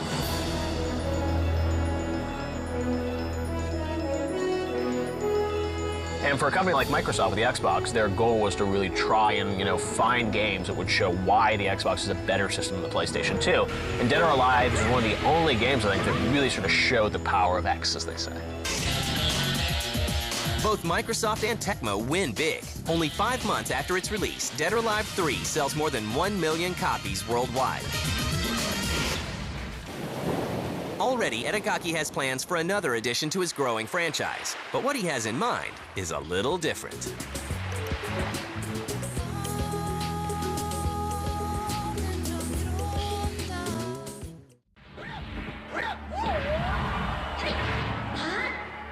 It's 2003. Dead or Alive 3 is a hit. And Team Ninja starts work on a new game which has been on Itagaki's mind since Dead or Alive 2. When I was developing DOA 2, fans requested that we add beach volleyball as a minigame, because other fighting games had similar minigames. Itagaki has a very playful nature. He had an idea. What if these women were on an island and they had 2 weeks to have a lot of fun and play some volleyball? You know, maybe from just a simple daydream, you know, a whole video game emerged. But I didn't want to put this very simple idea into my series. So when I made the beach volleyball game, I wanted it to be a standalone title. In January 2003, Itagaki's self-proclaimed gift to gamers is released in the form of Dead or Alive Extreme Beach Volleyball. One of the hallmarks of the Dead or Alive franchise has been these buxom, beautiful girls in full 3D. That's like what people associate with Dead or Alive, or these, you know, kind of completely over-the-top girls that Itagaki really prizes himself on creating these sort of amazing babes. I'm creating entertainment rather than just a video game. So in terms of entertainment, it's quite natural for me to create beautiful women. It makes sense rather than bringing ugly women into the game. It's very simple. Naturally. While the new game already shows off plenty of skin, it's not enough for some gamers. In fact, I find the nude hacks irritating. If they're so talented at doing such things, why don't they use their skills for something more meaningful? So when you see a girl in DOA, I can understand why one would want to undress her. But if you do so, you really should be embarrassed. And it's the eye candy that gets Tecmo into trouble at 2003's E3. People flock to see women in bikinis, and Tecmo knows this. Dead or Alive beach models promoting Dead or Alive Extreme Beach Volleyball threw out volleyballs, and people would go nuts. It's just good fun. At times, it's become such good fun that fire marshals had to come and actually close Tecmo down for a while. While the world falls in love with the women of Dead or Alive, Itagaki and Team Ninja continue to expand the DOA franchise. Due out in 2004 is Dead or Alive Ultimate, the first DOA game with an online element. Dead or Alive Ultimate was only shown on huge screens at E3. There were a lot of striking images shown. Just absolutely insane. There was this one where you were in sort of this like African safari. One of the fighters knocked the other into a pool and then picked him up and spun him into an elephant. People love that stuff. It was very well received. Dead or Alive Ultimate is like an archive. We're releasing it for fans of Team Ninja's work, such as the DOA series and Ninja Gaiden. The ultimate thing that they've done, so to speak, is bring the game on Xbox Live for online fighting. And because Dead or Alive is so fast-paced, I think that's what people love about the idea of doing it online. And there are still more Dead or Alive games in the works beyond DOA Ultimate. Dead or Alive Code Cronus is the world of Dead or Alive 0, before the first DOA. You've seen the opening movie in Dead or Alive Ultimate with the children. Dead or Alive Code Cronus has a relationship with that movie. As far as Dead or Alive 4, it's coming out for the next Xbox. Dead or Alive 4 will be a game describing the world of DOA Tech, which is the counterpart of the Ninja side. Dead or Alive has grown to be one of Tecmo's most successful franchises, thanks in part to its mysterious creator. Everybody give it up for the amazing Nobuo. He's a very striking man. Just looking at him is like put in awe. He's always got sort of shades on. He's got the black leather jacket. He prides himself as being a real rock star of the industry. He's a very nice man. He's a very smart man. who is very passionate about video games. He's very outspoken. He will tell you exactly what he thinks of certain games, what's right and what's wrong with Dead or Alive. He says these sort of crazy, over-the-top things that you just don't believe come out of his mouth. No violence. Violence. Entertainment. Beauty. Sex. Gambling. Gambling means that if people really like playing a game, then they'll pay whatever it costs. And that's all.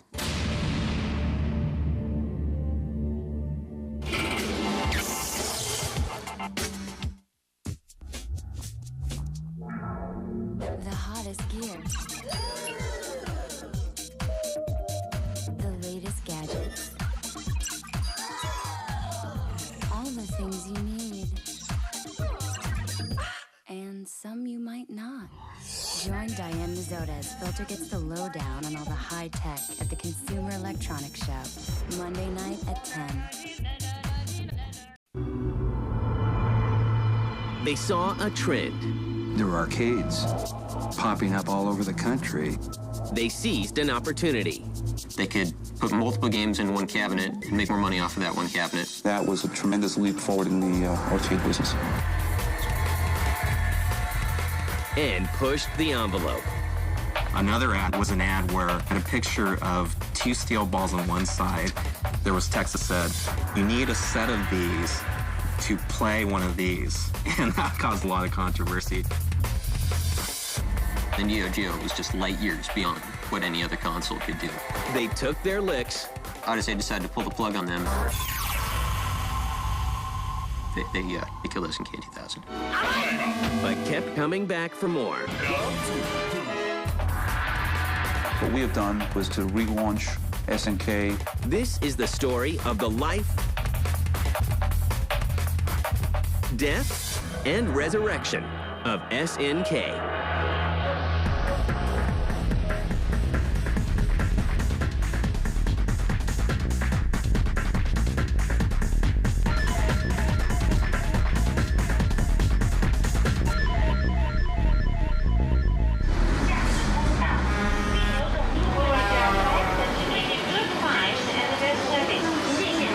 It begins in Japan at a time when arcades rule and every gamer has a quarter in his pocket. There were arcades popping up all over the country, and in the morning when the arcades would open, there'd be lines of people trying to get in to play Pac-Man or Space Invaders. It was a great time to get involved in this industry. A man named Eikichi Kawasaki forms a new company called SNK. The company was actually founded, I believe, in 1978. SNK stands for Shin Nihon Kikaku. Shin is new, Nihon, of course, is Japan, and Kikaku, project. The Osaka-based company wastes no time getting into the arcade business and releases Osmo Wars in 1979. Safari Rally is released in 1980, and the company makes a splash with Vanguard in 1981. Vanguard was a space shooting game, and it was very popular. It was probably our second or third game that we published here in the U.S. for the arcade. SNK survives the crash of the arcade in the early 80s, and by 1986, it has a lineup of 23 arcade games, including Mad Crasher and Ikari Warriors. The setting is a jungle where a plane has crashed. And the objective of the game is to defeat the gorillas while trying to escape unharmed. Ikari Warriors was really popular for a couple of reasons. The controller was very unique. It was an 8-way joystick, but it also had the ability to rotate 360 degrees. It had the 360-degree rotation, as well as the 8-way capabilities, and nothing like that had ever been seen before. People loved it. It's a great game. At that time, Rambo was very popular, and I was told to change the character to Rambo. So I had to make the upper half of the body naked and change it to a Rambo-like character. Meanwhile, the release of the Nintendo Entertainment System in 1985 jumpstarts the home market. Nintendo came out with their first home system, and that just blew everybody away. People were really hungry for video game content, and to be able to have it in the home at that time with the 8-bit system was just terrific. SNK wastes no time. We were one of the first 10 licensees from the Nintendo NES system. One of its first console titles is also one of its most innovative. Baseball Stars was really good. The attraction of Baseball Stars was that you can actually make your own characters in the game. This is the first baseball game that you can do that. There was something special about the cartridge itself in that there was a battery which was installed in the cartridge that allowed you to actually trade players, make changes to your roster. That was very unique at the time of the NES age.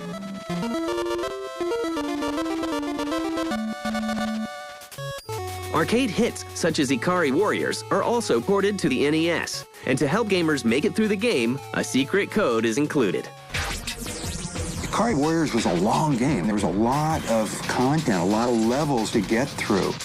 If you were 2/3 of the way through the game, you lost your life.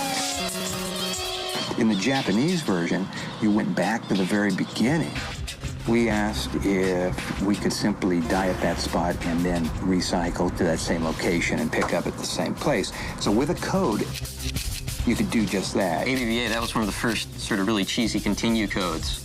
In fact, some people would argue the only way you could complete the game was by hitting ABBA to jump back in with another set of credits when you died.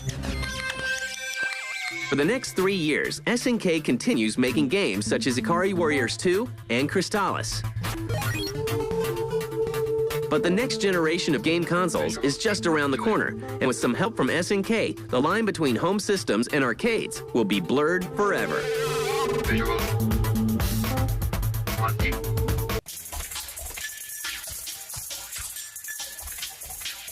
By 1989, SNK is an established game company with a slew of arcade hits and a successful transition to the console market. But their next project isn't just a new game, it's a whole new approach to arcade machines called the Neo Geo Multi-Video System.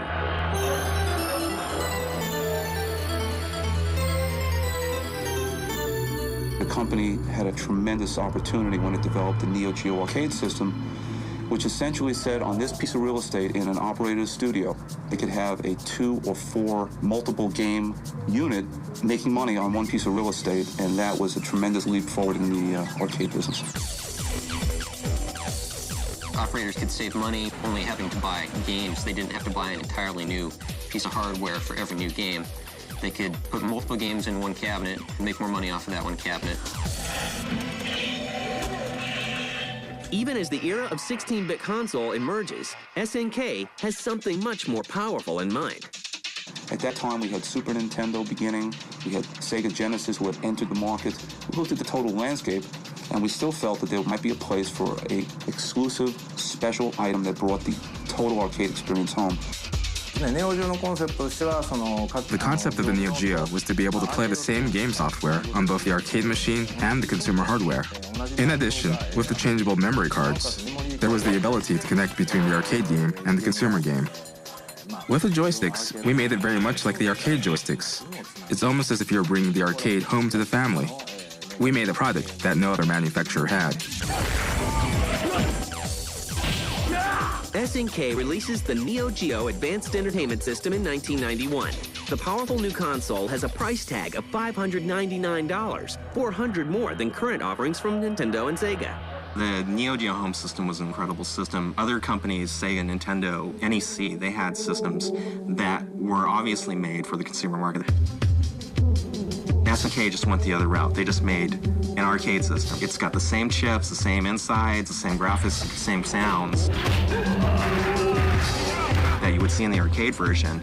It wasn't mass market, and we weren't going to try to make it mass market. We never looked at it as, let's get a 50% market share and beat Nintendo. We just said, let's bring the arcade game home. SNK, I think, believed that they could sell a premium product at a premium price and make money doing that because, at the time, the Neo Geo was just light years beyond what any other console could do. It was a truly arcade-perfect experience in the home, just absolutely no difference. But the downside was it had the price tag to boot. To market the AES, SNK starts an aggressive advertising campaign and goes after the competition. Neo Geo was a very expensive system. It was $600 for the machine. It's $250 for the cartridges. It was obviously too high for anybody to afford. Kent Russell, who was the VP of marketing at the time, knew that, straightforward marketing just wasn't going to work. So what he did is he came up with a very controversial ad campaign and just went after everybody. Some of our advertising back then got criticized, or at least it was definitely, provocative for its time. And one of his first ads, which is pretty famous, or infamous even, is the weenie ad where he calls everybody a weenie if they played the Super Nintendo or the Sega or anything. He said, why play with those limp systems? Be a hot dog like the Neo Geo. Because we knew our engine was stronger. It was the most powerful engine available, and we wanted to advertise that. So the advertising really was, do you want a weak system or do you want the strongest? Bigger, better, like the big dog. Another ad later was an ad where he had a picture of 2 steel balls on one side, and on top of the steel balls, there was text that said, you need a set of these to play one of these. And that caused a lot of controversy. And that's what he wanted to do. So he wasn't necessarily considered very classy, but he got done what he wanted to do. With their powerful new system out in stores and in arcades, SNK leaves their fate in the hands of gamers.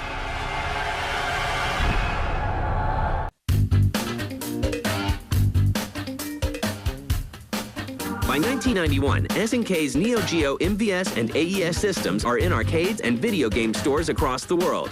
SNK is banking on the idea of bringing the arcade experience home with its roster of games. The earliest games were a mix of sports and action titles. Baseball Stars was actually quite a cult hit as a baseball game. Then later on, you had a lot of fairly mediocre side-scrolling shooters and action games. Ninja Combat! Cyberlit. Magician Lord, that was a good side-scrolling action platformer. Luckily for SNK, the coin-op business experiences a rebirth, thanks to the success of Capcom's Street Fighter II. Street Fighter II came in the early 90s and defined the 2D fighting genre, and you saw a lot of other publishers and developers sort of hopping on board.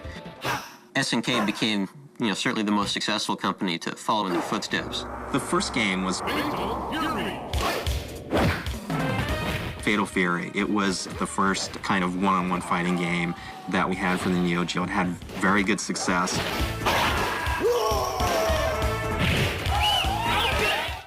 Art of Fighting was their second fighting series. Round 1. Art of Fighting was the first 2D fighting game to feature a scaling perspective. The camera, such as it was, would move back and forth to accommodate either close-ups on really, really huge character sprites or a view of a really big background. Samurai Showdown came out, and that was really the game that just took over everything. It put SNK on the map.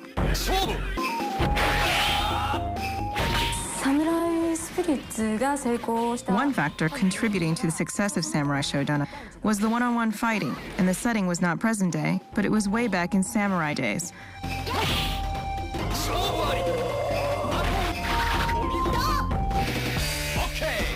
King of Fighters was a great idea. It took all of SNK's intellectual properties from SNK's past and put them all into one game. And it also created a new fighting system where you would pick 3 characters and you would fight them each separately on a team, and one after another until each of them died off, and then whoever would have the last guy standing would be the winner.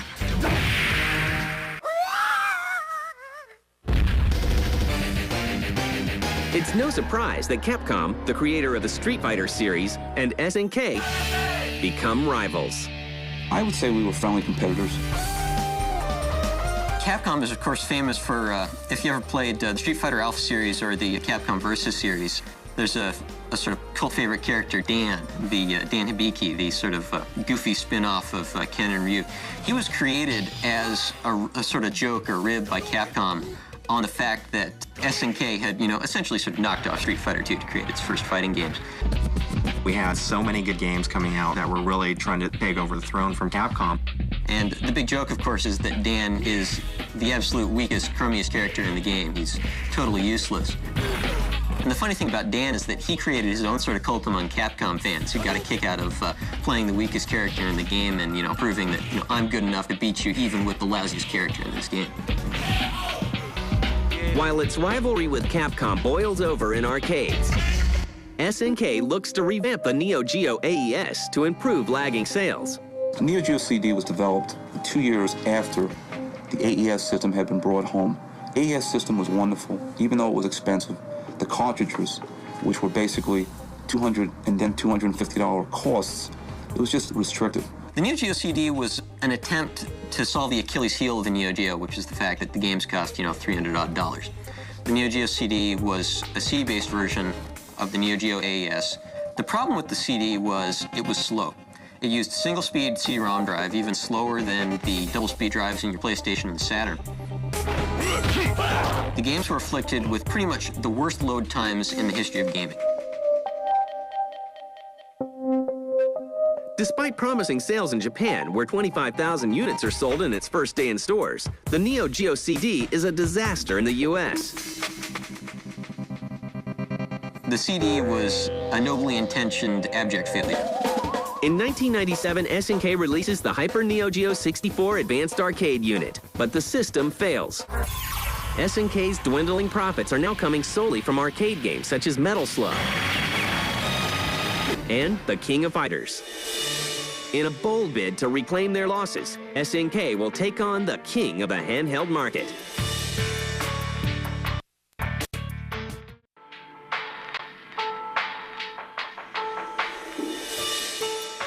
It's 1998. SNK is still reeling from poor sales of the Neo Geo AES, the disastrous launch of the Neo Geo CD, and the failure of the Hyper Neo Geo 64. But that doesn't stop them from taking on Nintendo in the handheld market. SNK had a shot. SNK had pretty solid software support for the Neo Geo Pocket Color. They managed to get some pretty good third-party games at the very beginning for the Neo Geo Pocket Color. My plan for the company was to get a 10% market share at our peak. Now, admit the numbers may seem small, but we got to be 2% of the market. The system fails. In Japan, only 10,000 units are sold. In the end, the Game Boy just proved insurmountable. At the same time, the arcade business takes a hit. There was a steady decline in arcades worldwide throughout the 90s, simply because of the popularity of console gaming. By 1999, SNK is in the red. The company is eventually sold to a Japanese pachinko company named Aruze. 1 year later, SNK is a shadow of its former self. The few titles it develops are rushed and unpolished. SNK, under their stewardship, puttered around with its later arcade games. But not all the news is bad. Round one. That same year, Capcom vs. SNK is released. SNK vs. Capcom. Well, with SNK's characters versus Capcom's characters, up to now, Capcom had Street Fighter, and we had King of Fighters. We took these both to make a 2D fighting game. What kind of fighting game could two rival companies make together? It was like a dream match come true. Unfortunately, the majority of the profits for the game go to Capcom. Eventually, Aruze puts SNK into bankruptcy. Aruze decided to pull the plug on them. They killed SNK in 2000. By October 22, 2001, SNK no longer exists. But the company doesn't stay down for long. Our chairman from day one, Mr. Kawasaki, it's really his company. When he had the opportunity to get out, he opened Playmore. Now, he couldn't use the SNK name, so the company he created was Playmore. Unfortunately, the former SNK went into bankruptcy in October 2001. But we were lucky that SNK Playmore could obtain the IPs for the original SNK properties. So today, here we are. They purchased the IP properties of the former SNK. So what they did about 2 years later was to rename the company SNK Playmore. So essentially, they created a new SNK. And its legendary family of games lives on.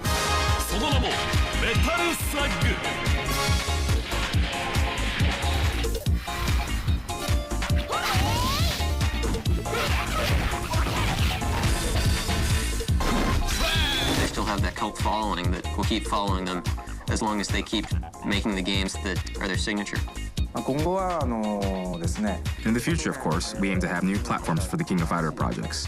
For example, Maximum Impact is out on the home consoles. The King of Fighters series has made the transition into 3D.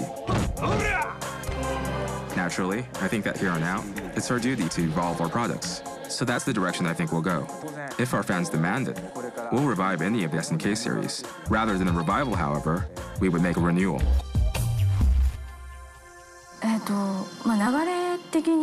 We wanted to see how King of Fighters would look in 3D, and that was the start of it.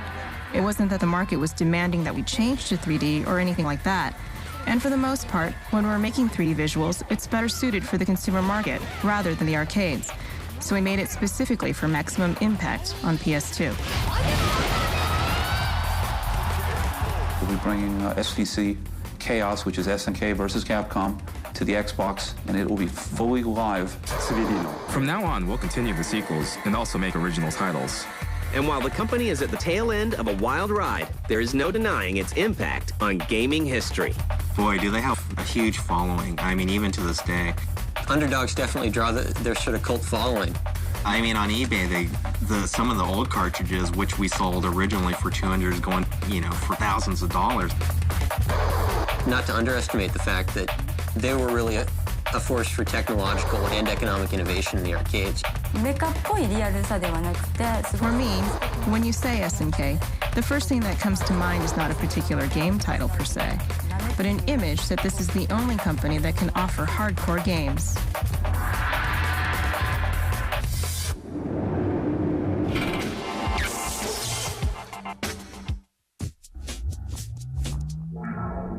The hottest gear.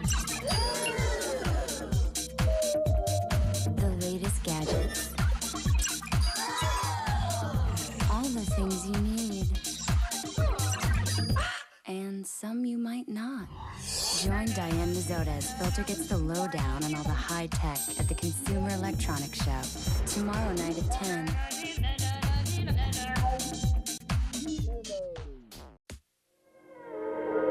It started off as a simple idea. John Tobias and Ed Boon were the minds behind saying shock value can give us an edge. That turned into an arcade sensation.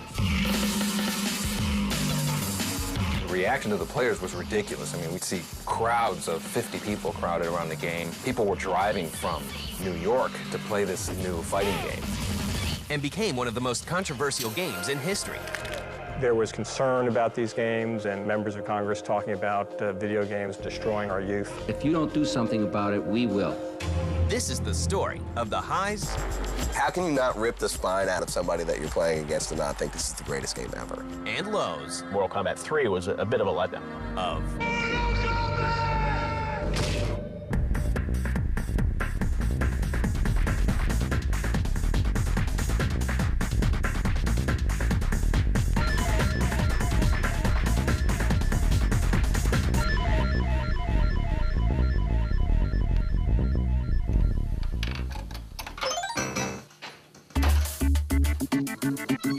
It's the late 1980s, and fate brings together two game developers at a Chicago-based game company called Midway. Their names are Ed Boon and John Tobias. When I started at Midway, Ed Boon was working at the time as a pinball machine programmer. They were starting a video department and hooked up with me, and I started programming a football game called High Impact Football. And I was working with a fellow by the name of Mark Trammell on a game called Smash TV. I was new to video games, and Ed was as well. John and Ed both had a passion for kung fu movies. John especially.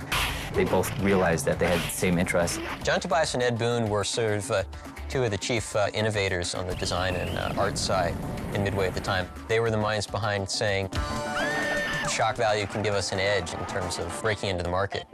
Soon, the two decide to work together on a new game. So we had this conversation, and neither of us had really worked on a game with each other, and said, yeah, we should do a fighting game sometime. At the time, Midway had a hardware system that could support digitized graphics, which was fairly new back in the late 80s, early 90s. And we wanted to really take advantage of that. And we thought that a fighting game or something where characters could be represented very large on screen would be something that we could take advantage of and create a game around. They meet with an early setback. We wanted to make, Van Damme, the video game. At the time, I think he might have signed a deal with Sega or something. You know, they sent, you know, sorry you guys, but you can't have it. And, you know, Bloodsport, I think, had just come out, and we were all bummed out. But the release of a popular fighting game helps get their project off the ground. Street Fighter II had come out and proved successful in the arcades, and so that just kind of bolstered our desire to do a fighting game. And it also gave management the opportunity to give us the go-ahead to start work on the project. So we went into the back, you know, with the blue screen and videotaped some friends, you know, throwing kicks and punches, and I mocked something up in my office, and suddenly when we got this uppercut going, management came in and they saw it and they were like, you know, okay, you know, green light. When we started work on Mortal Kombat, because we were digitizing actors, we needed to find real martial artists to work with, and it just so happened that some friends of mine had been practicing martial arts for years and years, and they were very good at it. They were the sort of the go-to guys for us on the first game. So at that point, it was like, you know, a 3-person team, and my job was going to be basically doing backgrounds. John Tobias would be doing the character work. John would design the characters and what they look like, their costumes. And Ed would be doing the programming. And I was kind of like, how did the game play? How quickly were the controls responsive? And what were the secret moves? And then later on, you know, as the game was getting nearer to completion, Dan Forden came into the picture and started doing sounds for the game.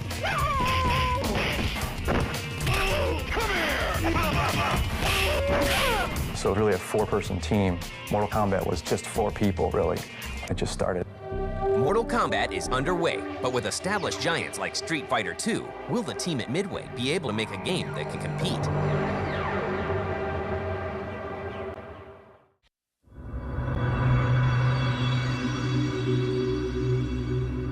It's 1991, and a team of developers led by Ed Boon and John Tobias is hard at work making sure Mortal Kombat isn't just another fighting game. What separated us visually from Street Fighter, we had blood. It was almost like, you know, an MTV version of Street Fighter, you know, very American. Street Fighter was really like a like hand-drawn kind of cartoon, and Mortal Kombat's like digitized graphics, but kind of hand-painted on top of the digitized, so it was a polished, digitized look. It had a unique look to it. One of the first things Midway does is create a story with a distinct cast of characters. Mortal Kombat really started out as like this whole tournament thing. It's kind of like very similar to Enter the Dragon. The whole storyline just seemed a little bit bigger than a normal video game, and just something you could relate more, get more into it than a normal fighter. In Mortal Kombat, they really spent a lot of time developing kind of mythology about each of these characters and their backstory. The characters in the game are really well defined. Just the way they acted and sort of the way they looked. Each character really had its own kind of sensibility to it.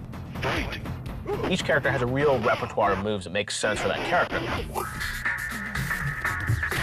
I think you easily found a favorite character when you played that game. The Jean-Claude Van Damme idea didn't pan out, so we already had this character that was kind of dressed up like he was in Bloodsport, and that's kind of like the whole Johnny Cage thing. There was a character in Big Trouble in Little China, this guy with a big hat and electricity and stuff, and we were like, you know, we gotta make a character like that, and that's where Raiden was born. Liu Kang is kind of a hybrid of Bruce Lee and a couple other martial arts stars that we've seen. Kano. And then Kano was this guy with this metal eye patch, and I think Terminator 2 or something had come out recently, and we said, okay, let's make a guy whose skin is peeling away. We ran out of memory. We had to have 2 characters with only 1 amount of memory in the game, so we said, let's make a yellow ninja, tint him blue, and we make another character out of it. We came up with Sub-Zero and Scorpion. Then our CEO said, no, you gotta add 1 more character, put a female character in the game. Sonya wins. I said, oh, let's call her Sonya. And we threw her in the game, and all of a sudden, we had our cast of 7. But what truly sets Mortal Kombat apart from other fighters is also what will make it infamous. Street Fighter had this feature where a guy would be dizzy, and you would get a free hit when your opponent is dizzy. And I hated being the guy who was dizzy, but I loved being the guy who would make somebody dizzy. So we moved that part of the game to the end of the round. And we said, okay, now just give them a big uppercut at the end. And somebody said, wouldn't it be great if you could, like, just tear their heart out? So fatalities were introduced in the first Mortal Kombat. Sub-Zero could rip the spine out of a character. Sonya could have a kiss of death. People always remember the fatalities in Mortal Kombat. It was the over-the-top finishing move. It's like the grand finale. Win. We do the whole dun-dun-dun, fade to black. If you know your right 20-button combination at the right time, then you can do this amazing effect. And then the whole thing is like, wow, how'd you do that? And that built the mystery, and the mystery got the fans' attention and kind of snowballed from there. It's a lot more fun to beat your opponent by throwing them to the spikes, as opposed to just saying, game over, I win. In 1992, Mortal Kombat rolls out to arcades, and the reaction is explosive. The reaction to the players was ridiculous. I mean, we see crowds of, 50 people crowded around the game. People were driving from New York to play this new fighting game. People play it from 4 in the afternoon till midnight. People would be running around the game, like screaming, like cracking up and stuff, so people got a big kick out of it. How can you not rip the spine out of somebody that you're playing against and not think this is the greatest game ever? In fall of 1993, Acclaim works with Midway to bring Mortal Kombat home to the Sega Genesis and Super Nintendo. A record $10 million are spent to market the game. It's going to be a Mortal Monday at midnight. The stores are going to be allowed to open up, and there were lines formed in front of stores. Mortal Monday was created by Acclaim, who originally did the publicity for the first Mortal Kombat title. And then they showed us a TV commercial for it. It's the big, kids in the streets screaming, Mortal Kombat! I was like, wow, this is really big. And it just kind of got out of control. And at that point, we were like, this thing doesn't belong to us anymore. It's just kind of like its own thing. And they sold 6 million copies. Not only is Mortal Kombat a hit, but gamers are hooked trying to uncover all the secrets in the game, like Reptile, a hidden character. But the success of Mortal Kombat at home brings some unwanted attention that will change the world of gaming forever. Why do you need to go across that line and produce this stuff?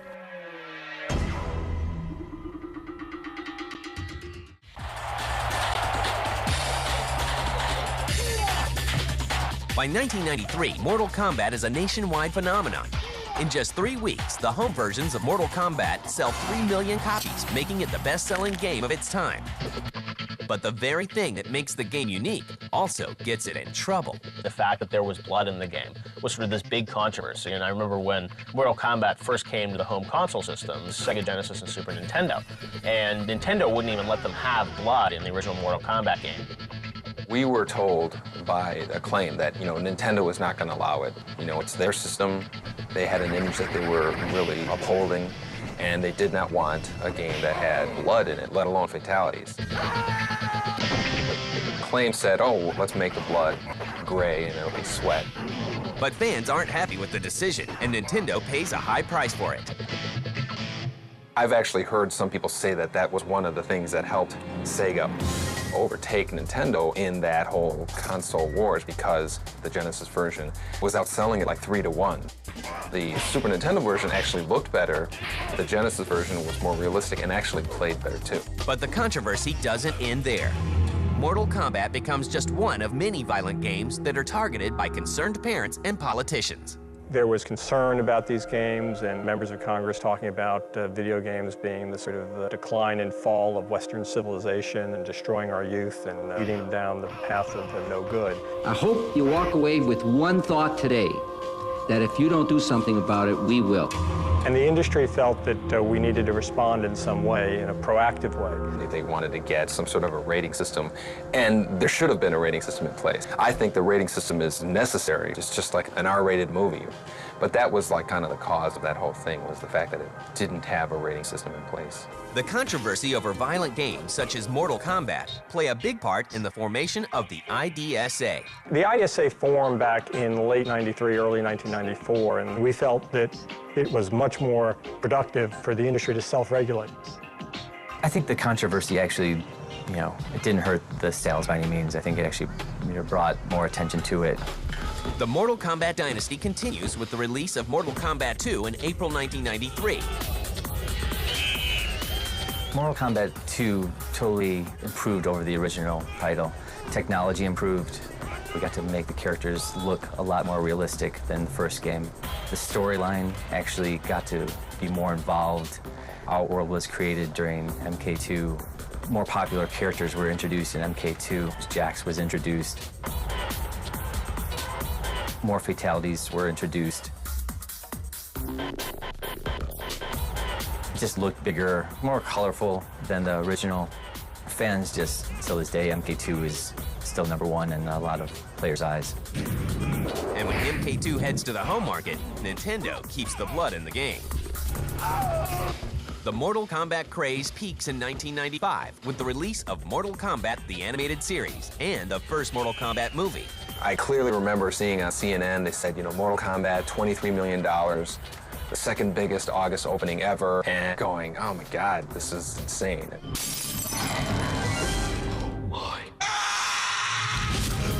That same year, Midway releases Mortal Kombat 3. Mortal Kombat 3 probably had the toughest time of all the Mortal Kombats because it followed 2 climbing games in terms of features. We really wanted to add something to speed up the fighting, so we added the run button. And the run button let you kind of dash in there and get a bunch of hits in there. And we had changed a lot of the dynamics of the play mechanic. When MK3 heads to home consoles, Sony gets exclusive rights to the game for the PlayStation. Some fans aren't happy with the sequel's new features. One of the things that disappointed people with Mortal Kombat 3 was that they introduced a new combo system. The problem was the combo system was really, really complicated to learn. One of the great things about the original 2 Mortal Kombats was that it was a deep game, but it was pretty fun to play, just, without having to remember all these combos. Mortal Kombat 3 was a bit of a letdown. In 1996, Midway releases an updated version of Mortal Kombat 3 called Ultimate Mortal Kombat. Midway plans to take the franchise in a new direction with Mortal Kombat 4. But will it be too much of a departure from what made the series a success?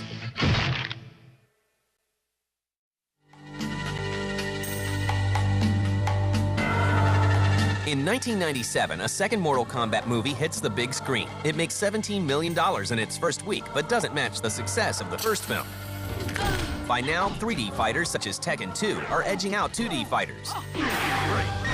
So Midway decides to take its franchise in a new direction with the release of Mortal Kombat 4. Mortal Kombat 4 was the first one that was a departure from the digitized graphics. It was like, 3D models. It was a 3D presentation, but 2D mechanics. And I don't think that those two mixed as well together with that game. More than 2 million copies of Mortal Kombat 4 are sold, but the game receives mixed reviews, and fans of the series are beginning to lose interest. Mortal Kombat 4, showed some growing pains, I think, as they tried to learn about, how to do this game in 3D and how to make it fun. And, for the hardcore Mortal Kombat fans, I think they were nostalgic for the way Mortal Kombat 2 was, and they didn't necessarily want it to go to 3D. But rather than returning Mortal Kombat back to its roots, Midway continues to expand the series. Mortal Kombat Mythologies and Special Forces were side projects of John Tobias. John wanted to work on an adventure game, and he kind of led that whole project. Those games were not the head-to-head fighting games. John was a storyteller, and he wanted to explore the whole realm of Mortal Kombat more. Midway releases Mortal Kombat Mythology Sub-Zero in 1997. The game receives a lukewarm response. How unfortunate. You are responsible for this, sorcerer! With Special Forces, we wanted to introduce more of a adventure type of game. It's panned by critics as one of the worst games in the franchise. 2 years later, John Tobias decides to leave Midway and start his own company, Studio Gigante. I was looking for an opportunity to kind of branch off and sort of retain a bit of ownership in the things that I create. And as an employee of a larger company, can't really do that. And so I enjoyed my time at Midway. I thought that it was a fantastic place to work, and we did great things there. But for me and my career, it was time to move on. By 2001, the Mortal Kombat series is in a rut. Midway decides to abandon the arcade business and focus on the console market. Ed Boon and his team regroup for Mortal Kombat Deadly Alliance. What was different between MK Deadly Alliance and MK4 was that we just learned a lot more. We learned a lot about gameplay. We learned about how to be more proficient in 3D. We got more proficient with motion capture. We all really wanted to do a good job and try to revitalize it. Deadly Alliance comes out exclusively for home consoles in 2002, and for many fans, it revitalizes the series. Mortal Kombat, of course, made a surprising comeback. I don't think anybody quite expected Deadly Alliance to be as big a hit as it was. It was a multi-platinum seller. And in October 2004, Midway releases Mortal Kombat Deception. It's a 3D game, but it still has that classic Mortal Kombat kind of feel to it. I think people are gonna look at this thing and go, wow, Mortal Kombat's more than just a fighting game. We've really enhanced the fighting engine with our backgrounds, giving them as much of an influence on the outcome of the fight as possible.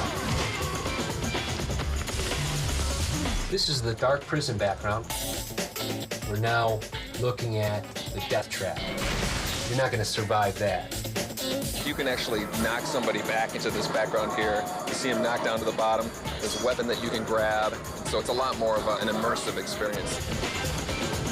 It has the fighting game, it has a puzzle game, it has a board game, and then we have like the single-player conquest adventure mode. So all of these kind of mixed together, put it online.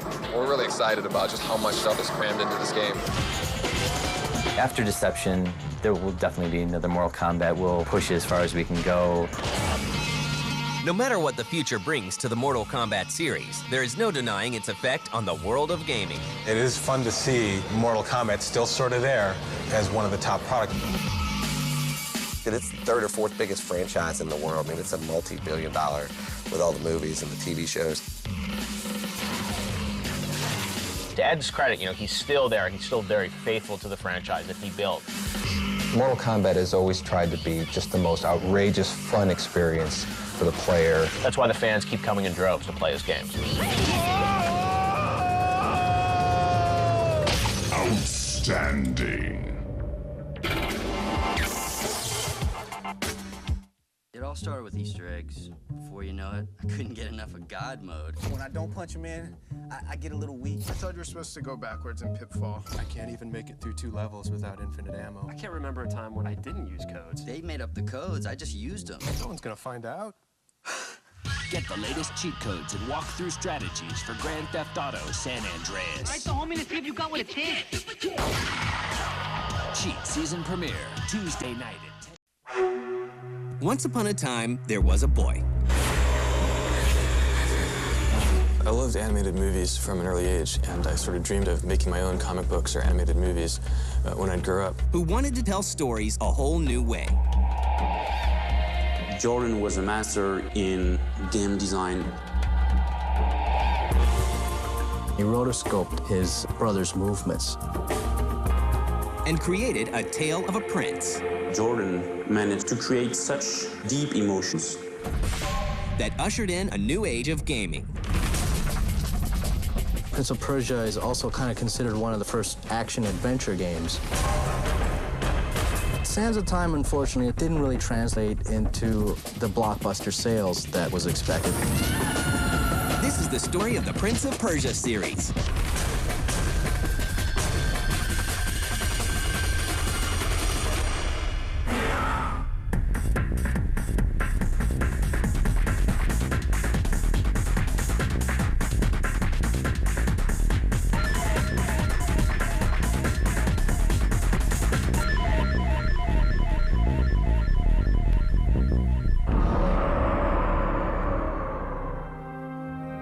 At a young age, Jordan Mechner discovers what will become his lifetime passion.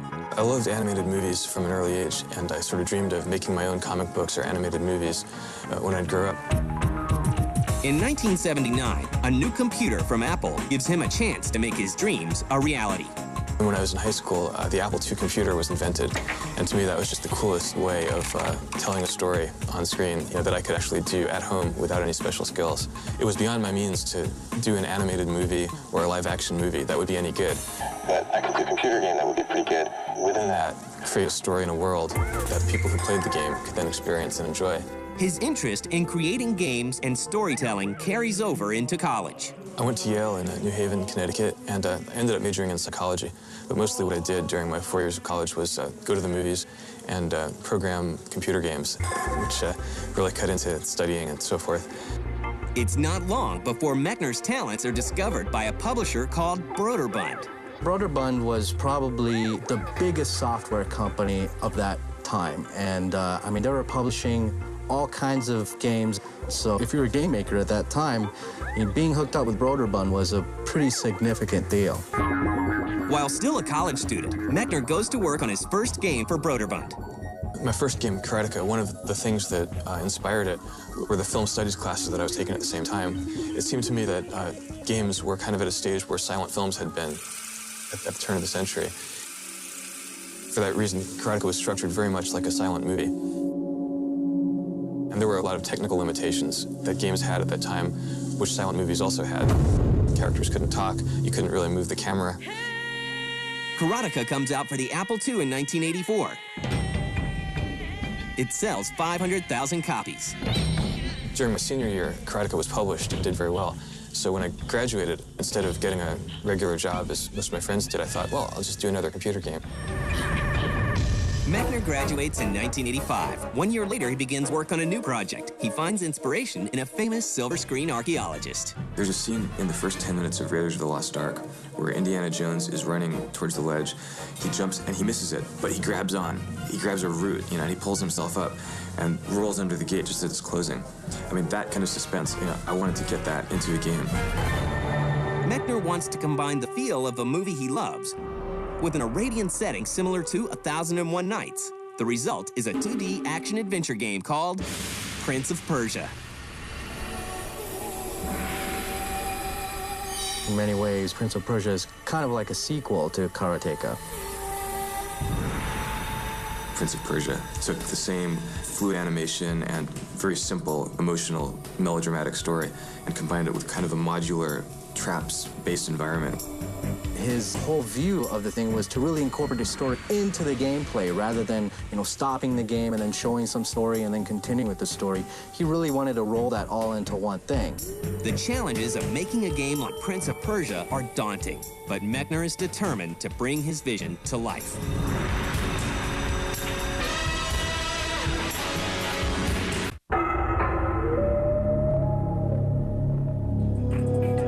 By 1986, Jordan Mechner is living in California and working hard on his newest game, Prince of Persia.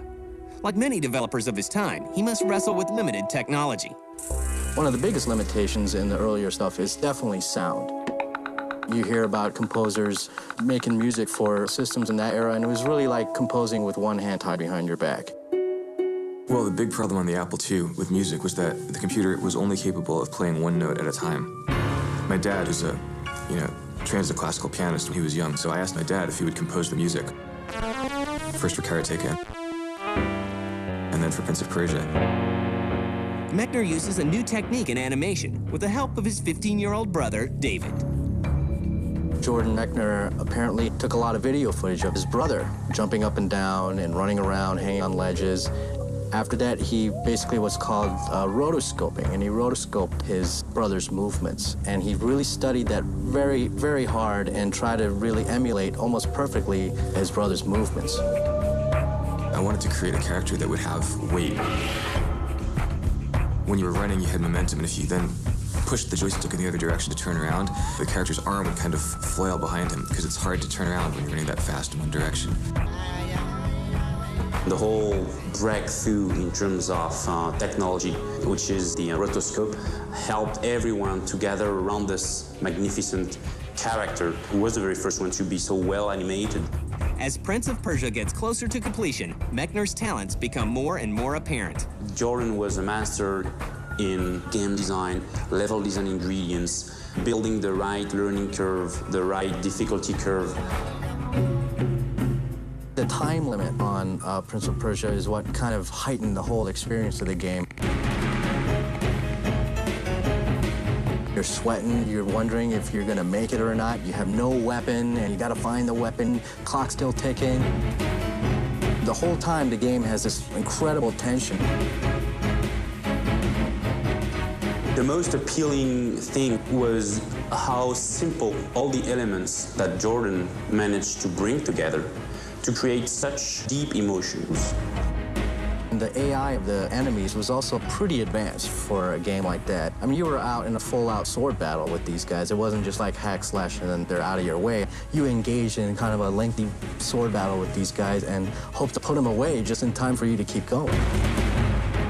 Broderbund releases Prince of Persia for the Apple II in 1989. It's funny, the big worry with Prince of Persia 1 was because I programmed it on the Apple II, and when it came out in '89, the Macintosh had already been introduced. It didn't seem like very many consumers were ever going to see it, simply because Apple II games weren't really being bought in stores anymore. What really saved Prince of Persia was the console versions that came out in the following years.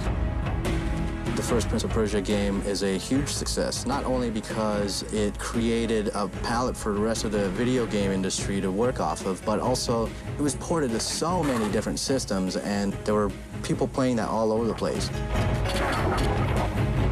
Prince of Persia will go on to sell 2 million copies. Meanwhile, Mechner decides to take a break. And at that point, I'd spent a good part of my youth writing computer games, and I was kind of eager to get out and experience the world and have adventures and so forth outside of the industrial park in Northern California, where it seemed like I'd been forever. So I went back to New York, went to film school, then I lived in Paris to make a film. But he doesn't step out of games completely. When Broderbund came to me, wanted me to do Prince of Persia 2, my first reaction was, no, I don't want to program another game. It's too hard. It takes too long. We were able to work out an arrangement whereby I didn't have to program it. I would just come up with a story. I would do storyboards, and then they had their own team of engineers and artists who would do what I saw as the hard work, which I had to do on Prince of Persia 1. So this was great because I was actually living in Paris, and I was able to send back and forth everything they needed to keep working on the game. Mechner spends the next 4 years shooting a short film and working on a sequel to Prince of Persia. Prince of Persia, The Shadow and the Flame comes out for the PC in 1993 and outsells the original. In 1997, Mechner branches out and releases an adventure game called The Last Express. The game is praised by critics, but sales are sluggish. So it was kind of this bizarre labor of love, this project that took us 4 years to do. And ultimately, there was not a huge market for adventure games in '97, especially adventure games that took place in 1914 on the Orient Express. The game is beautiful. I love the project. I think all of us who worked on it are very proud of it, but it didn't have the kind of success that the Prince of Persia games did. With the disappointing performance of The Last Express, Mechner feels like he's done with games.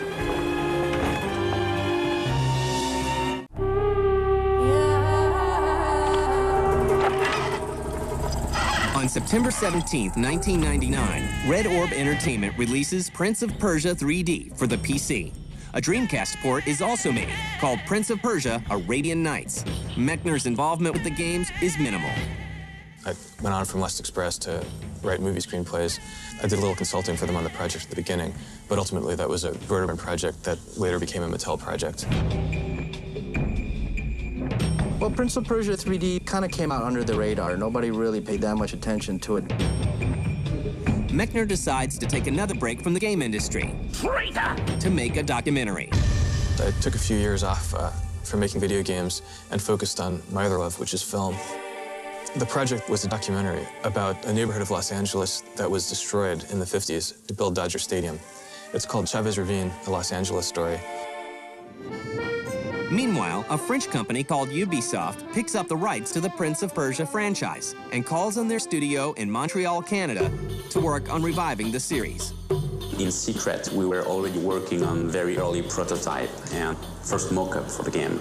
Jordan and I met for the first time at E3 2001, and we immediately discussed the idea of making a rebirth for this license. In July 2001, 2 months after I've met with Jordan, I invited him here to show him what the team have made at that time. And when he saw those mock-ups, those little AVIs we've made, he was totally flabbergasted. And I will remember all my life Jordan's words saying, "This is reawakening the joy of making video game to me." I think we all saw this as a terrifically exciting opportunity to take something that was so old that we loved and make it new again. We had, you know, the godfather of the license and the action-adventure genre telling us, go ahead. And then we started. After 8 months in development, Jordan came in as the official scriptwriter, and he rewrote a new story, totally new, and worked with us till the end. Ubisoft Montreal looks to other games for influences on how to make Sands of Time truly unique. Eco was one of our main influence, and then we had an example of the type of game we were trying to make already. And also Tony Hawk Pro Skater, that was another where you can really, you know, you just play and try stuff and be good at it and have really a spectacular character. One feature that truly sets the Sands of Time apart from other games is the player's control over the flow of time. Wouldn't it be cool if instead of dying, you could turn back time, rewind, and then replay from that point? That way you could play continuously, and only rarely would you die and interrupt the fun of playing. We wanted to have our own technological breakthrough. I could turn back time. Which is all the control time features, the real-time rewind.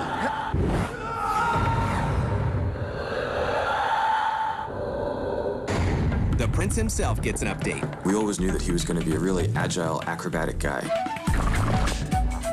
He's not, like, muscle-bound. He's more the kind of clever trickster.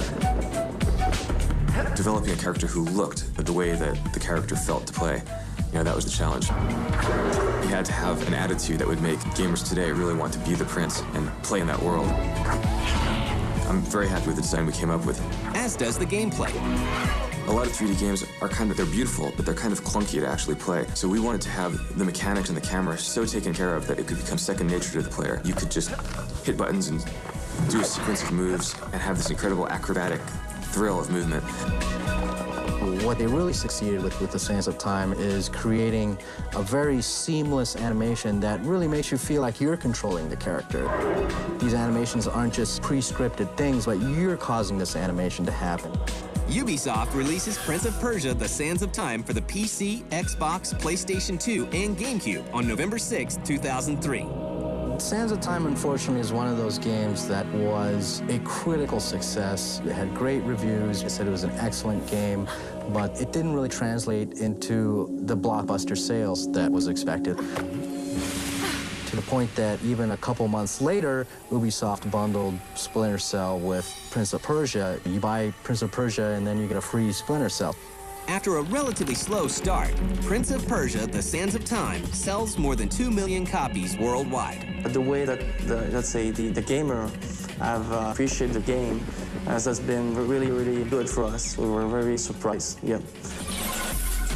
The Prince has returned, and his new adventures are just beginning.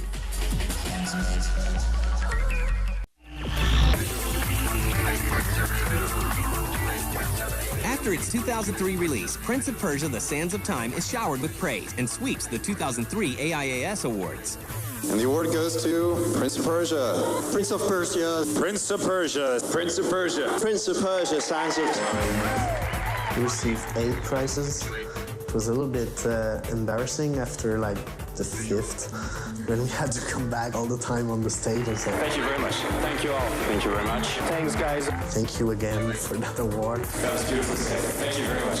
Winning awards in a place like DICE really goes to show that your peers respect you, that people in the industry that you work with really respect what you've done with the game, which I think is a huge honor to have. Work on a sequel titled Prince of Persia: Warrior Within begins immediately. When we started the project, we looked over Sands of Time. We didn't want it to change everything because the recipe was good in the Sands of Time and improve what can be improved. The team sets out to make a darker, grittier game. The Prince himself has changed. He's evolved. He's the same character, but he's grown up. He has grown up. He's much more mature. And everything around him also have matured. There's a good landscapes that you're gonna see in the game. There's no texture. I have to put all the textures, do the modeling, refining, because it's all edgy like this. There is a link in the story between the Sands of Time and Warrior Within. In the first game, he made a little mistake, opening the hourglass. By doing that, he screwed up the timeline. He called upon himself his own incarnation of fate, which is what we call the Haka, which is based on a true Persian mythology. So this is the Haka, one of our big bosses, and the idea was to give him more of a badass walk. I'll go in and add some up and down to give him more bounce because he's such a big guy. The Haka is the guardian of time. It's a huge beast that cannot be killed. Prince is about this size next to him. The Haka's job is to kill Prince. So the sad news is that the Prince cannot die. He cannot change his fate. He has to die. So, of course, as a hero, he will try to find a way to change that. The Prince's full idea is to rewind time before even the creation of the Sands of Time. Because no Sands of Time, no the Haka. And no the Haka, happy, happy joy. In the game, we're going to travel through time. This one is like in the present. But now, he can also travel in the past for centuries. Which enabled us to go a little bit earlier in time, so we could visit some different kind of environments. We were going to ancient Persia rather than the Arabic style of the previous game. So this time it's more a mix between Persian and Greek. The highlight of the sequel is an enhanced fighting system. So the freeform fighting system, as a gameplay mechanics, is basically a mix between the Prince of Persia fighting system and the SSX combo stuff, where you can basically define your own fighting skill. The freeform fighting is just how to make the experience in the combat unique. In the fall of 2004, Ubisoft releases Prince of Persia Warrior Within for the PC and all the major consoles. Meanwhile, Jordan Mechner combines his two greatest passions, games and film. Jerry Bruckheimer and Disney have picked up the rights to make Prince of Persia as a feature film. I'm writing it. Jerry Bruckheimer is producing for Disney. This is a terrifically exciting chance to kind of bring the Prince of Persia full circle to his cinematic roots. As Jordan and the Prince tackle the challenges of the big screen, it's important to recognize how far they have taken the world of gaming. Not only that, but Prince of Persia is also kind of considered one of the first action-adventure games that really spawned a whole bunch of different action-adventure games like Tomb Raider. Prince of Persia was a very important franchise 10 years ago with Jordan Mechner, and we have made a great work with the team. Now that Prince of Persia license is something that we want to push forward for the future.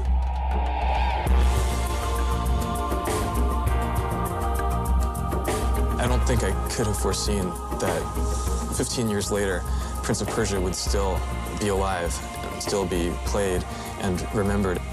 You know, that's probably one of the most rewarding aspects.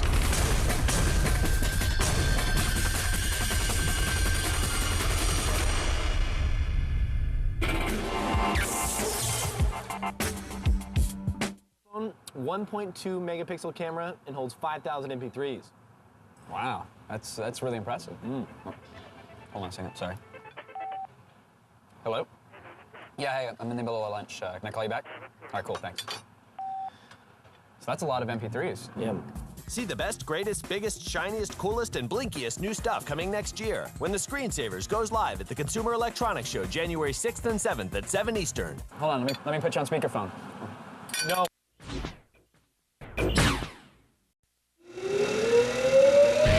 He wasn't born rich. Golly, I was hustling garbage bags door to door, so that was my first little empire.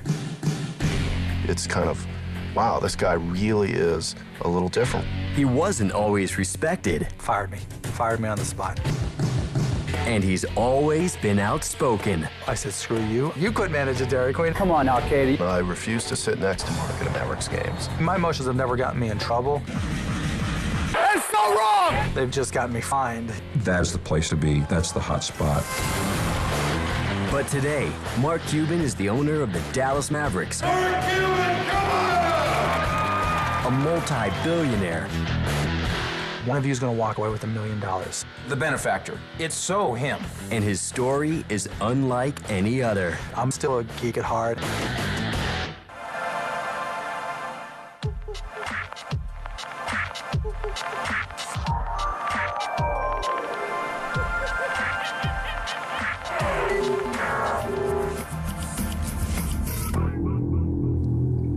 I was trying to say, okay, if I'm 90 years old and I'm looking back in my life, am I going to regret doing or not doing something? I grew up in a part of Pittsburgh, a suburb called Scott Township, and in a section called Birdland, where all the streets were named after birds, and I lived on Meadowlark. I was always into something.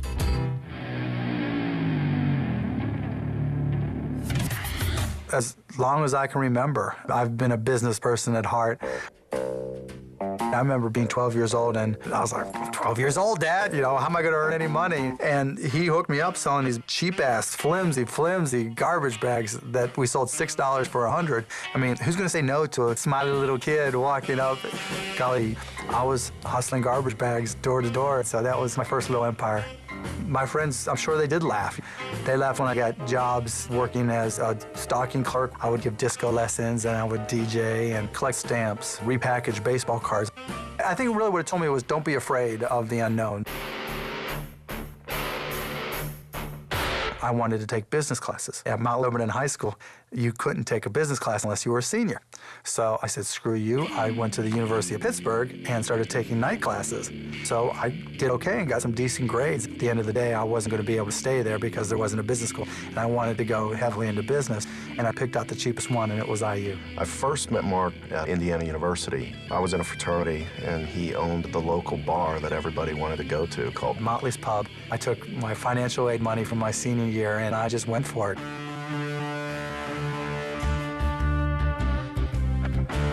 When most people at that age, all you're worried about is going to class and going out drinking and maybe your grades a little bit, Mark was already being an entrepreneur. I just said, okay, I'm gonna see if I can get a real job.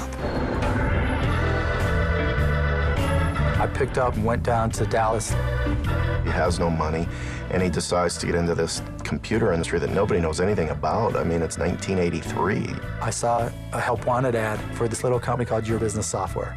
I walked in there. The guy said, if you work with PCs, and I told him I can sell, and you know, I'm a great salesperson. He goes, perfect, you're hired. And so that was the start of my PC business.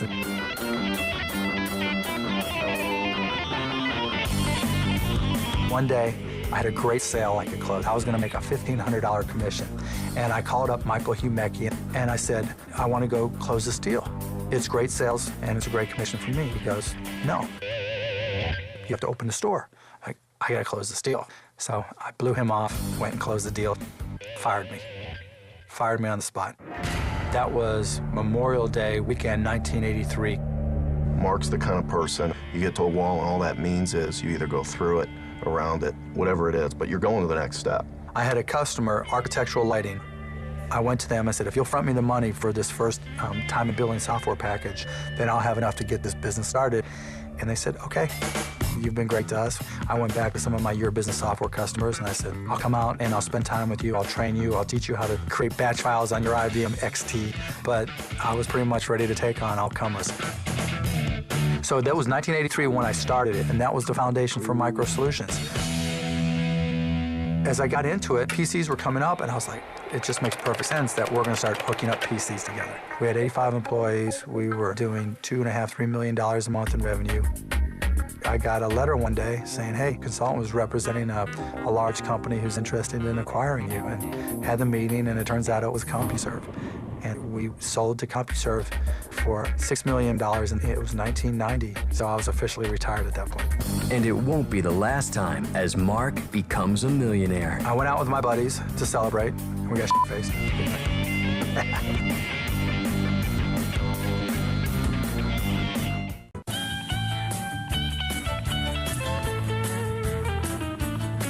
By 1990, 32-year-old Mark Cuban is worth millions.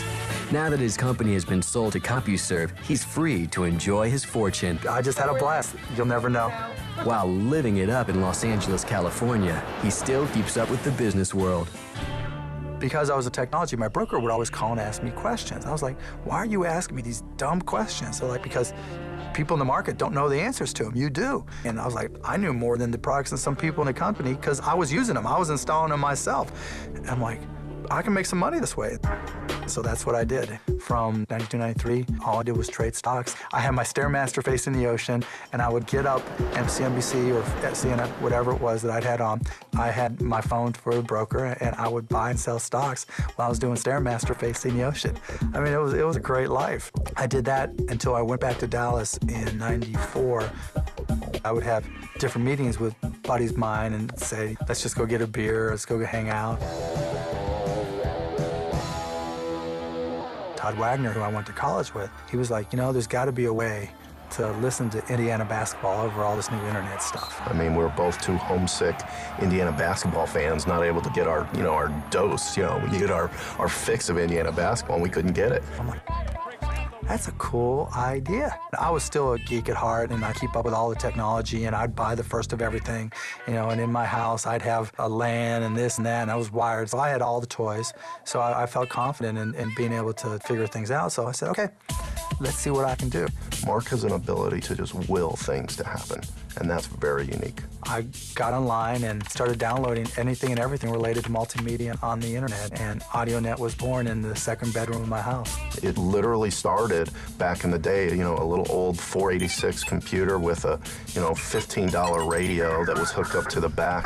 And I remember going to the bathroom and I kicked the radio down, and it disconnected the, the plug in the back. And he's like, we're off the air. And it's like, oops, that was the broadcast station. We started at AudioNet because there was really no consideration to video over the internet at that point in time. We originally started thinking, okay, we'll listen to sporting events, and that'll be cool, and we'll sell advertising around it. We got the bright idea. The same application for sporting events or music or whatever could also be used for business. If we could handle 20,000 simultaneous listeners, that proved the technology out to be able to go to Motorola and say you no longer have to rent satellite time and shepherd your people into all these theaters to be able to get a message from the CEO. Instead, you just have them sit at their desktops, and we can pipe that message right to their desktop. And that's where AudioNet started to become successful. Then once video hit, you couldn't stay AudioNet in a world that had audio and video. That's why we had to change the name. We decided on broadcast.com. That got us going. We were the multimedia device and the communications device for broadcast communications on the desktop in corporate America. When things like Clinton's grand jury testimony, we knew that the minute the word cigar was uttered, when this hits, it's going to be the biggest thing we've ever done, ever. Not everybody agreed with me, but it turns out I was right, and it was just huge. Then from there, we did the Victoria's Secret fashion show, Sex Sells, and we took advantage of that. Business was great. We were rocking and rolling. We went public July 18th, 1998. We're just two kids from the Midwest. This isn't supposed to happen. I mean, I'm a kid from Gary, Indiana. Mark's from Pittsburgh.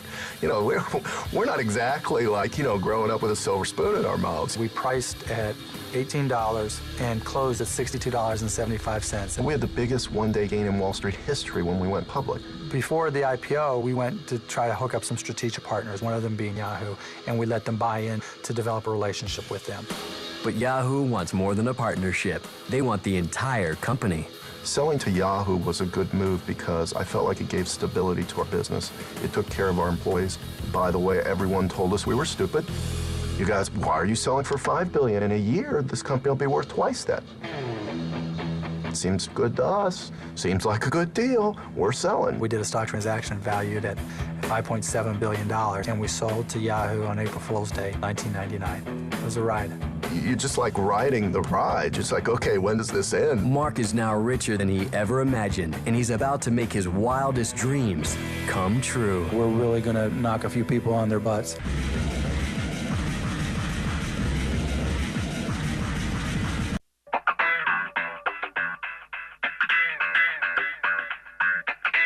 After selling Broadcast.com to Yahoo for $5.7 billion in 1999, I dreamed about, having billions of dollars. Yeah, of course, it still doesn't seem real. Mark is living the dream. He buys a private jet over the internet, a new mansion. There was not furniture there. And then there was a huge ballroom, a grand room. They used that for wiffle ball. You get to buy the Dallas Mavericks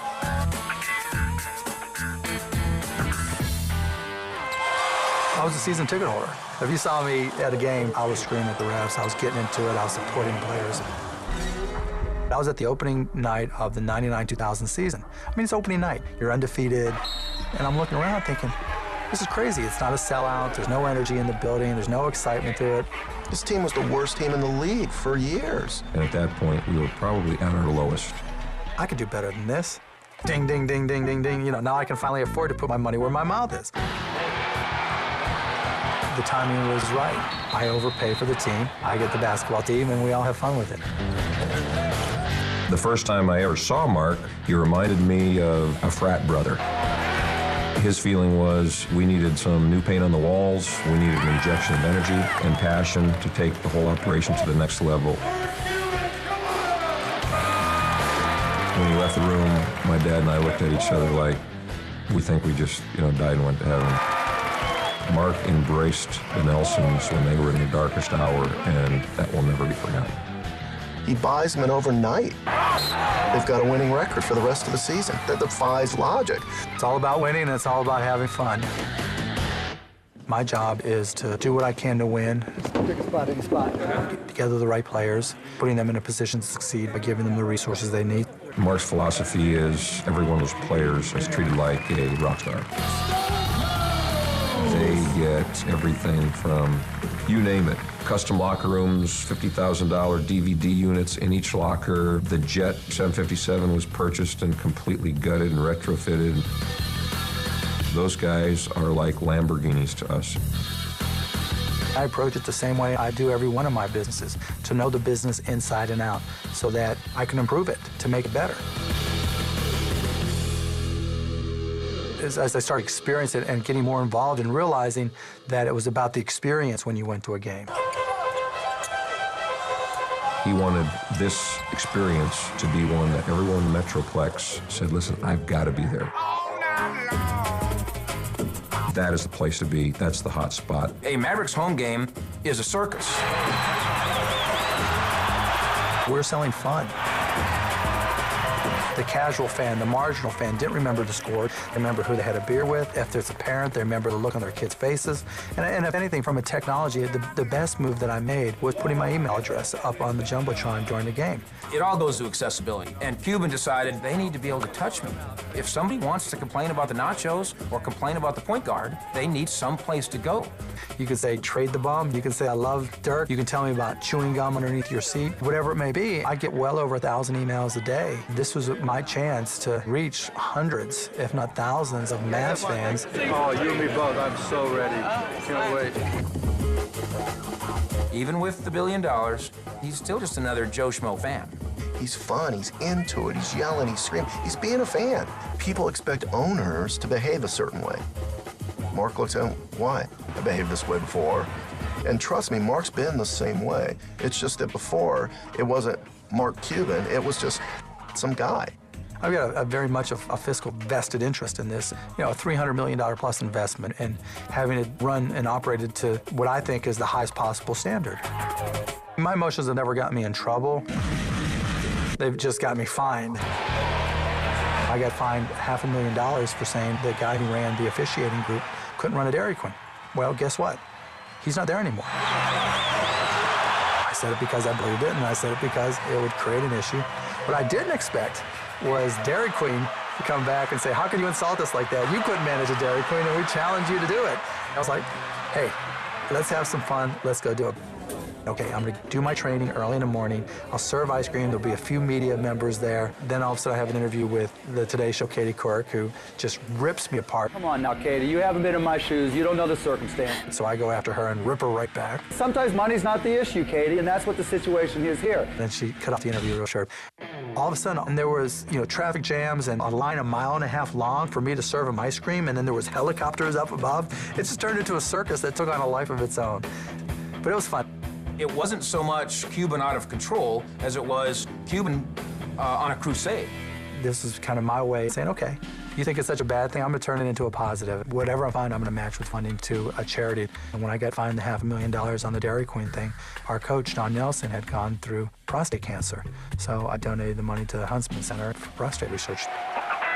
What do I enjoy most about the NBA? It's a really different challenge for me, and there's such an adrenaline rush just of trying to win. But Mark's not done taking on new challenges, and what's coming next will be the biggest one yet.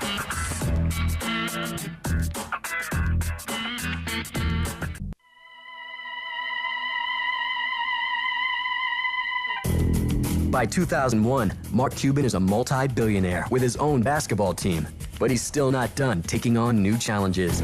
Mark bet on a new generation of high-definition content and created HDNet. I absolutely believe Mark is scary brilliant. We went out and bought some cameras and started putting together some content. What little content was out there, we got the license real cheap because no one wanted it, because there was no other demand for it. There was no other 24-hour high-def network. We put in our own money. All of this is 100% ourselves funded. So we gobbled up all that we could and created HDNet and created HDNet movies. We want those to be very, very important channels to people. And so we're trying to create content that people go, God, I want to watch that. That is a very cool movie that was shot in high def. Now the theater chain, we're going to put in digital equipment so that we can digitally project these movies. We don't need to ship reels of film around the world. 2929 Entertainment is kind of the umbrella or the holding company. We really have 6 different entities. So what we have is a domestic theatrical distribution company. There we've done movies like Capturing the Freedmans, Control Room, Woman, Thou Art Loosed. Then we also have Reicher Entertainment, which is really the film and TV library. Syndication rights to Nash Bridges and Sex and the City, along with about 40 movies such as Primal Fear and Kiss the Girls, plus HDNet, plus Landmark Theater Chain, 2 production companies. We've made now 5 movies. We've had 2 TV shows, everything from Star Search to now The Benefactor. Mark Burnett's people first approached me about taking Donald Trump's place for The Apprentice. I'm like, you don't follow kids, animals, or hair. Yeah, so you just don't do that. So ABC had a property they called The Benefactor, which was about one person giving away $1 million. I thought, you know what, as long as we can sit down and come up with something that's not a typical reality show, I want the experience. I mean, to have a network TV show, I mean, how cool is that? This is going to be fun. We wanted this to be very open-ended, where 16 people about to walk through that door. There will only be one winner. The prize? One of you is going to walk away with $1 million, so you have a 1/16 shot walking in. The way we narrowed it down and cut people was by creating open-end challenges, which are the type of challenges you face every day. How many owners of sports teams ended up with a primetime show? Let's do a count. I'm trying to think. I can't come up with anybody. Mark's unique. Mark's got something special, and people tie into that charisma, that energy, that enthusiasm. He's always smiling. I think he views life and success and failure all as part of a one big Jenga game. Cuban Show is Cuban Show. It sinks or swims based on his philosophy, so much based on his personality. It's so him. It gets harder and harder because you realize it's like real world. As you move up the ladder, the people you compete against are sharper, more creative. The challenge is to move up, become tougher. We're going to come back again next episode and meet in the boardroom where I will choose one of you to run one of my companies. How far you can push yourself personally to challenge yourself, to step outside your boundaries, to do the things that make you special, and to not be afraid. If you're creative enough to shine, you win. And if you're not, you don't. That's what the show The Benefactor is all about. I mean, it was our own little Sims, you know, all together in one. It was really cool. Am I going to regret doing or not doing something? I've come to the realization the only thing I'm going to regret is if I didn't do things. I've had so many doors open, and I'm so blessed that if there are opportunities to experience different things and I don't take them, that's when I'll get mad at myself. Everybody always asks, does Mark mellow? I don't think he's mellowed. I think what he has is an appreciation of the fact that he's in a great place right now in his life. He's done what everybody dreams of, and he's living it. I'm the luckiest guy in the world, and I try to count my blessings every single day. I look at my wife, I look at my daughter. I've gotten past those financial hurdles, obviously, so now success is waking up in the morning with a smile on my face, knowing that I can challenge myself and enjoy myself, and I wouldn't change a millisecond of it all.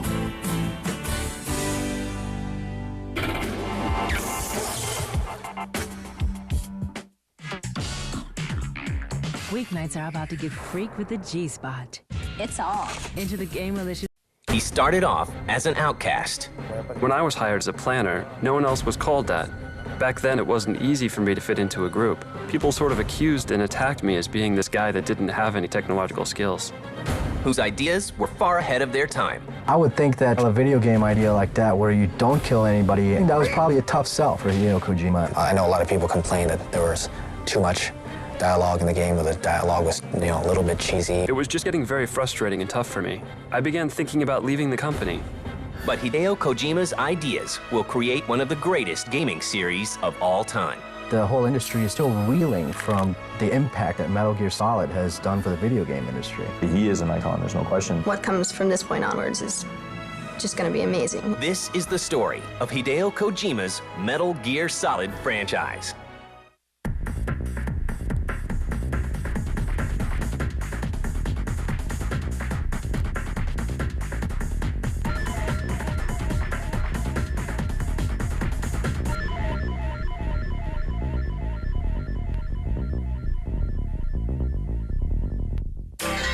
It's the turbulent 60s when a man named Hideo Kojima is born.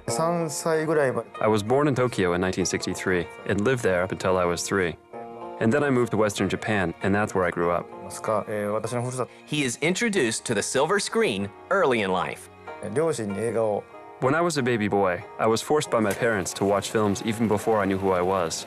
So I grew up on movies. While Kojima is studying economics in college, he discovers a new love. I had a lot of free time, and that's when I started playing video games, namely, games on the Famicom. The game that changed my life, the game of my destiny, was Shigeru Miyamoto's Super Mario Bros. Till then, I pretty much had the notion that film and video games were separate entities. But then, I realized that even in video games, I could do creative things just like they're done in the movies. He has such a great mind for storytelling that I just think that his mind's always going, and he's always taking everything in and analyzing it and thinking of ways he can use that in a story. Kojima decides to pursue a career in the game industry, much to the surprise of his friends. I was part of an economics seminar during my 4th year in college when I told my professor and colleagues that I was going to join the video game industry. They told me, "No way, stop and think twice about what you're doing." I joined Konami in 1986. But the aspiring game designer has some problems fitting in at first. Everyone sort of did everything back then, and when I was hired as a planner, no one else was called that. Back then, it wasn't easy for me to fit into a group. People sort of accused and attacked me as being this guy that didn't have any technological skills. His first project is a near disaster. I was given this particular game plan, and I worked on it for 6 months. But the thing was, I didn't know anything about memory space in a game or the actual method of how to assemble a game and put together a game. I never thought about the actual schedule or timeline of when to do what. Then my boss called me and said, sorry, they were dropping my game plan, and this was my first big challenge. I was the only one in the company who had never had any of his games released. And people, instead of saying hi, would come and say, at least complete one game before you die. Kojima is given one more chance. After the game was dropped, the company came to me and told me to create a combat game based on war. If I were to work on a game based on war, I wanted to do something more like The Great Escape, where you actually run away instead of shoot. When I came up with this game plan, my superiors in the company said, this rookie's already failed on one project, and now he's trying to come up with this weird concept where you don't fight, but you run away. I would think that trying to sell a video game idea like that, where you don't kill anybody and you are, in stealth mode the whole time, I think that was probably a tough sell for Hideo Kojima at first. Near the end of the year, it was just getting very frustrating and tough for me. I began thinking about leaving the company, and I talked to one of my superiors. He helped me and gave me some advice, and eventually it all worked out in the end, I guess, with Metal Gear. Kojima comes up with the idea of a stealth action game where players take the role of Solid Snake, a special forces operative who must defeat a walking nuclear tank called Metal Gear. After 2 or 3 months of development, the game started moving. The game system was ready, and you could actually sneak around your character. And if the enemy saw you, you'd get the exclamation point above your head, and they'd start attacking you. When we got to this point, the team members played it and they said, oh my god, this could be a great game. And from then on, development went really smooth. Konami begins to warm up to Kojima's unique new game. But how will the public react?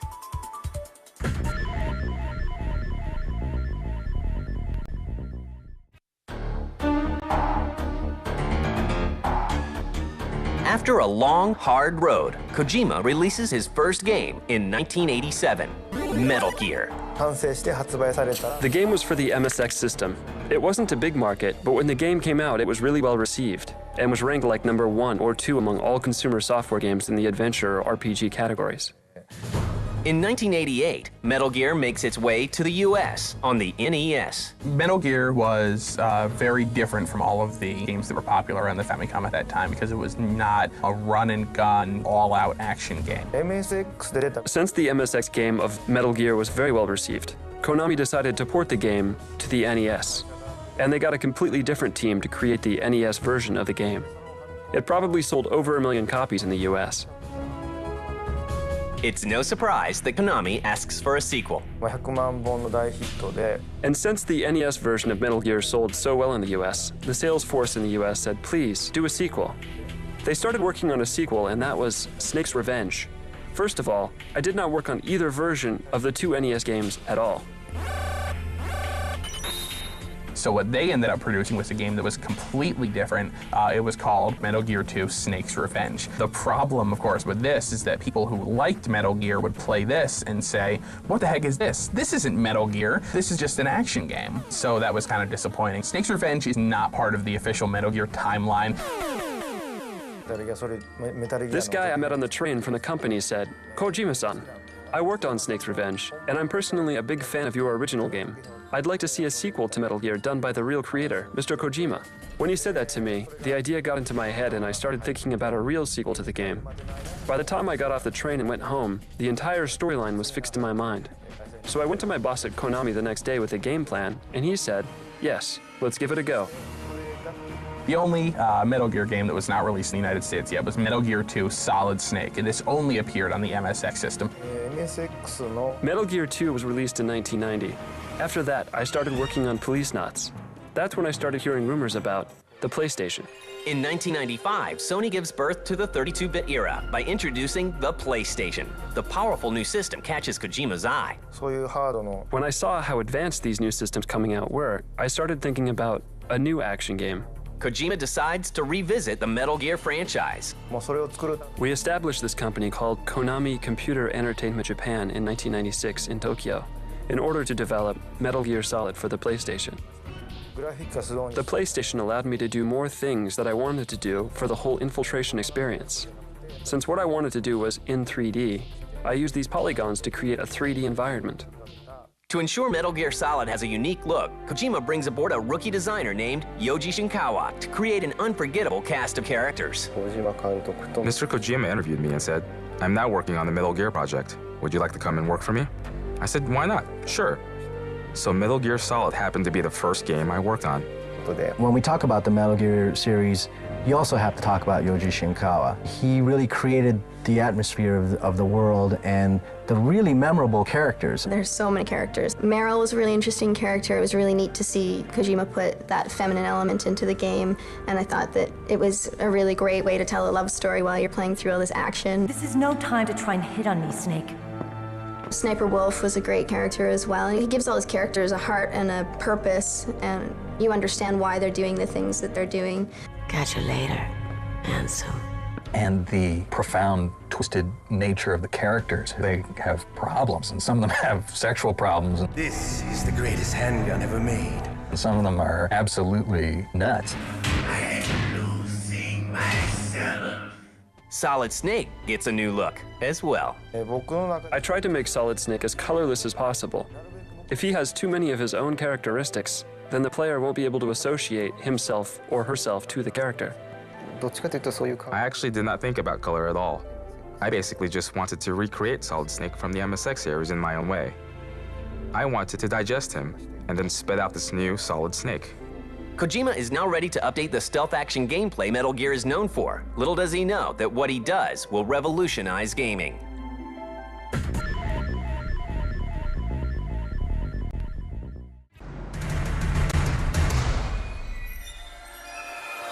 By 1996, the PlayStation has ushered in a new era of 3D gaming. Kojima takes stealth action gameplay to the next level with Metal Gear Solid. What was that noise? I think certainly the stealth element is the biggest influence on all video games today, from Metal Gear Solid. And hiding behind walls, I mean, it's almost like if you're playing a game today and your character doesn't suck himself against the wall, then something's missing. You know, you gotta have that stealth element. It really defined the stealth genre. Since the game was such a hit, there was such a huge influx of stealth titles. I still think Metal Gear does the best.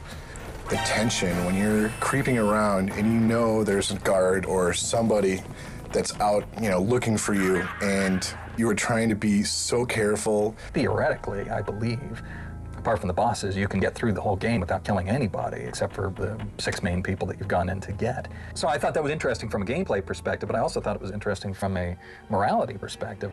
And Kojima pushes the boundaries of game design by breaking through the fourth wall. Put your controller on the floor. I think what Hideo Kojima did with Metal Gear Solid was kind of take the gamer out of the game itself. When Psycho Mantis is talking to you and your controller is rumbling, or when he knows all the Konami games that you've played on the memory save, it takes you out of the game a moment. And you're like, wow, this is one heck of a game. You know, it can tell like what I'm playing, and it's taking you out of the, you know, just a little bit out of the game, and then it throws you right back into it. The moment where you realize you have to unplug the controller, that for me was just like, wow, that was incredible. One of the pinnacle moments in gaming, for sure. Metal Gear Solid is unveiled to the masses at E3 in 1997. All we did was show a trailer, and what happened was the same people that were there in the morning at E3 were there in the evening. They were just watching it all day long.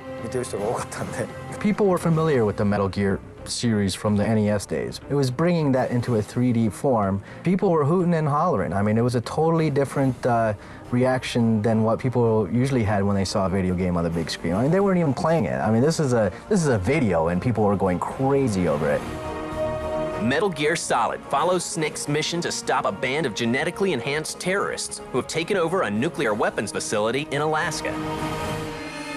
Well, Kojima's work is entirely visionary in that he doesn't follow the rules of what video games are supposed to be. And when he takes a game and turns it into a so-called cinematic experience, he doesn't turn it into what he thinks a movie should be either. I think he creates a perfect sort of hybrid. It was basically the movie-like presentation of Metal Gear Solid that really took people aback. When you first turned on the game, and it looked like the intro to a movie, and he's swimming around and the credits are showing, and then he gets out, and all of a sudden there's gameplay for a little bit, and you're introduced to the stealth element of it.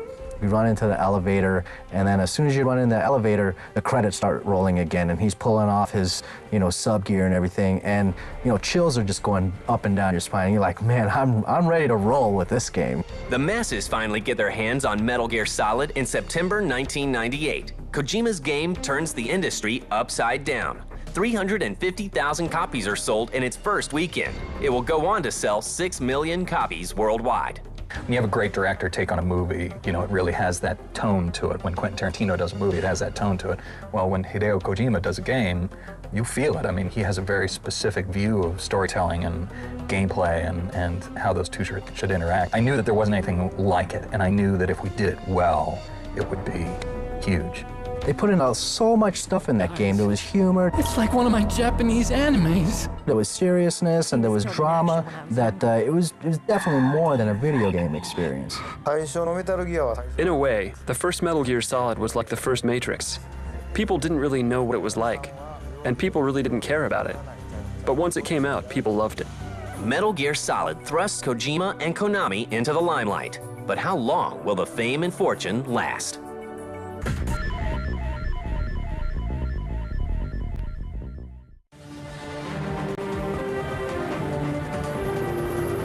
After the release of Metal Gear Solid in 1998, Kojima and his team of talented developers began work on Metal Gear Solid 2: Sons of Liberty. After the success of Metal Gear Solid, we knew that people expected a lot from the sequel. So I was constantly under this pressure to do something great. So it was definitely a different experience. By now, Solid Snake, the game's main character, is nearly a household name. Well, Solid Snake is this kind of loner assassin type character that, you know, maybe that's why I like him so much. He seems to have this mysterious, you know, he's got a very male testosterone mystique about him, and I guess I find that very attractive. By being that mysterious, you really want to delve into that personality, and I think that's what makes him such a cool character, you know, and the voice. How you doing, kid? Well, Solid Snake is a guy who has been used all of his life by the military and by his superiors. He's the ultimate soldier. Konami releases the PlayStation 2 version of Metal Gear Solid 2: Sons of Liberty in the fall of 2001.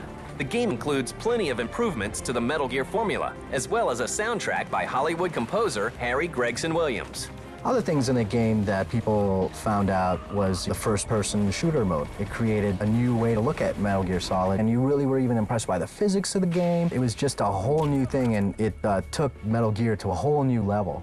But the new sequel has a big secret that catches many gamers off guard. I was in love with the game the first couple of chapters, I guess you'd call them, and you're playing through as Snake, and it was just incredible. But then suddenly you're playing as this Raiden character, and you're like, what is this?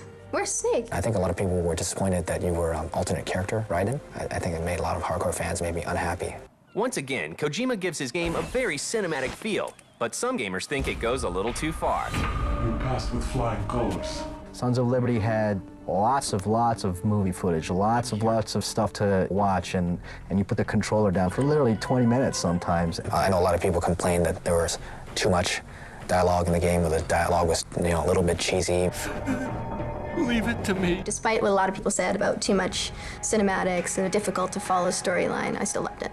Metal Gear Solid 2 is a hit and sells 7 million copies.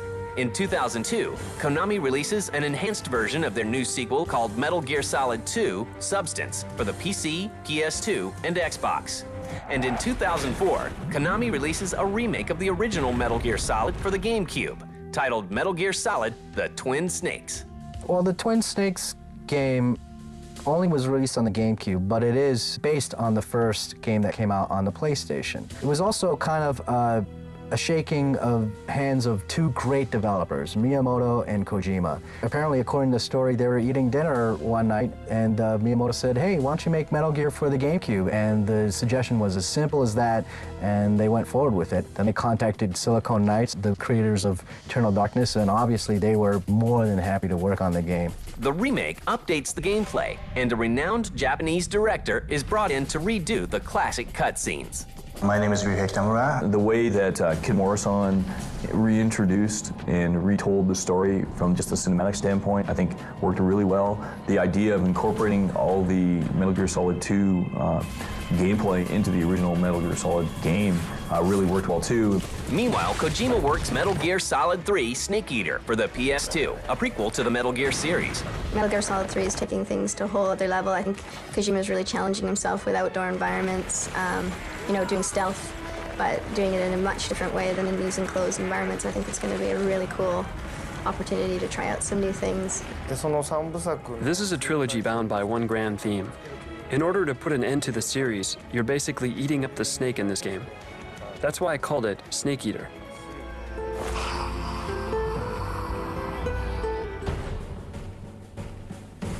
Today, the Metal Gear Solid series has countless imitators. There's been a tremendous amount of copycat games, or games that are almost identical, or sort of mixtures and mergers of other sort of genres, but mostly have a stealth aspect to it. So people can imitate my games, and if what they come up with is enjoyable, I think that that's fine.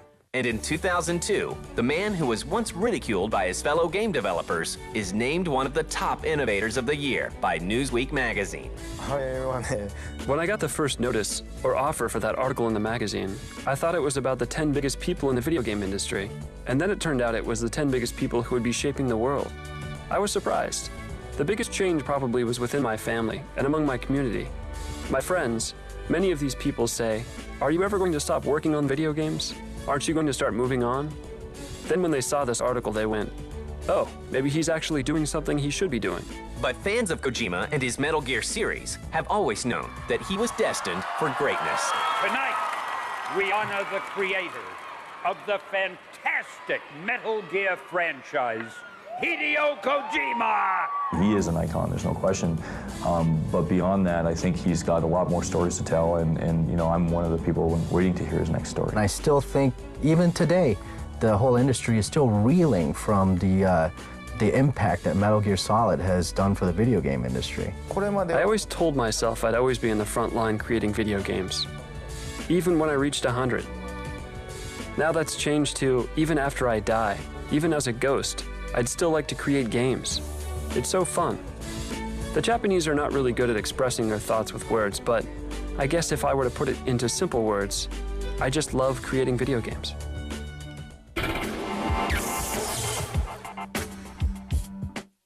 1.2 megapixel camera and holds 5,000 MP3s. Wow, that's really impressive. Hold on a second, sorry. Hello? Yeah, hey, I'm in the middle of lunch. Can I call you back? All right, cool, thanks. So that's a lot of MP3s. Yeah. See the best, greatest, biggest, shiniest, coolest, and blinkiest new stuff coming next year when the Screensavers goes live at the Consumer Electronics Show January 6th and 7th at 7 Eastern. Hold on, let me put you on speakerphone. No. We've been rather busy in your absence. Their first game nearly failed. Nothing will go wrong. A year before we shipped Half-Life 1, people in the company looked at what we had and said, this isn't good enough. We made some pretty big mistakes.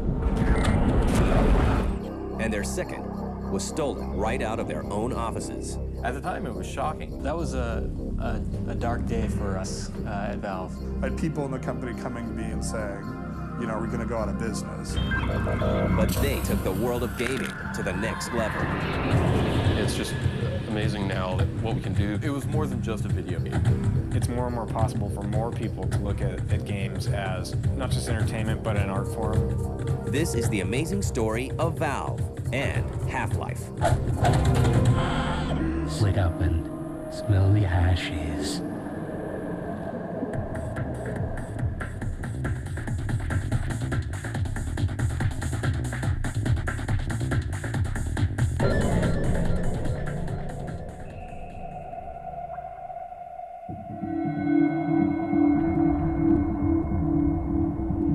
In 1996, a software developer at Microsoft named Gabe Newell is struck with a new idea. I got to know the guys at id, and the more I thought about what they were doing and the successes they were having with their distribution models as well as their technology, the more it seemed to me that that would be a lot more fun than working on operating systems. Gabe isn't the only person at Microsoft thinking about getting into gaming. Mike Harrington and myself met while we were working at Microsoft. We were both working in the operating systems group. We both worked with a guy named Michael Abrash, who's pretty famous as a game writer, and who also went over to id. Mike and I started thinking about possibly starting a game company. In 1996, Gabe Newell and Mike Harrington leave Microsoft to form Valve Software in Kirkland, Washington. Valve was really all about controlling the flow of an entertaining experience, having your hand on that knob, deciding when to turn it up, turn it down. That was a compelling metaphor.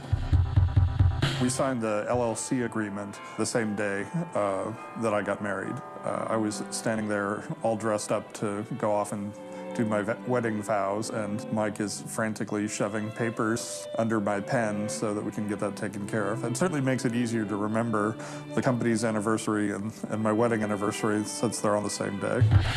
It was a novice game company and guys from Microsoft who worked with games and worked with software but not put together a game project. Michael Abrash was one of the first people we contacted and said, you know, can you give us advice? Michael Abrash was like, rather than going off and doing your own engine, you should come down to Texas and see what John Carmack and he were working on. Mike and Gabe and a couple other people went down to Texas. They had the code on a CD on the plane on the way home. They were just convinced this was the way to go.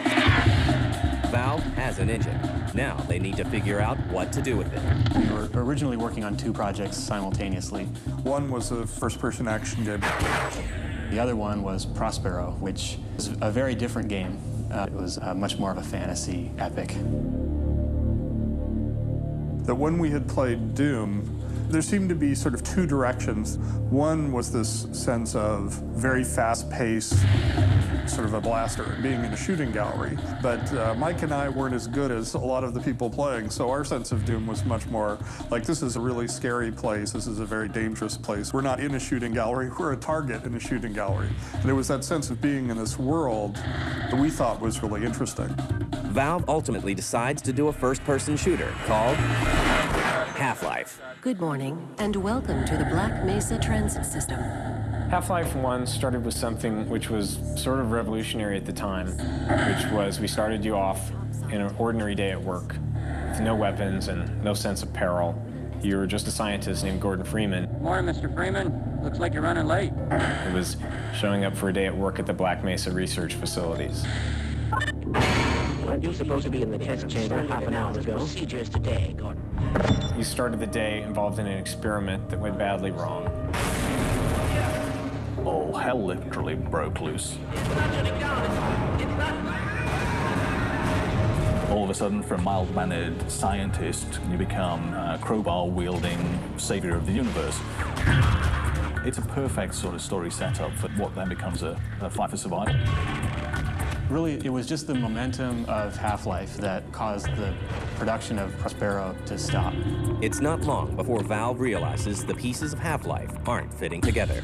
About a year before we shipped Half-Life 1, people in the company looked at what we had and said, this isn't good enough. We looked at what we had accomplished so far and realized that we'd made some pretty big mistakes in terms of how we were going to achieve these effects. So we seemed to, at that point, be at a juncture. The team must decide to either ship the game as it is or to throw out everything and start fresh. Oh my God, we're doomed!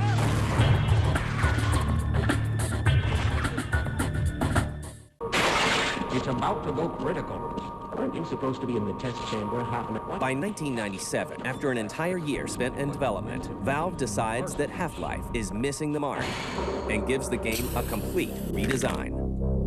You know, we really believed that the right thing to do was to focus on building something that's really good, in spite of the fact that it was going to cost us a lot of time and cost us a lot of money. And also, it's just very stressful to have been working, you know, at that point for a year and say, okay, well, we haven't really gotten as close as we would have hoped by now to the thing that we were wanting to create. The decision has an unexpected effect on the team. So rather than demoralizing everybody, we were dealing with our situation honestly, that we were admitting that things weren't up to par yet, and that they were really glad to see our commitment to building a really good game. Surprisingly, I think that morale actually got better. To get Half-Life done right, Valve adopts a unique approach to game development. So as we design the games here at Valve, a lot of the design teams tend to break off into subgroups known as cabals. Which was a more collaborative process, sort of allowed people to participate in an additive way without having to be hypercritical or argumentative. It was most productive working through all the details of building a game design. And that was enormously successful. What we ended up doing was build cabals around different pieces of functionality, like Half-Life multiplayer had its own cabal towards the end. It doesn't take long to get Half-Life back on track. One of the most important things about Half-Life is that we kept a really immersive first-person experience, and we never broke it. We had talked about going away to a third-person camera at times, and we decided that was a bad idea, that we wanted to keep the pressure on for the whole time, so that you're in this character, and these things are happening to you, and we don't let the pressure up. In creating the character of Gordon Freeman, we wanted to do someone who was quite a bit apart from the typical action game hero. We wanted to do a character who was really transparent and everyman, not your typical action hero. We decided that we wanted to do something that hadn't really been done in a first-person shooter. You're alive. Thank God for that hazard suit. And have these characters that were allies that made it more fun to move through the game with. Lead the way. We'd done the scientists and Barney who would talk to you. Let's get the hell out of here. Follow you, and they had some behavior. They would reveal bits of the story as you went through the levels. Don't count on Captain finding us down here. Head for the surface. You know, we were really excited at that point that we had made, you know, a character whose mouth could move while they were playing. Destroy the damned thing before it grows any larger. Stop! That ended up being a really good assumption to make. People talk a lot about how much they loved Barney and would drag several Barneys through the game with them and really protect them and not let them get killed. The different thing that Valve did with AI was really just the amount of attention we paid to it. Soon, the gaming world starts paying attention to this new first-person shooter. In 1997, when we went to our first E3, we were off the main hall. Initially, people weren't very aware of us, and then the word of mouth started to pick up. Gotten a lot of support and ended up winning, the best action game of the show. Valve finally releases Half-Life in November 1998, and it takes the industry by storm. It was more than just a video game. It actually was almost like a movie in the way that it played out. Valve was able to do something that had never really been done before with a video game. It mixed science fiction and horror in this really boiled down, intense way. We weren't really expecting anything like the kind of response we got after it was released. Half-Life is named Game of the Year by 50 different publications. It makes $22 million in sales in its first year, and will go on to sell 8 million copies worldwide, bringing in more than $100 million. 2 best-selling expansion packs are also released for the game. A large part of Half-Life's success is also due to user-created modifications, such as Counter-Strike. The mod phenomenon with Half-Life was a major boon to the entire PC industry. The mod community kept Half-Life at the top of the sales charts for years. No! Get it off me! Get it up! I was really interested in the whole theme of military warfare and terrorism and counter-terrorist units. To me, that just made sense to make a game out of that. As Counter-Strike got more and more popular, by about the 4th or 5th beta, we had surpassed Valve's games in terms of player numbers. Counter-Strike will go on to become the most played online game in America. Meanwhile, plans for Half-Life 2 start up right away. Rise and shine, Mr. Rise and shine.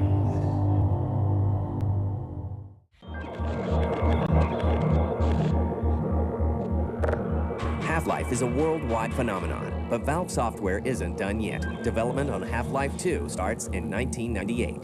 There was a meeting early on with the Half-Life 2 team where I said, you don't have to worry about how long it's going to take. You don't have to worry about how much money you're going to spend. The only thing you have to worry about is making it the best game of all time. Here in the art war room, as we call it, the artists went out on location to find a lot of references for Half-Life 2. Half-Life 2 will take full advantage of all the latest technological innovations. In Half-Life 2, the technologies in the source engine really grew out of our desire to create these things when we were working on Half-Life. And we've really gotten to a point now where we can do pretty much whatever we want to with animation, with modeling, so that the shortcomings that people were working in the game industry before aren't acceptable anymore. So we're having to hire a lot of people from the film industry. It's just amazing now that what we can do. We can have scenes where people animate and respond. Don't drink the water. They put something in it. The player can be any location in the room and the characters will still play out their scene and animate toward him, gesture at the player, look at the player, follow him. Cover me, Gordon! All the time while revealing the bits of the story. Always starts. First the building, then the whole block. We found that we needed to really make much stronger demands on our voice actors and go to some traditional Hollywood actors to get the level of acting that we wanted to have. Are you sure you don't want me to swap out the polarizer? When we started to get these great animators working on the game, we realized how much farther we could bring our acting. The inspiration for our facial animation system was the work of Dr. Paul Ekman. He's a researcher that came up with a catalog of facial movements and the expressions. So we went to his system and came up with a set of 34 different facial muscle groups that we modeled on all of our characters that can then be animated and so that you get very realistic facial expressions and the face is always in motion. The differences between animating for film and for games is mainly in games, you don't have close-ups and such like that. What a director does when they're blocking out a movie, they're like, this actor needs to move here and deliver this line and look at this other actor. Which in film, you know exactly, what angle you're animating for. And in games, you have no idea, especially in Half-Life 2. It's all an interactive experience. We don't go to cutscenes or anything like that. Our camera is constantly moving because it's the player. It's to get the player to have an emotional reaction. These characters are really like acting out a scene. So all our animations, gestures and movements need to be more broad so that it can read from almost any angle. The same amount of detail that goes into creating the character models also goes into creating the characters' personalities. We found that players really got emotionally attached to our characters, and so we made a huge investment in character acting. Remember when we thought Black Mesa was as bad as it could get? We had to come up with very solid personalities and characterizations for the characters so we could stay with that. I can't take it anymore. We created character profiles for all of the major characters and went through a deep series of questions, like about their heritage, where they're born, what their parents were like, their religion, sexual preferences, etc. We'd go through this litany of questions so that we'd really get a pretty good feel for who the character was. And then we tried to find the face that worked with that, and then it really gave us a great grounding for casting the voice, because we really knew who the person was. Pay attention, Mr. Freeman. While Valve works on making Half-Life 2, the public is kept in the dark. So we kept waiting until they finally were able to show something, and showed some technology of what they were working on. It's not until E3 2003 that Half-Life is finally revealed to the world. The reaction we got when we first showed Half-Life 2 at E3 was tremendous. Right off the bat, it was like, whoa, wow, look at that. People instantly start planning the upgrade of their PCs. It was just great for the whole team to know how much the audience out there was waiting for this game, and how excited they were with just the pieces that we showed. When we initially announced the game, we also were pretty bold about announcing a release date. Gabe Newell walked into the room, sits down and said, Half-Life 2 is coming out on September 30th. Really? Is it? No, say it ain't so. And we also said, surprise, you haven't heard about it until now, and you're going to be able to be playing it in just a few months. Well, as it turns out, it wasn't so, and a year later, it's just about heading out. I'd like to thank you all for coming, and when the game's out, I hope you enjoy it. The anticipation for that one game is just absolutely incredible. Half-Life 2 is a huge hit at E3, and Valve is riding high. But in just a few months, everything will come crashing down.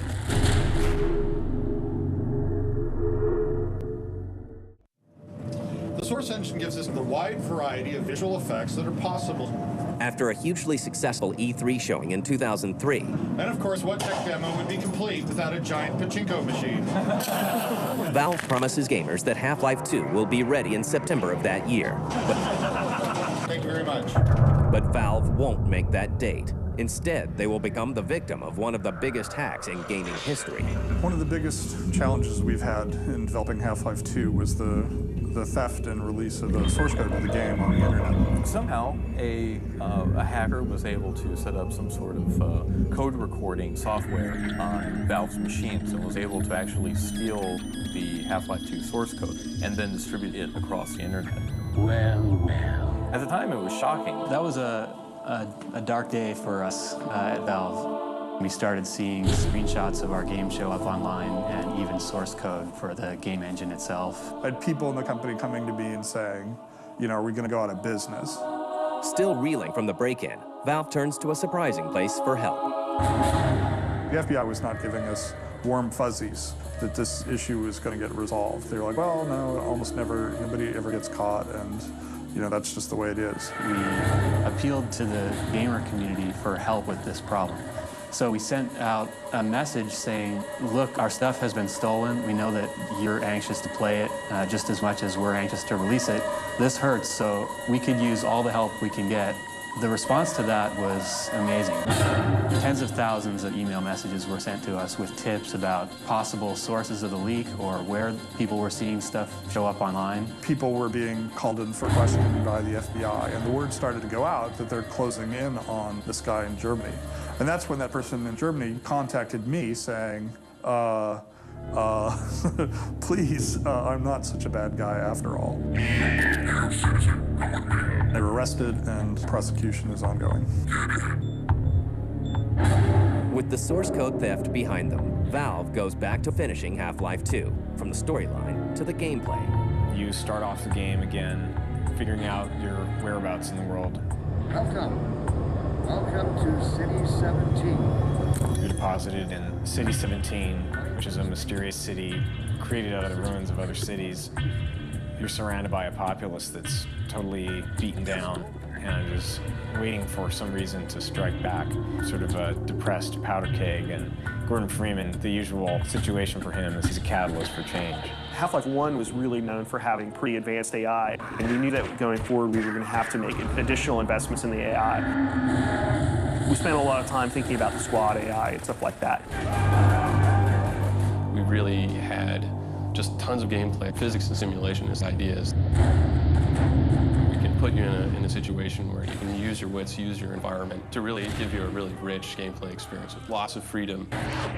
Half-Life 2 will also expand Valve's relationship with the gaming community. Modding's changed a lot, going from sort of the old school days of where people would just sort of, here's an engine, see what you can do with it, to today where we have a thing called a software development kit, which we deliberately build and give the mod makers for them to go and build mods for. Valve also introduces a new content distribution system.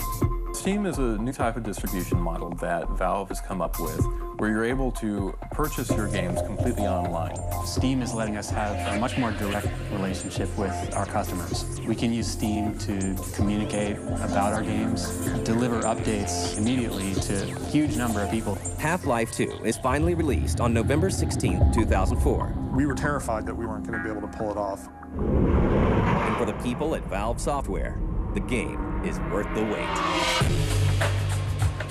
10 years from now, people look back at Valve and see a company that really genuinely cared about the games and the people who play games.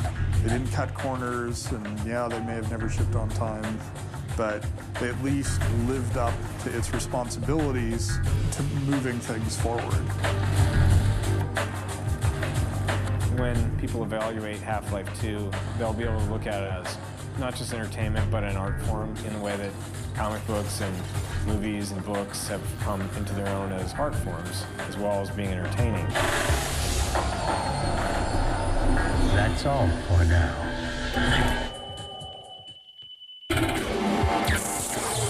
Phone, 1.2 megapixel camera, and holds 5,000 MP3s. Wow, that's really impressive. Hold on a second, sorry. Hello? Yeah, hey, I'm in the middle of lunch. Can I call you back? All right, cool, thanks.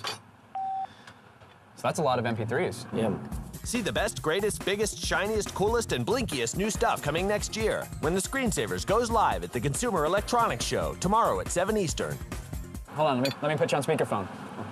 No. They started out small. And they were both literally making games in a basement in Chicago. Gained a dedicated following. Mac PC. And it was political. It was Bill Gates versus Steve Jobs. It was all of that stuff. It was good versus evil for some Mac fans. Created a lineup of legendary games. I think it really hit the limelight with Marathon. People loved it. They loved the way it looked. I don't think Xbox will be as big as it is without Halo. And took on a giant. They're building the biggest cannon in the world, and they're pointing it at Sony. Icons presents the history of Bungie.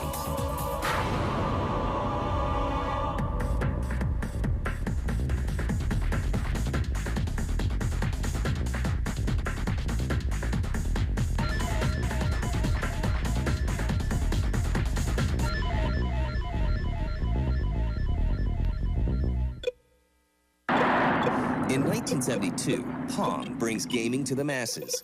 20 years later, the classic game is revitalized by a college student, Alex Seropian. It was a Macintosh version of Pong, originally titled Gnop, which was just Pong backwards.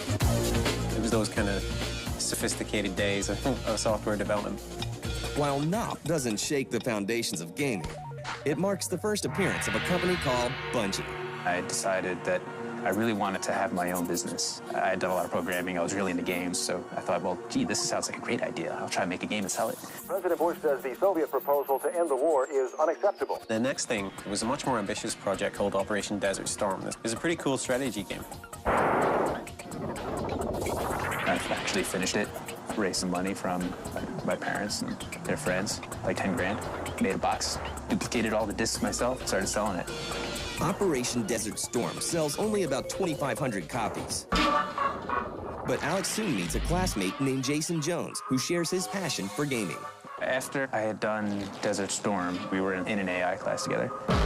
Jason and Alex were both working on separate projects. Jason has a lot of the creative and technical experience and talents, and Alex was pretty savvy with the business and marketing side. Jason was working on Minotaur. As soon as I saw it, I was like, oh, dude, that is cool. But he didn't really want to finish it, and I don't know that he really thought about selling it, but I kind of just kept talking about it, and eventually I convinced him that we could actually sell it. So we did that together. They were literally making games in a basement in Chicago, programming and designing and doing everything themselves, the sound, the scripts, even the packaging. After Minotaur, we did a game called Pathways into Darkness, which was an adventure game. It was a single-player game. It was the first 3D texture map game on Mac. And that was the first project that sort of met with commercial success. I was in my basement apartment. I was riding my exercise bike, sweating up a storm, stressed out, of course, and the fax machine rings. And I look over and I see this fax coming. It's like a $40,000 order.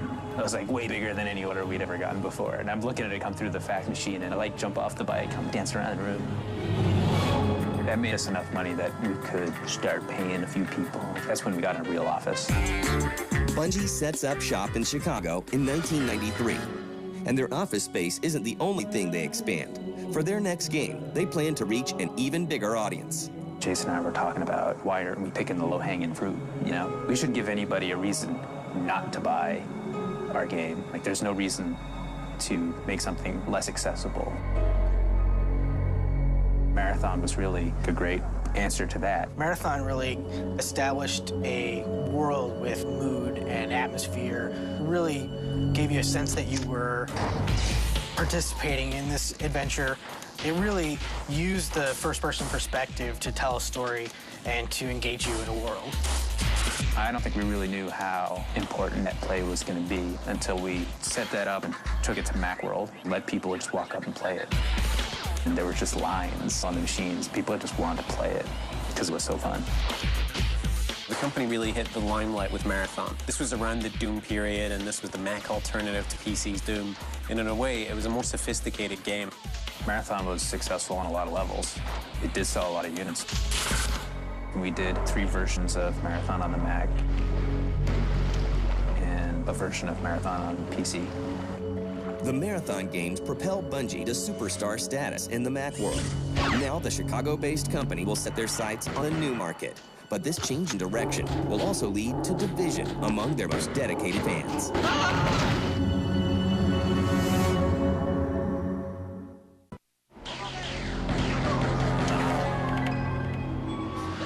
By 1994, Bungie has established itself as a premier game developer for the Macintosh.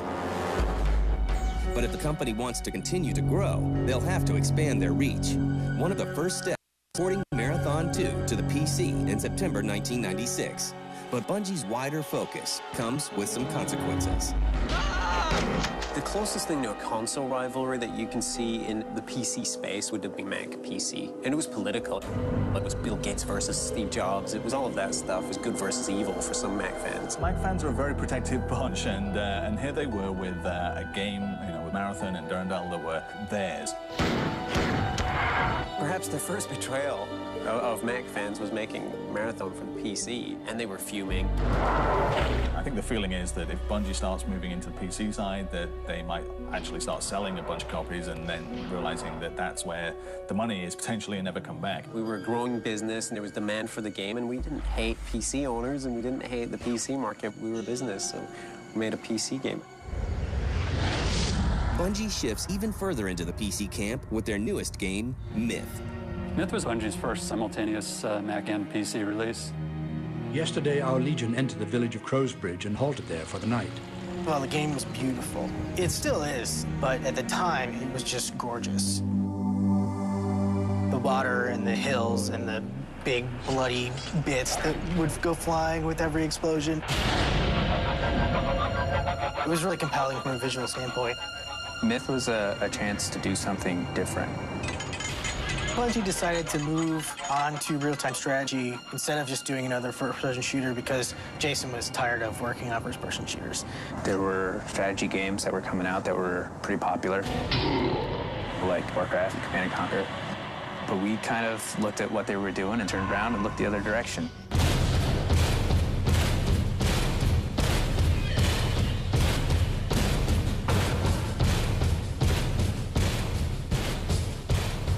There was a lot that we did with Myth that made it different, made it 3D. It almost had a sense of humor to it. Bridge is being attacked. Let's get out of here. Woo! Yay! Myth did great on the PC, and I think it stopped us being this Mac developer. Myth just kind of swept away the divisions between the systems and people's minds. The success of Myth gives Bungie the chance to expand once again. They change offices in Chicago and open a new branch in San Jose to work on other projects. This facility is involved in the manufacture of illegal technology. Then the Chicago office faces one of Bungie's first great challenges. Bungie has certainly had its share of trials and tribulations. Welcome to Myth 2, Soul Blighter. Do what you're told, and you might live to tell about it. Working on Myth 2 was one of the big trials. Click on the target dummies to blow them up. We ended up having to recall Myth 2 because of a bug. No. Blow up the target dummies. Essentially, when you would uninstall the game, it would wipe the directory that you had installed it to. If you installed the game to the root level of your hard drive and then uninstalled it, it would proceed to actually wipe your entire hard drive. Casualty. It was a bad bug. Fortunately, we caught it just days before the game was supposed to be on store shelves. Please don't harm the peasants. Just that one action of not wanting our customers to have their hard drive erased cost Bungie about $1 million. Boom! That'll teach them. And being a small independent publisher, that was a lot of money. We ended up selling a small stake in the company to Take-Two, actually, just in order to get development capital. And from that point on, there was always sort of this knowledge that we weren't invincible, that, we could make mistakes. The near disaster teaches Bungie a valuable lesson, which will affect a key decision in their future.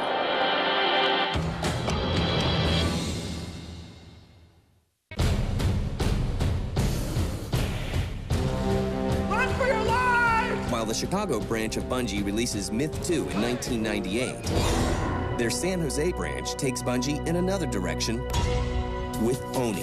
Oni was our first project out of Bungie Studios West, and it was a console game. It was a fast-paced action shoot-'em-up with some platforming elements and some adventure elements. I want some answers, and I want them now. There are a lot of really sophisticated and compelling experiences in it, only when you look at the second combat that you were fighting. Oni was received fairly well critically, but a lot of gamers were disappointed because they felt that they were expecting a very different game. As the Bungie offices work on Myth 2 and Oni, a third project is quietly being developed by a small group of programmers. Blam was the code name for that project or the team at the time, sometimes called them Monkey Nuts. But gamers will know the game as Halo. The initial idea was to do a strategy type game like Myth, fully 3D, in a different genre, like sci-fi or military, And the first demo for that was the rolling hills, but with like a whole ton of dudes running around all in 3D. They upgraded the terrain engine, got a little foot soldier who was actually a 3D model instead of a sprite, had him running around, and they realized they were having so much fun running this little guy around that maybe what they really wanted to do was an action game where you were that guy instead of a strategy game. When you're in third person, you're manipulating an avatar. When you're in first person, you're performing the action yourself. We want to tell this epic story, make the player feel like they're immersed in the environment.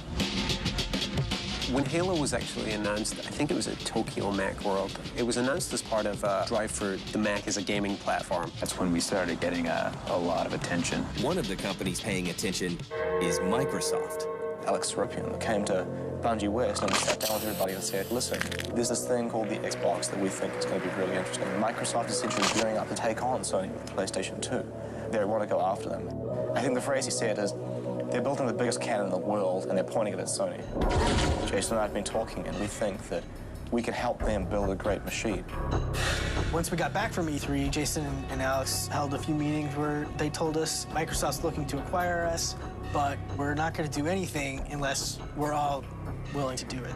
They had to make sure that the entire team was willing to leap off the cliff with them into this totally new territory. As it turned out, pretty much the entire development team decided to make the jump and move out to Seattle. Microsoft purchases Bungie in 2000 for an undisclosed sum. While the team settles into their new home, they face heavy backlash from some of their fans. Particularly the Macintosh community. People who work with Macintoshes tend to be, at the time, very fiercely proud. They really perceived it as a betrayal in every way. It's just business, and we wanted to make the best game on the best platform. Undeterred by the criticism they face, Bungie focuses on turning Halo into a game for Xbox. Up to that point, of course, it was a PC game, and a Mac game even before that. But as soon as we knew we were going to be on the Xbox, we kind of rewrote everything from scratch. Some of the real important things were spending a lot of time figuring out what the interface was going to be like, because no longer are you sitting 5 inches from the screen with a keyboard and a mouse, which is a direct pointing device. Now you're sitting 10 feet from the screen with this console controller. That is one of the things that I think really makes Halo work, is the interface, the controls. Well, I think there was a lot of skepticism around Halo on the Xbox console, but I think that in many ways the skepticism was well placed. It's a first-person shooter. It's a team that has never produced a console game before in any real way. Halo is shown in playable form on the Xbox at E3 in 2001. But the game is rough, and the public reaction is mixed. A lot of working pieces about Xbox showing at E3 could have been a lot better. There's nothing we can do. Some of it was that the hardware wasn't ready. There are different expectations set up on a console game than PC games. The E3 version of the game is slow and buggy. This thing is falling apart. It'll hold. We're not gonna make it. We'll make it. And gamers wonder if Halo is just hype. But Bungie proves them wrong. Halo is released on November 15th, 2001, and it takes the gaming world by storm. So when Halo arrived, we didn't even know if the console was going to be successful. We didn't even know if the ground we were standing on was going to be there the next day. But the console took off, the game took off.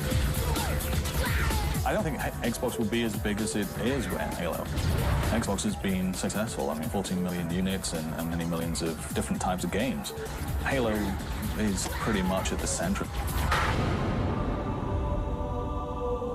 Well, I wanted to make sure we had great music that came in when music was needed. And when music wasn't needed, that there was a totally convincing, realistic, or even surrealistic ambient and sound design supporting the whole thing. The single-player game was really incredible. I knew that people were going to fall in love with it. The epic nature of the whole thing. It's a beautiful game, and it's a lot of fun. People would get together, and they would play the game with their friends, and they'd develop and build rivalries with real people. Halo becomes a nationwide phenomenon. Oh! It sells 10 million units in only 8 months and is adopted by the World Cyber Games. Professional gamers play it for cash prizes, and it becomes the must-have Xbox game.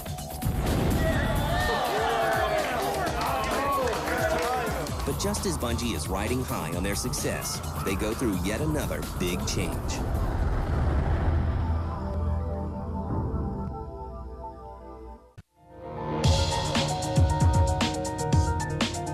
The 2001 release of Halo on the Xbox is a resounding success. But while Bungie celebrates, Alex Seropian decides to leave the company he helped create. Well, I did want to go back home to Chicago, and Bungie had done great stuff. Halo had been really successful, and the team was really nicely set up at Microsoft. I had a lot of respect from the people, around us at Microsoft.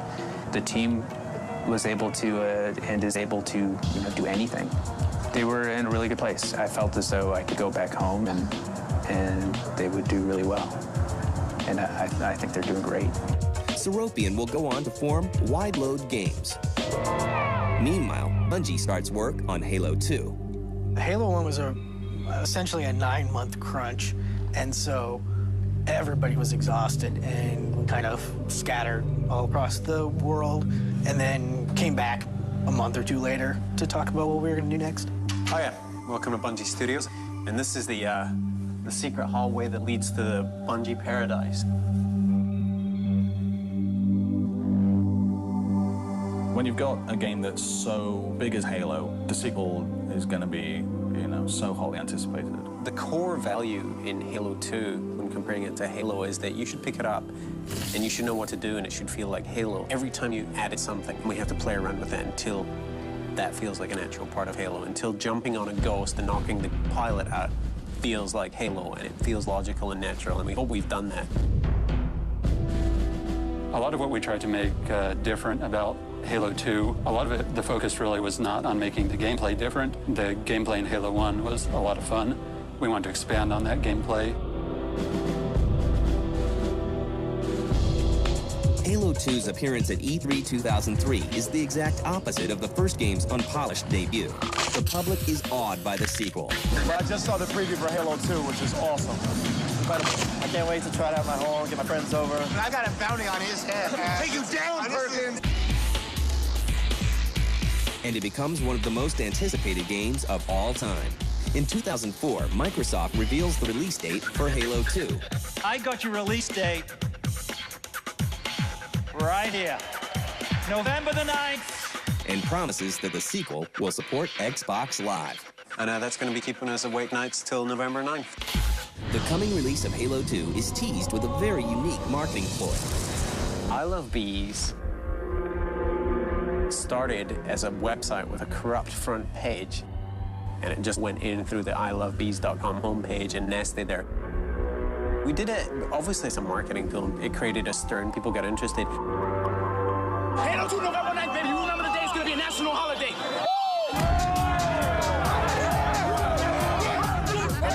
Bungie makes good on their promise. We're just moments away from midnight. The game is released on November 9th, 2004. It's a nationwide event. What on earth are you doing here? I want to play it at midnight tonight. Because Halo 2 is the best. Halo 2 is everything. I've been waiting for this game for 3 years. Oh, we don't know. I'm like so pumped. Yo, we got nothing else better to do. And I'm done with school. I have no life. It's all about Halo.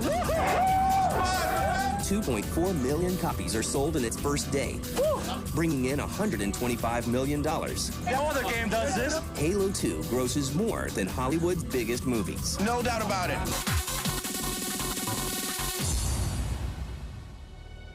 And just like when they finished the original Halo, Bungie moves headlong into their next project. But they'll stop just long enough to look back on what they've accomplished. After being done, and I look back on the development of Halo 2, and for me, the most special moments happened not just in the completion of the game, but in getting to work with a team of amazingly talented people who care a lot about what they do, and that a great game is just icing on the cake.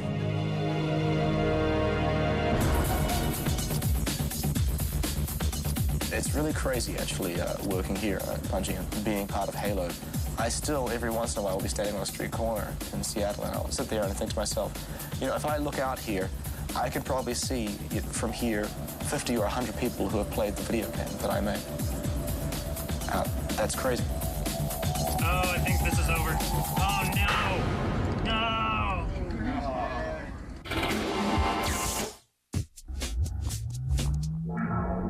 The hottest gear. The latest gadgets. All the things you need. And some you might not. Join Diane Mazzotta as Filter gets the lowdown on all the high tech at the Consumer Electronics Show. Tomorrow night at 10.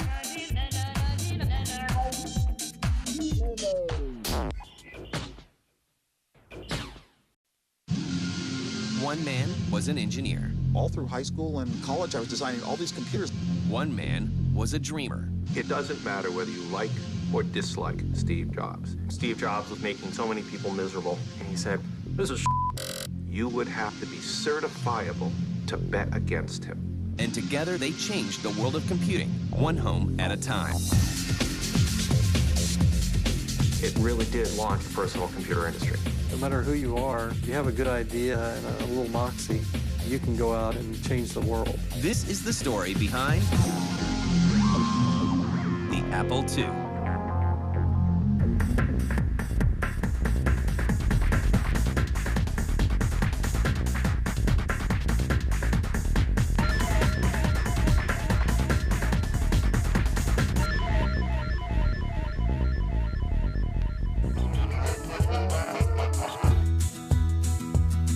From as early as grade school, Steve Wozniak has a fascination with technology.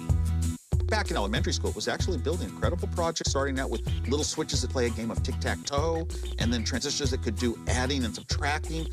By high school, I actually discovered that I sort of knew logic, and I got some computer manuals, and I started putting the two together, and I started designing my own computers. So all through high school and college, I was designing all these computers. I didn't think it'd ever be a job. I just did it for fun.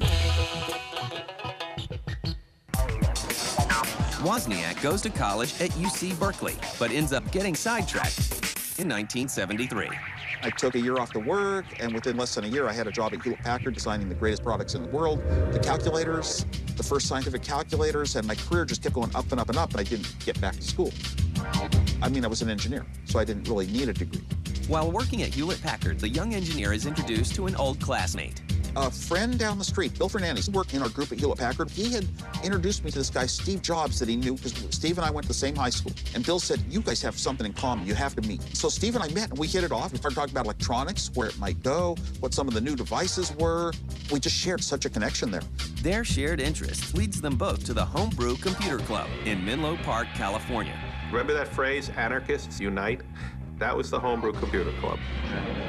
There must have been 250 people there, and you couldn't get two of them to agree on any other name, on anything. The people who showed up were professional programmers with no hardware experience who wanted to know about this new hardware machine that had just come out.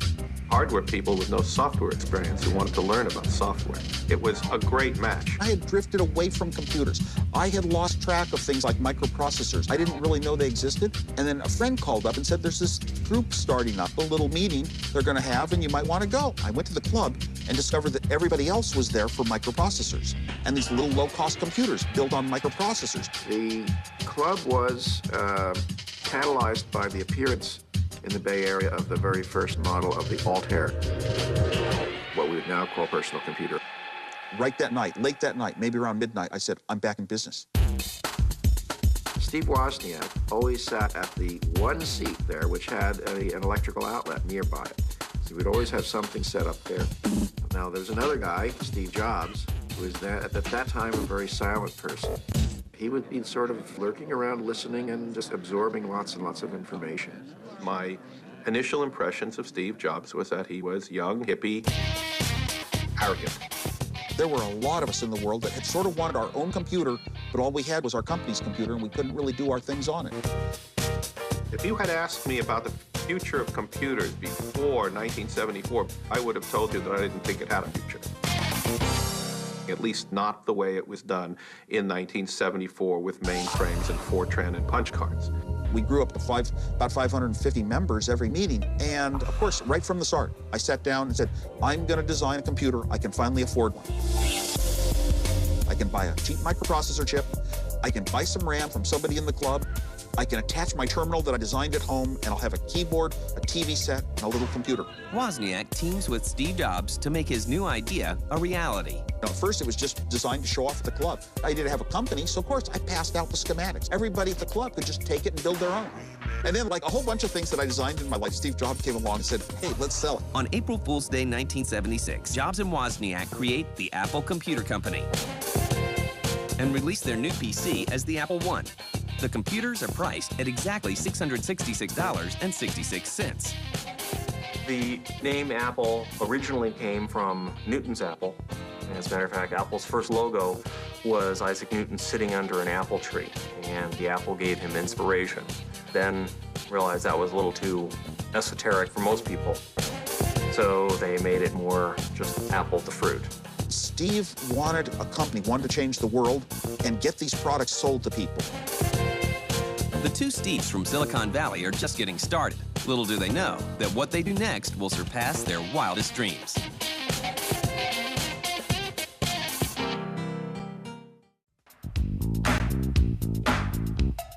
By 1976, Apple is up and running. The company's first computer, the Apple I, makes a small splash in the computing industry. Even in the earliest days, the Apple I, you know, you couldn't have made money if you were a real company and had expenses, you know, and salaries, but all we had was ourselves working at home for free. I had a job at Hewlett-Packard, and Steve lived at home, and we could just sort of do just enough to get some sales going, and we got a bank account up to about $10,000, nothing real big. We sold about 150 of those Apple I computers, and we were just a little partnership, not a corporation. It wasn't the big product that was going to change the world. I saw the Apple I, and I thought it was a little bit unwieldy. It seemed like good first effort. Within a year, 2 competitors are released, the Tandy TRS-80 and the Commodore PET. But Steve Jobs and Steve Wozniak have a new product of their own, the Apple II. The Apple II was much more of an attempt at a commercial computer, something that could actually be sold and used by hobbyists, as opposed to the Apple I, which was really for hardcore geeks. Steve Wozniak, with his partner Steve Jobs, embarked together on this project, and it really benefited from both their talents. Steve started working on the Apple II around January of 1976. An amazing designer, could design incredible things with almost no circuitry. I had this computer that was half as many chips as an Apple I, and it was doing color. At the time, everybody was designing with the 8080s. Woz chose the 6502 because 6502 was selling for $25 and he could afford that. And the 8080 was actually very expensive. He went to the WestCon show and they were handing out 6502s as a promotion. So he took one and said, hey, I'll design a computer around this. Wozniak envisions the Apple II as a computer that will revolutionize both the home PC market and the game industry.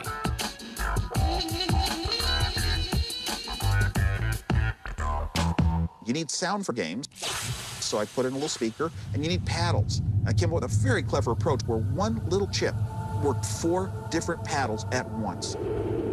I sat down and I was going to program it on my microprocessor to play the game Breakout, which was one that I designed in hardware for Atari. And as I sat there and was about to start writing, I said, I wonder if it's possible to write a game in BASIC, the language that normal people can use.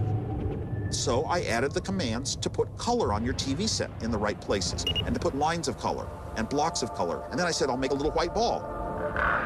Then I got a little paddle, and all of a sudden I had my game done. It was Breakout done BASIC, and it only took half an hour. We were going to move from games being hardware that take half a year to design to a year to becoming software programs that could be done in 10 days for a simple game. In the first West Coast Computer Fair in 1977, I saw the Apple II for the first time. The Apple II showed up, which says color. Oh, and it has a plastic molded case. No one else had that. It had a bus structure for cards, and it also had 2-port memory. It was being sold as fully assembled. The appearance of the Apple II was purely Steve Jobs, and that was so critically important because now you had a computer that didn't look scary.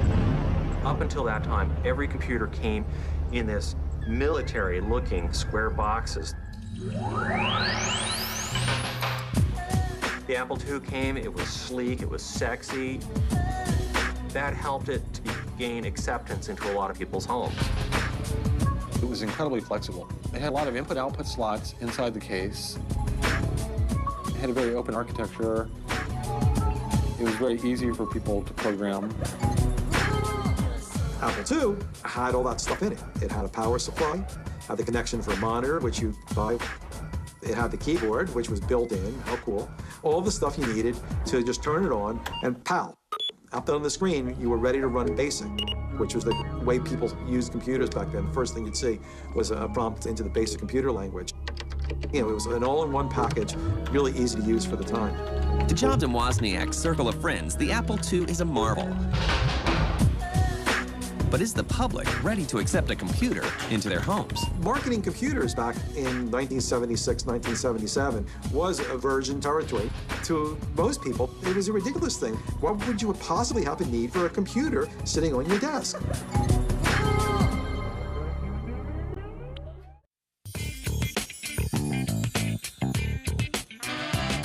The first Apple IIs are shipped out in June 1977. The slick new computers sell for $1,298 each. That same year, Apple creates a new logo and moves out of Steve Jobs' garage into a real office in Silicon Valley.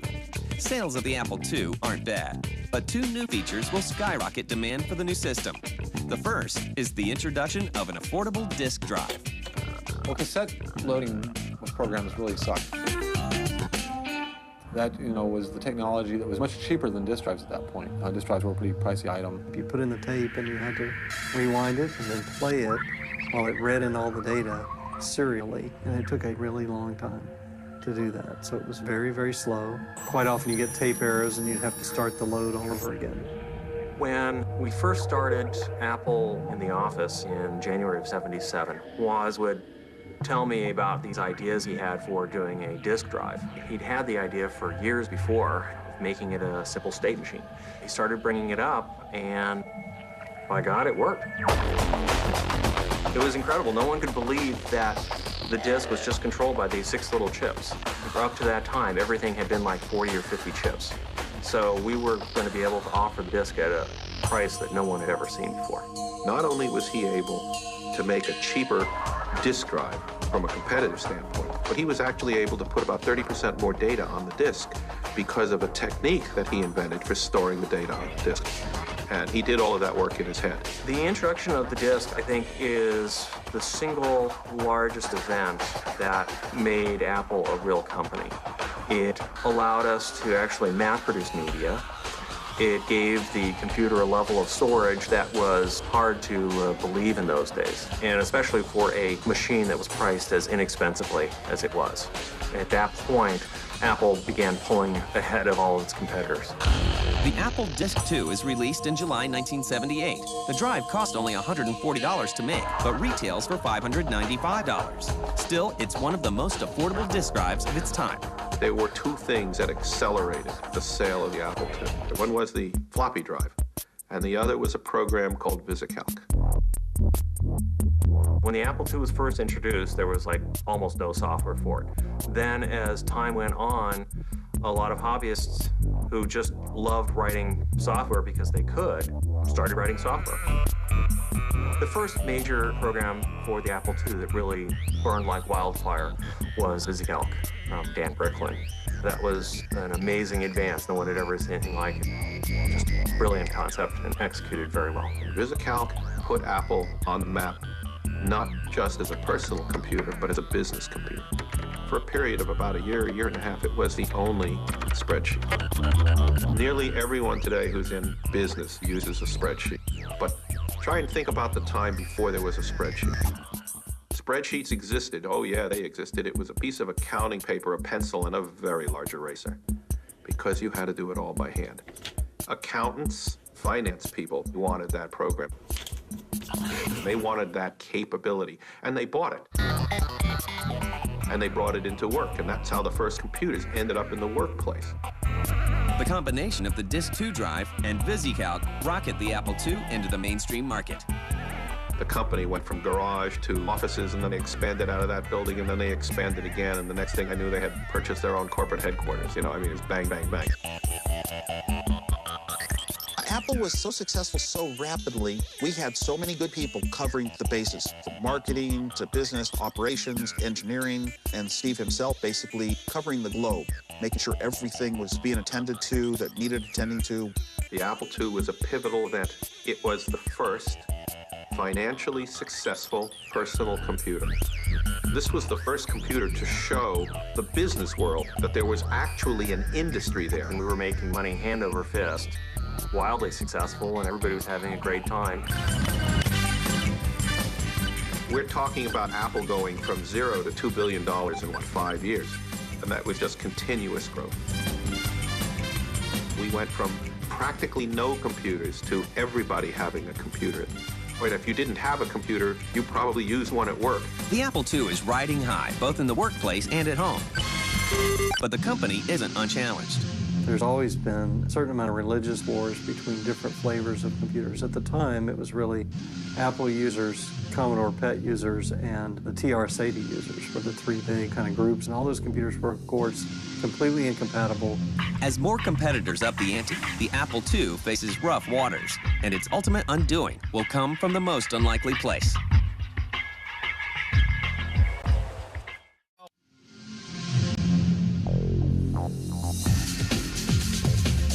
In 1980, there are close to 300,000 Apple II users. The company now employs more than 1,000 people, and an improved Apple II Plus is on store shelves. once again, the young company looks ahead to the future.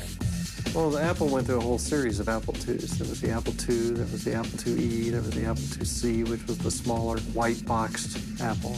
In each case, they were repackaging essentially the same machine to try to make it more friendly to the consumers in one way or another. Apple was very good at marketing, and still some of the slickest software, especially like a business application, was on the Apple. But not all the new ideas are good ones. The company started hiring a bunch of MBAs who came in and said, wow, really cute company you built here. We'll show you how to do it right. A consequence, a example of what they produced was the Apple III. It was not a brilliant engineer working through design. It was not even a brilliant idea. The Apple III was designed more as a direct competitor to the IBM PC. The Apple III was deliberately positioned to be a business machine. And a lot of people thought that was really a great design and something that really could stand toe-to-toe with the IBM PC. But it really wasn't as powerful as the IBM. The very first units they had a flaw in them. They had to recall them, and the thing got off to a really bad start. It was so disappointing that the company could produce something so bad. And that was a major failing for them. Never really recovered from that. Steve Jobs was still with the company when Apple III came out, and he hated it. But despite Apple's failures, the Apple II still manages to perform. The Apple line lasted a really long time because it had a huge install base of software, which was built up really in the very early 80s. And that really carried it a really long way. However, it's Apple that does what none of their competitors could do. Break it up. Bring an end to the Apple II. After the Apple III came out, a lot of people realized, hey, wait a minute, maybe we should still be promoting the Apple II. So they started promoting the Apple II. Then the MBAs and other large corporate citizens said, well, let's build a better computer, and we'll call it Lisa. Steve Jobs saw the Lisa, and he said, wow, this is not going to work. This is That was Steve's favorite saying. Basically, the board and management said, stay away from Lisa. You're basically banned from over there. Steve said, can I go take over this Macintosh project instead? And they said, well, sure, whatever. So Steve went over and took over the Macintosh group and said, we're going to do things differently here. It's going to be an all-in-one box. It is going to be sleek and sexy. And so that's how the Macintosh project really took off. One of the bad things that Jobs did when we introduced the Mac is he wanted the Macintosh to succeed, and he wanted everything else to fail. So he did everything he could to basically eliminate Apple II sales. But despite all of that, the Apple II continued to generate an enormous amount of money for several years until the Macintosh finally did catch on. Woz's original invention was just so hard to beat. Today, the impact of the Apple II and its creators is still felt in the world of computing. But you find Macintosh users, and they love their machine. Apple was so successful so rapidly, and there are people just enjoying what they're doing and happy, and they're smiling. I think the Apple II will be remembered as the first computer that was attractive and was all-in-one. It really did launch the personal computer industry. The key figures like Wozniak and Steve Jobs were just iconic to us. They were the people that we looked up to say, oh, no matter who you are, if you have a good idea and a little moxie, you can go out and change the world. It doesn't matter whether you like or dislike Steve Jobs. You would have to be certifiable to bet against him. He has done things that no one else has ever done. He has had his failures, but his successes are spectacular. You know what? Everything that ever happened in Apple, the jokes, the friends I had, the people that worked there, how they fought, how we talked, just the best memories of my life.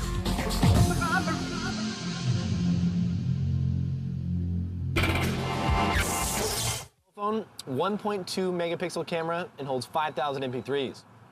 Wow, that's really impressive. Hold on a second, sorry. Hello? Yeah, hey, I'm in the middle of lunch. Can I call you back? All right, cool, thanks. So that's a lot of MP3s. Yeah. See the best, greatest, biggest, shiniest, coolest, and blinkiest new stuff coming next year when the Screensavers goes live at the Consumer Electronics Show. Coming up next. hold on, let me put you on speakerphone. Round one. Get ready. Go. Fight. Fight. I want to see some blood out there. They fed a primal craving.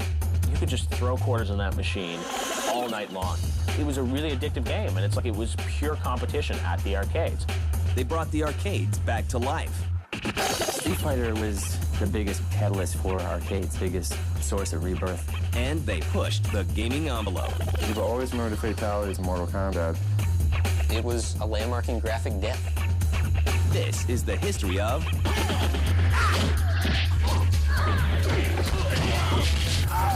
fighting games. Flawless victory.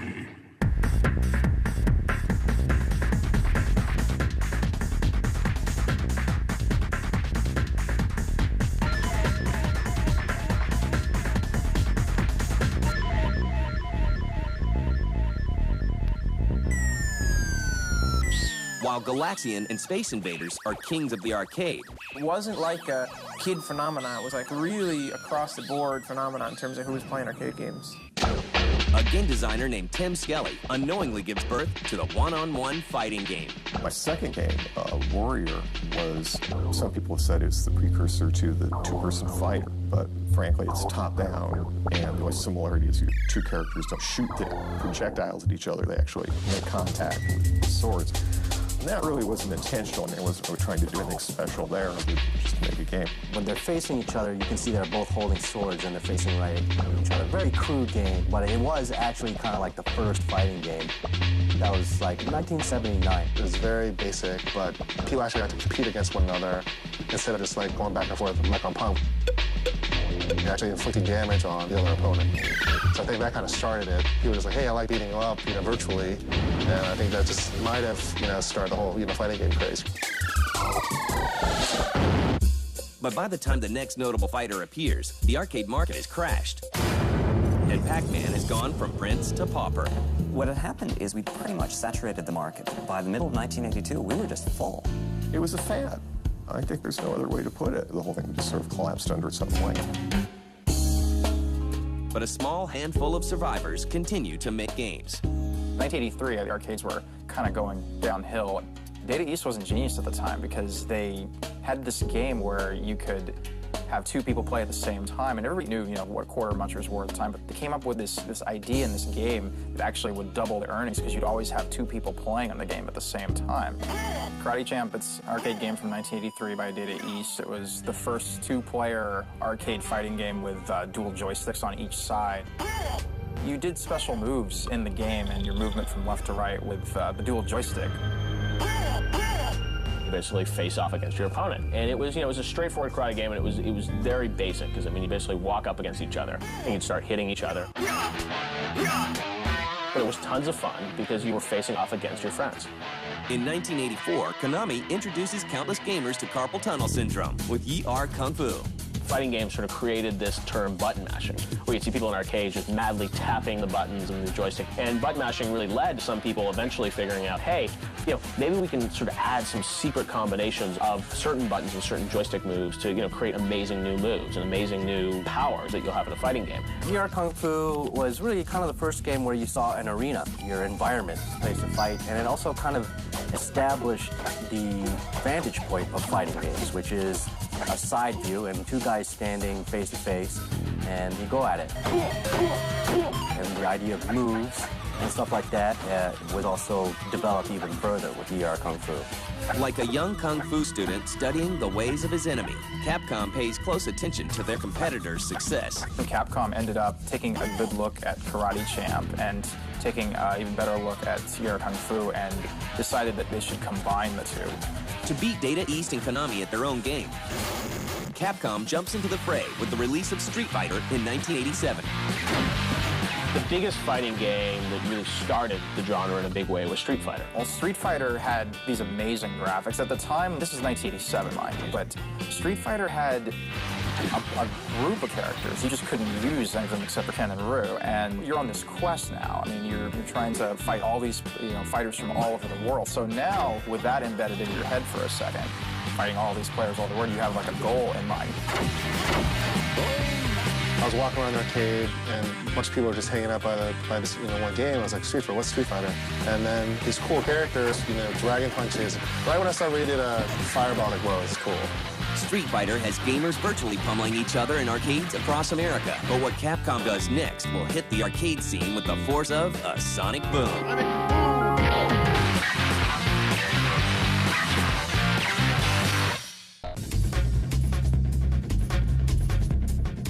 The first Street Fighter proves to Capcom that gamers will pay good money to lay the smackdown on their friends.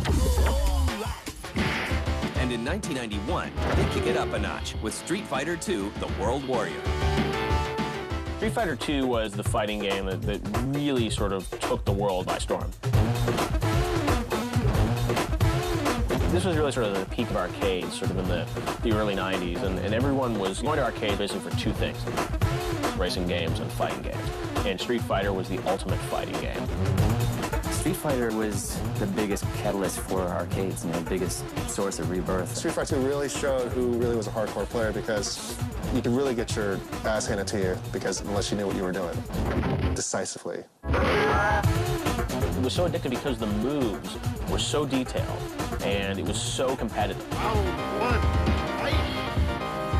You could just throw quarters in that machine all night long and still have fun.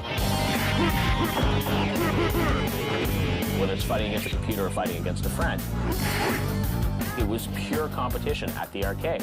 Just earn, tens of millions of dollars or Capcom all over the place. It breeds people to come back to the arcade because they want to get better at the game. Well, there's really no glory in saying that you're like awesome at Pac-Man.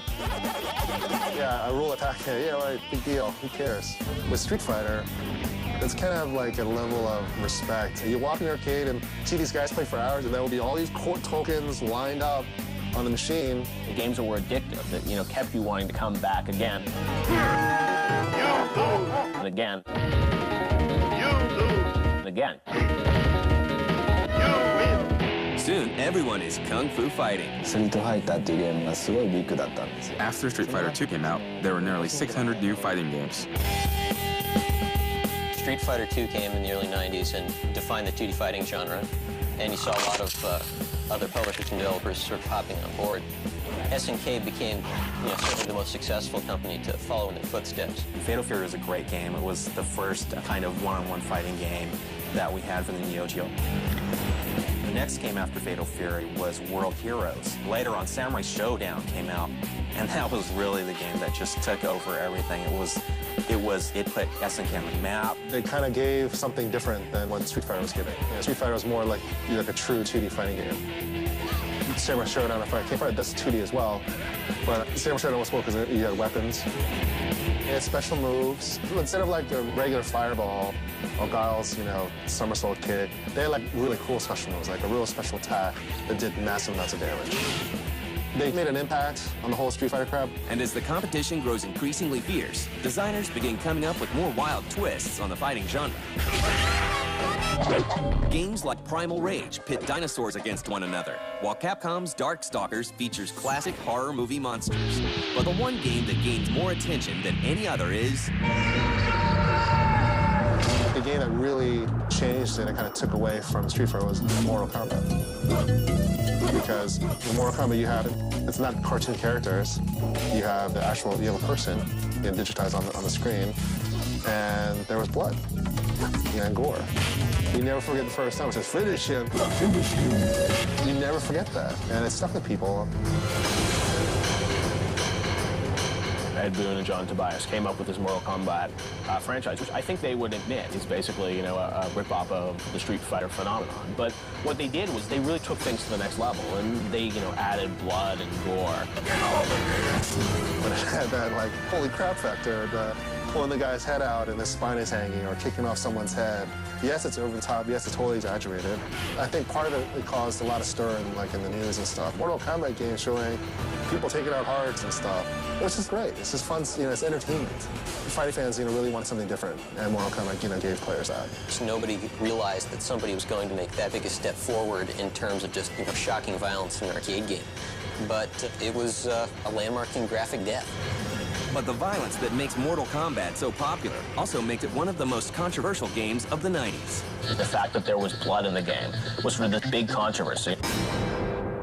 There was concern about these games and members of Congress talking about video games being the sort of decline and fall of Western civilization and destroying our youth and leading them down the path of no good. I hope you walk away with one thought today, that if you don't do something about it, we will. And the industry felt that we needed to respond in some way, in a proactive way. They wanted to get some sort of a rating system, but that was like kind of the cause of that whole thing, was the fact that it didn't have a rating system in place. The controversy over games like Mortal Kombat leads to the formation of the IDSA in 1994. Soon after, the ESRB rating system is introduced. Despite the controversy, fighting games hit their peak that same year. Street Fighter the movie is released, followed by the Mortal Kombat movie 1 year later. But how much longer will these two fighting giants stay on top? New innovations will bring new challengers, and soon, just 2 dimensions won't be enough.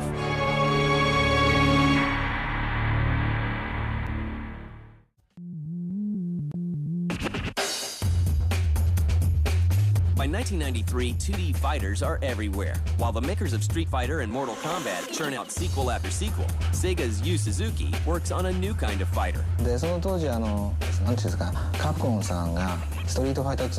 president of Sega realized that Capcom had a fighting game called Street Fighter 2 that was very popular.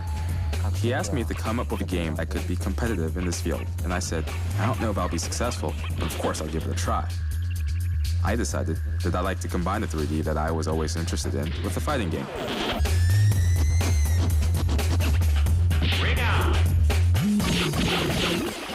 Oh, wow. The early pioneers in 3D fighting games, you have to speak about Yu Suzuki and the Virtua Fighter series. Just when that came out in the arcades, it was astounding. People had been used to fighting in 2 dimensions, moving back and forth and maybe jumping over one another, but not actually moving in 3 dimensions. And seeing fighters who had depth, it really was a revolution. Virtua Fighter really opened up a can of worms because they opened up a whole new realm of possibilities for the player. It was a coup for Sega because it was just brilliant. What was great also was each character had a real technique. I mean, it was Taekwondo, it was Kung Fu, it was, Thai kickboxing, whatever it was wrestling, it was like a real thing, drunken style. And it was just very, very, very cool. And just like with the 2D craze, other companies come out with their own clones. Virtua Fighter really birthed this whole 3D fighting revolution, which was then followed on by, games like Tekken. All those games really took this 3D fighting methodology to a whole new level. Tekken kind of concentrated on the story of Heihachi and Jin, like the Mishimas, and a lot of stuff going on with those characters. And it seemed like every single Tekken, you wanted to know what was going on with the storyline. Tekken, it has that whole techniques, the counter stuff, but it's much faster than Virtua Fighter. And I think people were jazzed about the Street Fighter games. It was like, is there a 3D fighter out there that's kind of more for our fighting style? And I think Tekken was that game. And other companies like Tecmo, they just took the ball and absolutely ran with it. And you can see that in Dead or Alive.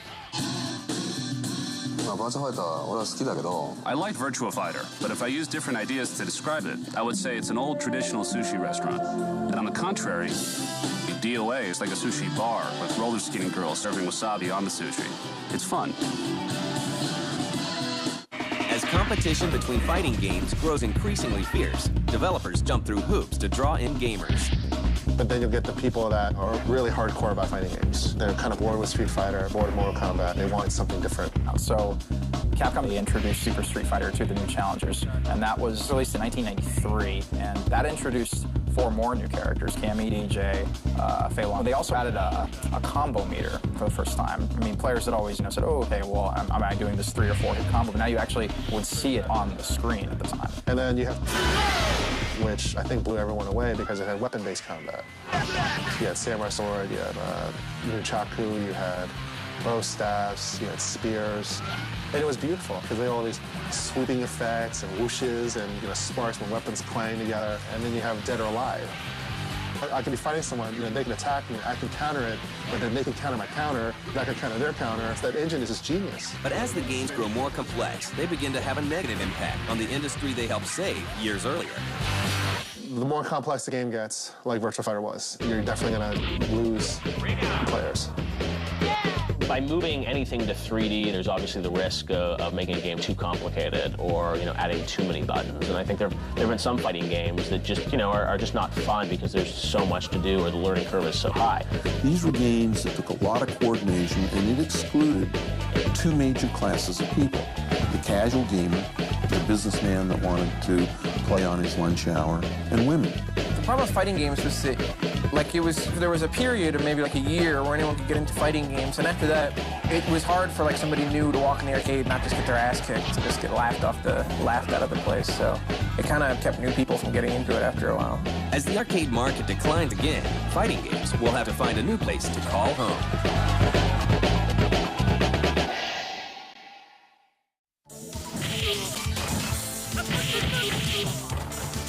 Towards the late 1990s, the arcade market is down for the count. But at home, it's a different story. At one point, players were still playing fighting games in the arcade, and they would play at home on lesser versions of the same game. Like Super Nintendo, people would play Street Fighter 2, but they'd still go to the arcade because it looked better, it played better. But then with a game like Tekken in the arcades was built on a version of PlayStation hardware.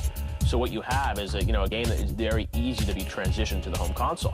So what happened was that these guys who were spending quarters night after night in these arcades, spending sometimes hundreds of dollars a month, were able to buy a console like the PlayStation and play it basically for free at home once you bought the game for 40 or 50 bucks. By the mid to late 90s, players could get something that was, almost as good as or better than the arcades on their home consoles for less money. So why do you go to the arcades to play your games when you don't have to? So what happened was that people started gravitating towards playing a lot of these fighting games in the home. And, the home consoles were so powerful then that it was basically, arcades kind of lost their luster. Not only are home console fighters matching their arcade counterparts, some are even surpassing them. When the Dreamcast launched in September of 1999, one of its launch titles was Soul Calibur, a game from Namco. And that was one of the best fighting games, and it sold extraordinarily well right out of the gate. After the launch of the Xbox, Microsoft was really lucky to have Mr. Itagaki and Team Ninja sign on to do a Dead or Alive 3 game for the Xbox. Every console needs a great fighting game to launch. That's one of the core genres of consoles, and Xbox got that great fighting game, Dead or Alive 3, and it really helped the platform. Dead or Alive 3 did very well on Xbox. They showed the world exactly what the Xbox could do. He expanded on the notion of multi-tiered stages. Not only could you knock somebody off a platform, say, but you could knock them off a huge platform, and they would go through a floor and bounce down. But the old 2D fighters that started it all aren't gone for good. Old rivals team up, and new franchises such as the Guilty Gear series ensure that gamers with the 2D itch have a place to go. 3D fighting games have been a focal selling point now in the fighting game genre. A lot of players don't want to hear about that. They still love 2D games, and even me personally, I prefer 2D fighters. I think the best 2D fighter out right now is Guilty Gear X2 Reload. Capcom had suffered some reversals. Street Fighter 3, for instance, was not a big success in North America. SNK's later King of Fighters games, 99 and beyond, got kind of a mixed fan reaction. So they got together and decided to, let's settle our differences and give fans what they want. So they created a lot of different crossovers, Capcom vs. SNK and Capcom vs. SNK 2, which were straight 2D fighters. Today, fighting game tournaments such as the Super Battle Opera Championships and the Evo 2K competitions feature both 2D and 3D fighting games. Thousands of players from all around the globe duke it out for cash prizes and pride. Meanwhile, fighting games continue to evolve. Now game machines are powerful enough. A big trend with fighting games is that now, it's not just a static environment, you can actually use the environment against your opponent. Even a game like Def Jam, Fight for New York, you can throw your opponent in front of the subway train and have the subway train run them over. Mortal Kombat, I think, is like the success story. They died in the arcades, and then all of a sudden they come up with Deadly Alliance, which kicks major butt. They kind of went back to the roots. A lot of blood, gore, fatalities, but they just overhauled the engine. They moved to a 3D space. It was just phenomenal. Online is going to become a really important part of fighting games. And I think the idea of facing off against your friend in a fighting game is really, really exciting. And that sort of brings back what it feels like in an arcade to be against each other and punching each other. And it's like, hey, I got you there, and having fun that way.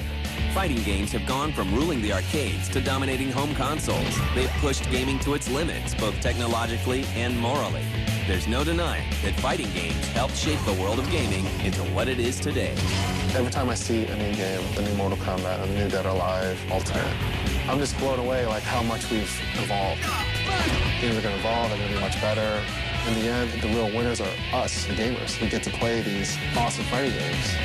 You win! Have to use the codes. BBA, BBA. I've seen the Teenage Mutant Ninja Turtles naked. L1, L1. Zelda, naked. Left, left, left. Mario, no pants. AB, AB. R1, R1, R1. Lakers, naked. Master Chief, Pittsburgh Steelers, Manchester United. But naked. R1, R1, R1, R1. Get the latest cheat codes and walkthrough strategies for Oddworld, Stranger's Wrath. I need this. Cheat. Tuesday night at 10 Eastern, 7 Pacific.